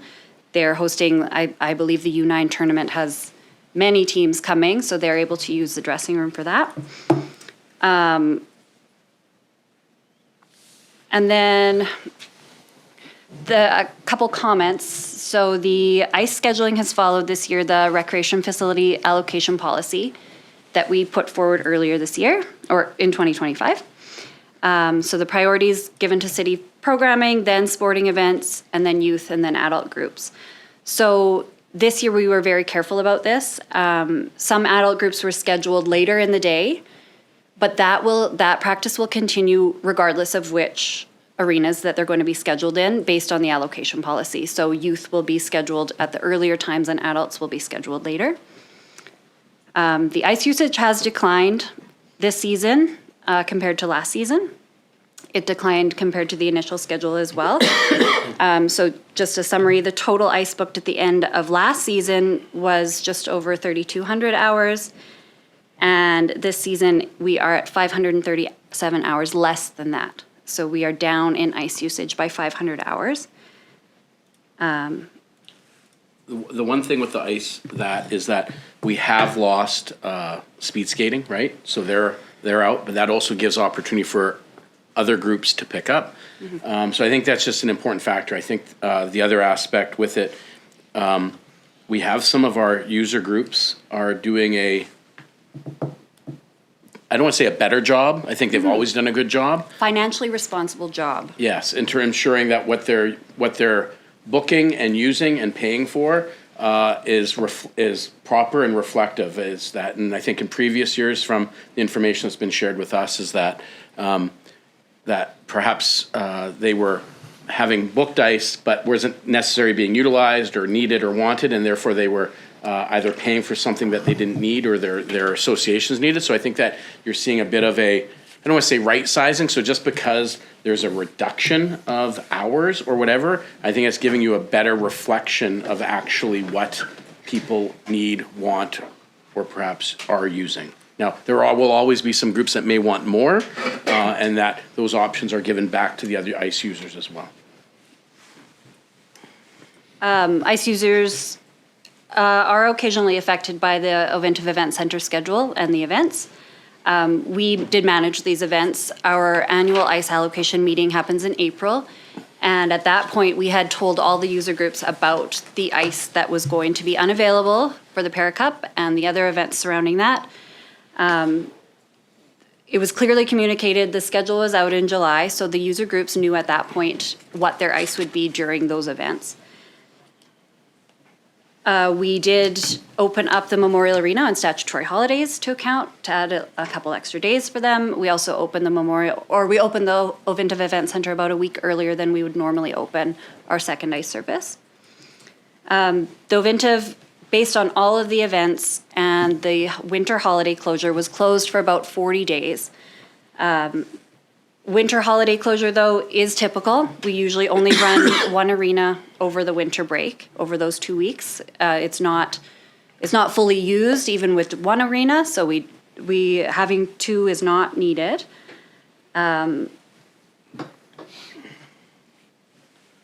There was unused ice time from September to December in both arenas.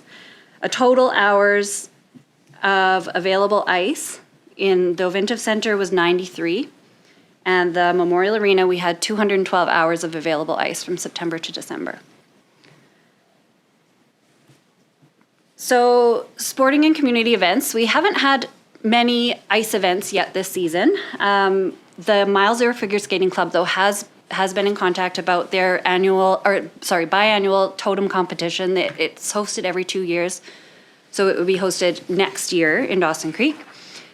They have mentioned that they usually have two ice surfaces. They are side by side. Coaches and officials travel back and forth between these ice surfaces, so it may be a scheduling issue for them in the future. We're not sure how it might be affected at this point. The Old Post Adult Hockey Club hosts their annual tournament. It just came a few weeks ago in January. So they held it at both the Memorial and Ovintiv. They were happy with it in general. The beer garden and the dinner was managed by the Ovintiv Event Center staff, and it's normally managed by the team and the wives. They said they had good participation on Saturday. They let us know that they had slightly lower revenue. However, they didn't have to do the work of the dinner and the beer garden, so that was also a benefit. There are letters included in the report from minor hockey, figure skating, the Kodiaks, and the Dawson Creek Canucks. Minor hockey had said that the Kodiaks and the seniors being at two different arenas has benefited them. They also really like the dressing rooms at the Ovintiv. Figure skating was generally happy. The Ovintiv Center for them, there's limited off-ice space for them, and there's no jumping harness, which is something that they need for figure skating. And then the Kodiaks, they had said that they liked the dressing rooms and the OEC staff support and their consistent practice times. But they were affected by extended road trips in that point, that period in December where they had to travel for those few weeks. And the Dawson Creek Canucks reported minimal, they have no effect on their ice. The community has expressed concerns about relocating the ice surface across town. There's been comments from social media, comments to staff, particularly when people have multiple children and multiple ice activities. And many respondents have reported that lost ice time due to scheduling conflicts has been a problem. However, the operational data that we have with the ice sitting empty the ice use is down from previous seasons. Is there any questions about the ice? I think you can keep going. So we're just going to talk about the facilities, high level. Kin Arena, built in 1987. It's a 39-year-old facility. Over the years, some work has been done to it over it. Really, in 2015, when the Memorial Arena had its refrigeration issues, you can see the attached building condition assessment reports at that time. It's important to know that the buildings are 10 years older now from when the report is done, and therefore some of the data is also then additionally 10 years further down the road. Generally speaking, the Kin Arena superstructure, walls, foundations are satisfactory. Structural floors, interior wall stuff were serviceable, and the only area that was below serviceable was the exterior stairs. Now, they were replaced in 2024. Mechanical and electrical systems are generally acceptable, but they have been upgraded over the time. Within the document and the attached reports for you, it really just talks about the dollars at the time in 2015 to make those corrections and changes. And then really the reality is that the buildings are 10 years older, and so the estimated arena life, serviceable life of the facilities are, again, 10 years older. So it's estimated that the Kin Arena has an additional, say, 17 years of serviceable life in it. Now, does that mean that, it's not going to last longer than that? No, because, we have a responsibility to our facilities to ensure that we keep extending and making the best and the most of what we have. Later in the report, we speak about the refrigeration system was changed back in the day. But really, the one thing that is the most problematic aspect of the Kin currently is that the cement ice pad itself and header trench and associated piping are all end of life, and they were end of life 10 years ago. There is within the samples and the filtering and stuff, there's high concentrations of rust and etc. So it's just the continuing technology of over the years that of the systems and the highly corrosive aspect of the brine, right, is just eating away all that stuff. And so the ice pad is end of life. And I think it's important to note that the way that that facility is set up is that there is no a warm floor and cold floor. There's no warm floor. It's just a cold floor, and the area underneath to ensure that there's no heaving of the pad is kept warm by a furnace. And so it's really the cement pad is sort of sprung over an empty void cavity that is kept warm by a furnace. What is that? Sorry, when you say it's at the end of its life, it's at the end of the life as an ice facility? The pad is. But keeping it as a sport flooring doesn't mean that the pad needs to be redone? Correct. Okay, thank you. Correct. And attached to the report is the concrete arena floor and heating pipe assessment that was done in 25 years. So you can see the leveling and the different aspects at the time that the ice pad in 2015 was at. And it's just really, I don't want to say it's gotten worse, but we've not solved any of the problems with the ice pad itself.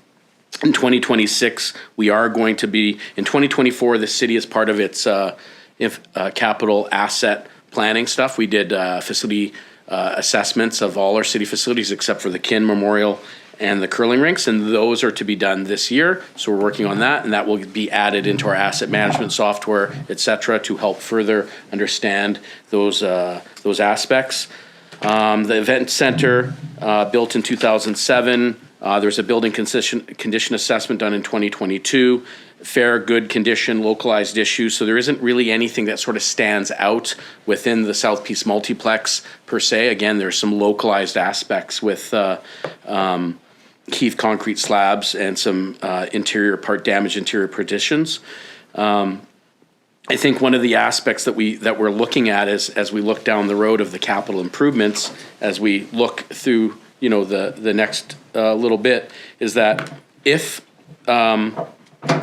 with the capital funding proposed in 2026, we see it remain unchanged, whether you decide to keep it as a sports floor or turn it back to an ice facility. If you determine one or the other, we would suggest that the dollar amount, which I think is $250,000 for the capital, would remain. We would just be focusing our efforts to either go to the epoxy floor that you see in there now into the dressing rooms, or we would rip out, if it were to go back to a hockey surface, that we would rip out the current rubber and replace with new rubber, because the rubber that's there is end of life.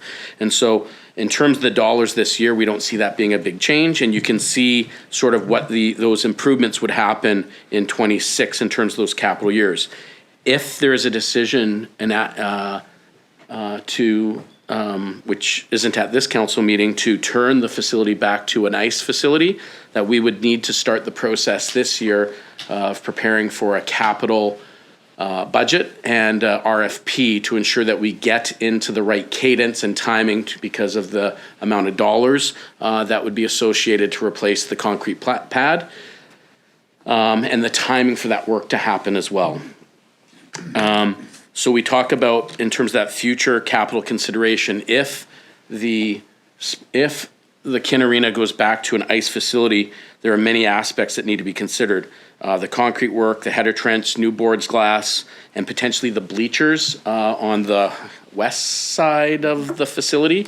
We're not sure how far the concrete is connected and through, and likely the bleachers as we know of them now would not sort of exist, because we would have to build to a new building code. And those bleachers, when they were put in, necessarily weren't, I don't think, built to the code of that time frame as well. It is estimated that the cost, by the time the project gets to completion, or if you were to turn back to an ice surface, go out to RFP and do it, award it and build it, we're probably, based off the Memorial Arena slab that we just did last year, 24, that you're probably looking at $2.5 million-ish with contingency. Timing for that, we would suggest that if everything were to go well, that you'd be looking to do the construction in 2027-28 ice season. And that work would probably start in 2028 of April, and then the building as an ice facility would open in October 28. And if you're following the report on page 15, it just sort of outlines some of the time frame, so you get a sense of the fiscal year to the ice year or the ice season, because those are two different aspects for consideration. I think it's also important to outline the options for you that the Event Center does need its refrigeration plant replaced. It's 17 years old. And under the Technical Safety BC guidelines, is aged out and will need to be replaced. The ice resurfacer there as well is 17 years old and will need to be replaced as well. So we've listed that, and then we sort of broken out two sort of different options. If ice returns to the kin, and if the kin remains a sports floor and the OEC serves as a secondary ice surface, some different aspects or thoughts. Of that note, one of the comments that we've heard is that access for the ice users at the event center is through the north cutout doors. And really, they are fire exit doors. They're not really designed for a vestibule, et cetera. And so some work would need to go into that entrance. And regardless of that, there is a whole conversation around the South Peace Multiplex, around drainage and paving, fire lanes, and access. As the fire lanes and some of that, I'm going to call it perimeter access around the facility, and the drainage are significant issues around that facility. If the OEC you move the sports floor over to the event center, netting would have to be included all the way around. Right now, it's only at the two ends, and probably have to look at some sort of, again, similar to the kin arena, some sort of divider net to separate the courts. There's a lot to unpack with respect to sort of the capital and sort of the facility assessments for you. But is there any specific questions that you might have around that before we talk about perhaps of options for you? Well, many of the Councillor McDonald. things you've listed, many of the things you've listed for the inventive centre, right? He's earned that. Yeah. Parslow, go ahead. Oh, sorry. No, go ahead, please, sir. Yeah. Did I interrupt you, Carl? No, you go right ahead, Oh, sir. too bad. I thought I had. Oh, am I? So many of the things you talk about with inventive are germane to the building, regardless of what's like. So how big a problem is the drainage issue? Because it was significant with Lakota. Mm-hmm. So, with respect to some of the items, so you were looking at, for the drainage, this year as part of the capital plan, there is I can't remember the exact name of it, but there is a South Peace Community Multiplex drainage plan. I don't think that's the actual name in the capital budget, but there is work that's being done in terms of, last year we did some surveying of the site of the entire multiplex, right? So we're looking at sort of doing it proper, getting the data. This year we're crunching the data, and this year we're going to be coming up with a plan and sort of an aspect of where the low points are, where the water's going, and to address that. As depending on the venue or the side of the building, there is water certainly coming at the building, not into the building per se, but we really need to come up with a plan of how that water management on that whole South Peace Community Multiplex site. That is not specific at the event center per se. It's around the Lakota, around the pool is probably better, just the nature of the parking lots around it, but it's really the other aspects that need to be looked at. When Shantae was here, there was a report presented that what I can remember at a very superficial level was that if we're going to keep the multiplex building operational, we'd need to spend about $500,000 a year just on capital issues. It was a big shock that there'd be so many deficits needed to be taken care of. I don't know who did that report, but do you remember it at all, Kevin? Yeah. Yeah. So maybe all these things you're talking about are maybe captured in that sort of general sweeping thing, $500,000 a year for keeping the multiplex operational. That information, Councillor Parslow, is sort of that South Peace Multiplex condition facility assessment. That is part of the asset management plan and stuff in the work. And so I think there's been great work capital-wise and even operationally that is happening to ensure that your asset is being protected, maintained, et cetera. It's the process from the planning aspect for drainage is happening this year. We don't know what that looks like until we do the work, but it's certainly something that needs to be addressed. Yeah. Councillor McDonald, you may go now if you'd like. Is Councillor Parslow, you've had your turn? Yeah, he You're shut good, his sir. mic off, so yeah, it was time. Just a question about the refrigeration plant and the ice resurfacer. Currently, it's Freon in there. In the Kid Arena? OEC? Sorry?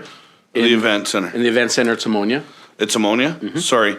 Are we going to leave it ammonia? Or are we going to switch away from ammonia now that if we're going to use that as a regular ice surface that we're using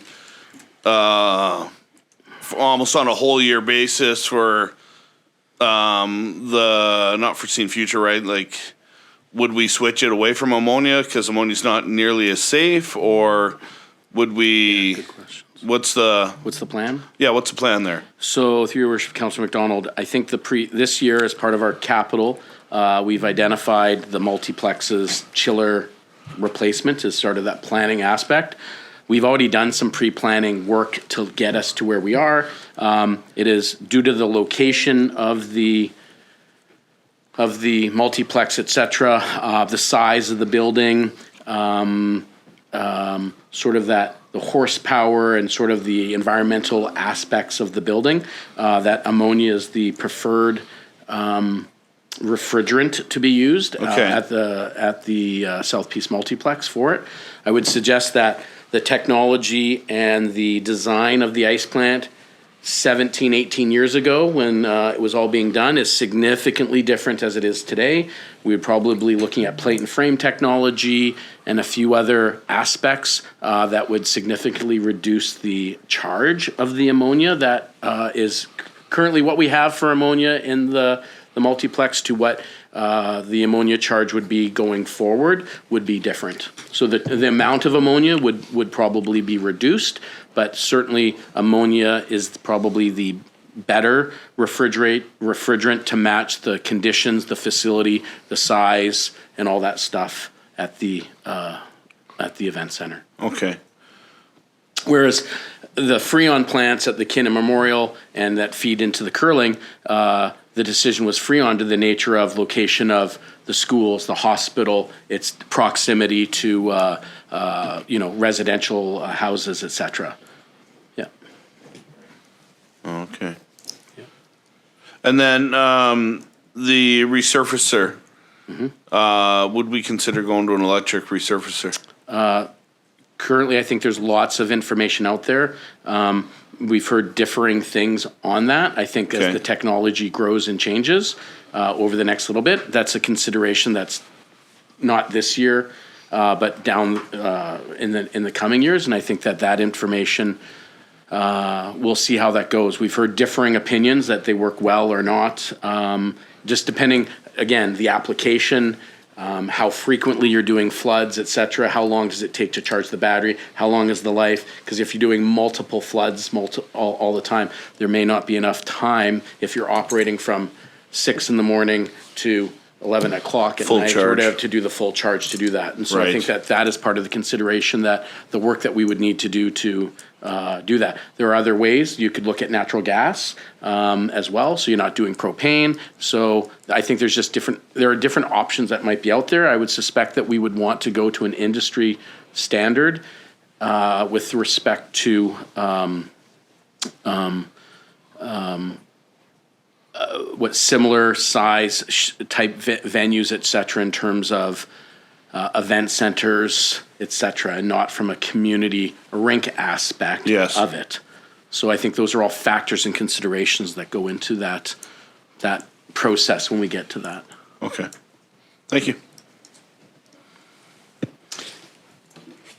So I guess really a lot of information in here I think we've tried to condense it for you well. I think that there's a lot of great details, a lot of great feedback. I think our user groups has provided us some really interesting context. I think one of the things that we need to hear from you is to help us to come back to you is that we are looking to get a report to you for March 30th. For a decision point for you. And so that's why we're here so early, so we can, if there are any additional questions, then we have the time to go find the answers for you or whatever that might be. But understanding that on April 1st, we have to provide direction to refrigeration contractor, Train, because the Kin, if you decide to turn the Kin Arena back into an ice surf facility, that we need to engage our refrigeration contractor to do the service work to ensure that that facility and that ice plant is ready to go for the start of the season. So we have some pressures in terms of times to make some decisions. So we just want to sort of let you know that we are coming back on March 30th with a more formal report, as this is, again, community of the whole. But one of the questions that I think that we want to ask is, based on the information that you've seen or experienced or whatever, is that really the question is, the first one is, does the sports floor continue? I think from our perspective, I don't want to say it's a yes or no, but, for simplicity's sake, if it's a yes, then there are some other questions that follow as is identified in the report. What's the venue and what are those options for you? Or if it's no, it doesn't continue, then it's, it goes down a different path. So I think we and in the report, we talk about the benefits of the sports floor continuing. I think that we have seen, I believe, an absolute need, want, and use by the community in a short period of time, that there is an appetite for this type of recreational drop-in programming aspects. Of course, there are some challenges, and we outline them as well, in terms of the lifespan of the sports floor, the setup and movement, depending on what that looks like, the competition with the school gyms and stuff like that, and the limited sort of time frame, consistent weekly bookings for the sports floor, et cetera. So I guess really we want to ask, as part of that question is, will the sports floor continue? I gotta, just before anybody answers that, we're in committee of the whole, so we can't make decisions right now. You're wanting to know what information we want brought to March 30th, but then at the same time you're asking us if we think it should stay. We're not suggesting that we're asking you to stay. It could be, yes, we like what the sports floor has done and provided, but one of the next questions is, if it's yes, it's going to be what facility is the preferable option. Is it the event center? Is it the Kin, et cetera? So I think it's sort of us trying to understand really, our chance to really probe, get some additional questions to you or information from you so we can come back to you with anything else that we might be missing. Yeah, I think staff just want to hear your thoughts. What do you feel? And what that decision, okay. So we can get all those facts so you can get all the facts to us so we can make that decision. In March 30th is what we're coming back. So you're not making a decision. We're not making a decision. You're not making a decision, but I guess really from a staff perspective, I think that what we've seen is that the sports floor has provided really great new opportunity for a whole wide range of different reasons and such, right? In the limited time that we've had it, right? Okay. So really the question, is, again. I just wanted to clarify, Councillor McDonald. Thank you, Worship. And I'm so sorry, because you just mentioned it, if it's in this report, because this is a lot of information. What is the life expectancy of that current flooring? What do we hope to get out of it? 5 to 7? 4 to 6? When we first installed it, I was very skeptical, but it's held up pretty well. Okay. We had said probably around 5 years. Around 5 years? But we don't have much data to base that on. It was just from the installation and how it was stored. Ryan mentioned it has to be warm, but it can't be too warm or it melts or like all these different things. Right. But after moving the equipment around on it for the last 4 months, it's held up. Are we fearful for a really hot August then? If it was 30 degrees in there and what that's going to do to it, can we keep it cool enough? It was hot when it was being stored last summer and all that stuff too. It's really the fact of the matter is that, so there's two things. One, if you're moving it in and out of a facility or in storage and whatever it is, it will significantly degrade that floor a lot. I think, again, we've got it being installed. It's been used consistently for the last 3-4 months. I think that during the summer, there's, much like our other facilities, that there is a preventative maintenance aspect where we got to go and glue all the little lips and things and such. Yeah. So there is that, and it is our intention not to let it go to disrepair, right? Yeah. It's the fact that there is going to be work that's needed to the nature of the type of the floor that it is. Yes. It isn't a sprung floor and it's like a gym and whatever. It's not a pour in a place sort of rubber type, Yeah. sports floor, right? It is a, 4x8 sheet of, plywood with metal on the bottom and 28 mils of linoleum on top, right? Right. So, And then what would the cost to replace that with a permanent floor? Do we have just a high level estimate? Any idea? I don't think I would be fair for me to estimate that for you, but I think it's Okay. something that we can come back with you on. Okay, because that'd be good to know, right? Yeah. Because if we've got 5 years, we want to make this permanent. My preference is the kin, absolutely. I think, in such a short period to see such huge usage numbers out of it, it's been a very successful thing. But I'd be very interested to know just what are we looking at? Because I'd hate to get the community so in love with it and then we go, holy shit, it's $10 million to put a permanent sprung floor in there. We can't afford that, right? That we would just like to know that before we made that choice, right?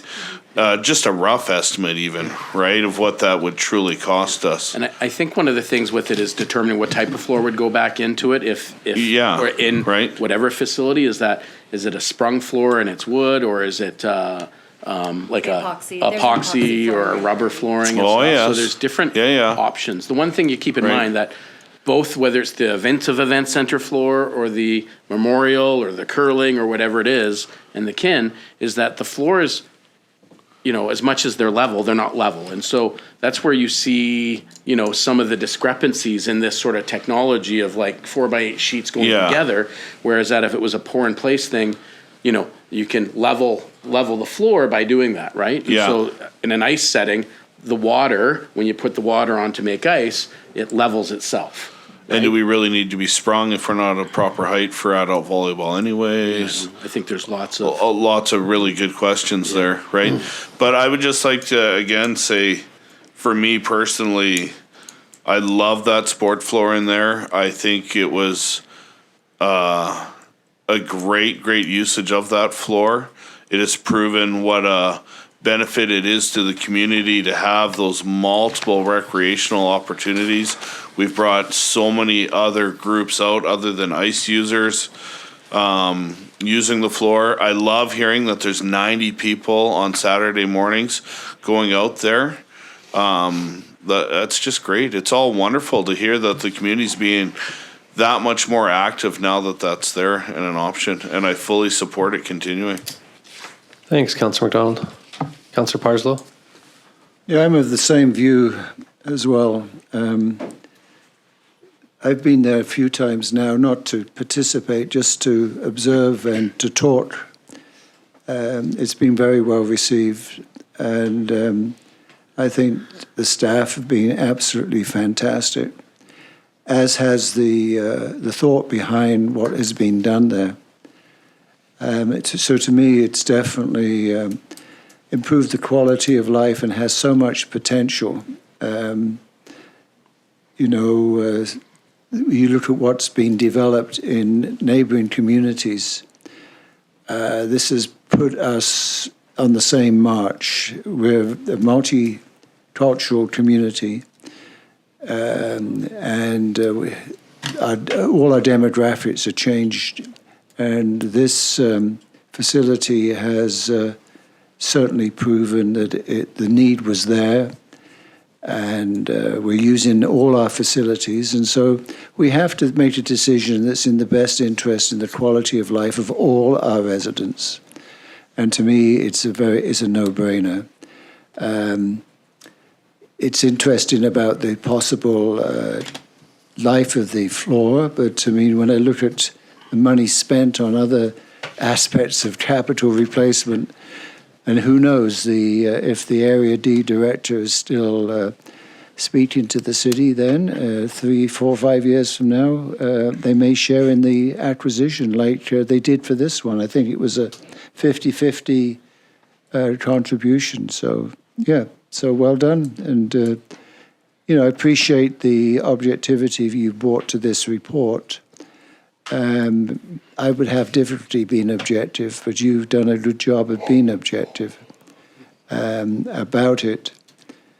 And I appreciate also the tenor of the feedback from ice users. I think they're to be commended. I thought it was a wonderful decision when the Kodiaks and the Canucks decided they'd each have their arena.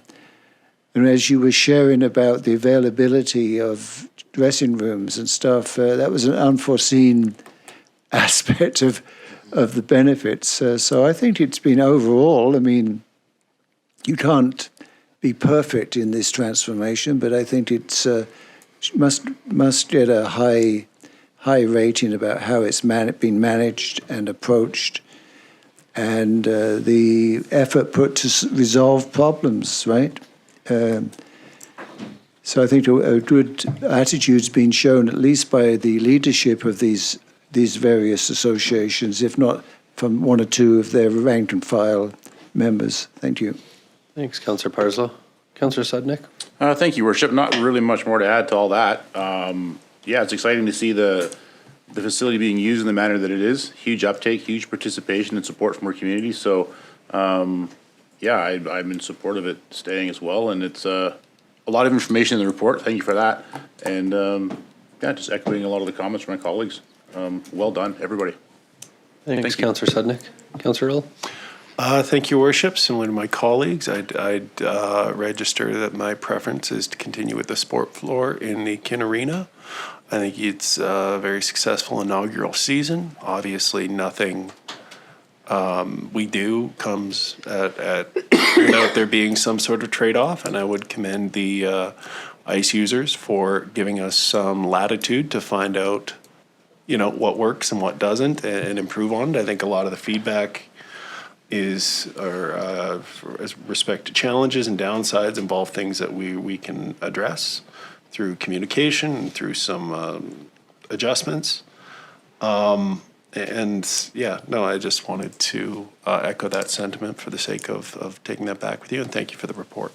Thanks, Councillor Earl. Councillor Apollonio? Thank you, Your Worship. Yeah, thank you very much, Ryan, and of course, Lindsay, for the report. Same here. I'm just echoing because I see the success of the sports floor. I normally go there, so nice to see various users, even newcomers and long-time residents. So good thing that people are going together, interacting and knowing from each other. So yeah, and I'm hearing a lot of good things from them. So thank you. Thanks, Councillor Apollonio. I agree with everything that's been said. I think it's, been great in so many ways. One thing that I'd like to add that I really appreciate out of this is that we showcase the Ovintiv Event Center more, too, that it's getting utilized more, and that's one of our strategic priorities. When we have these teams and tournaments that we're hosting, and there's teams coming from all over Western Canada, it's just nice to have them in that facility, and then it's a nice complement too with the upgrades that have been done at the Memorial Arena, that you're seeing both facilities are phenomenal, right? You can go in the Memorial and it's amazing, and then I don't know, I spend a bit of time down there for hockey and kids, but you hear like these out of town teams and kids coming there, and they're just like blown away that we're using it. So I think, we have that facility and we're using it. So yeah, I agree. And I also just want to thank both of you for the report. And it's 800 pages, I think you said, Ryan, but it's neat. It was 800. Now there's links, so it's only 30. Oh, okay. It was 800. But you go to some of those other ones and you start seeing those reports from 2015, and you see I don't know, I believe it's just a good piece that you put together for future too, right? It shows an overview of the history, where we're today and where we can be. So yeah, just thank you. I can only imagine how much time it took, but I guess Ryan, it probably only took a weekend or a day to do this, but. He's like, I did all the work. Yeah. Why is everybody keep talking about Ryan? Ryan did a lot of the work. Yeah. No, but just thank you to both of you and, yeah. I appreciate the that. information, so. I think the one thing for us is that we approach this, like I said at the beginning, is that this is a pretty important decision, right? And the work that has been done previously. And so we took the approach of making sure that we lifted every rock to ensure that all the information is there. Do we have it all? I think so. Have we missed a few things? Could be. Again, that's why we wanted to get it in front of you. And I think one of the things is the options that are there for you to consider. And I appreciate your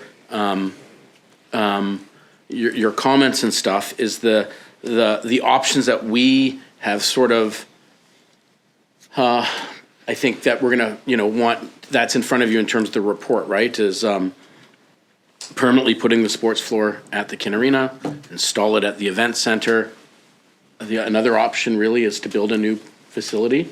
And really, the other option potentially could be is extend the Kin Arena sports floor trial period to gather more data or information for you. And so when we looked about this and talked about it, is that we didn't want to, we want to make sure that, again, you have all the information and all the different touch points to help you make your decision. And so we're not saying that these are all of those options for you, but certainly the most prevalent, really, of what it is. Yeah. Thank you for being that thorough. Yeah. Yeah. It's appreciated. Any other questions? I don't know when we started. Has it been an hour? All right. Committee of the whole is adjourned.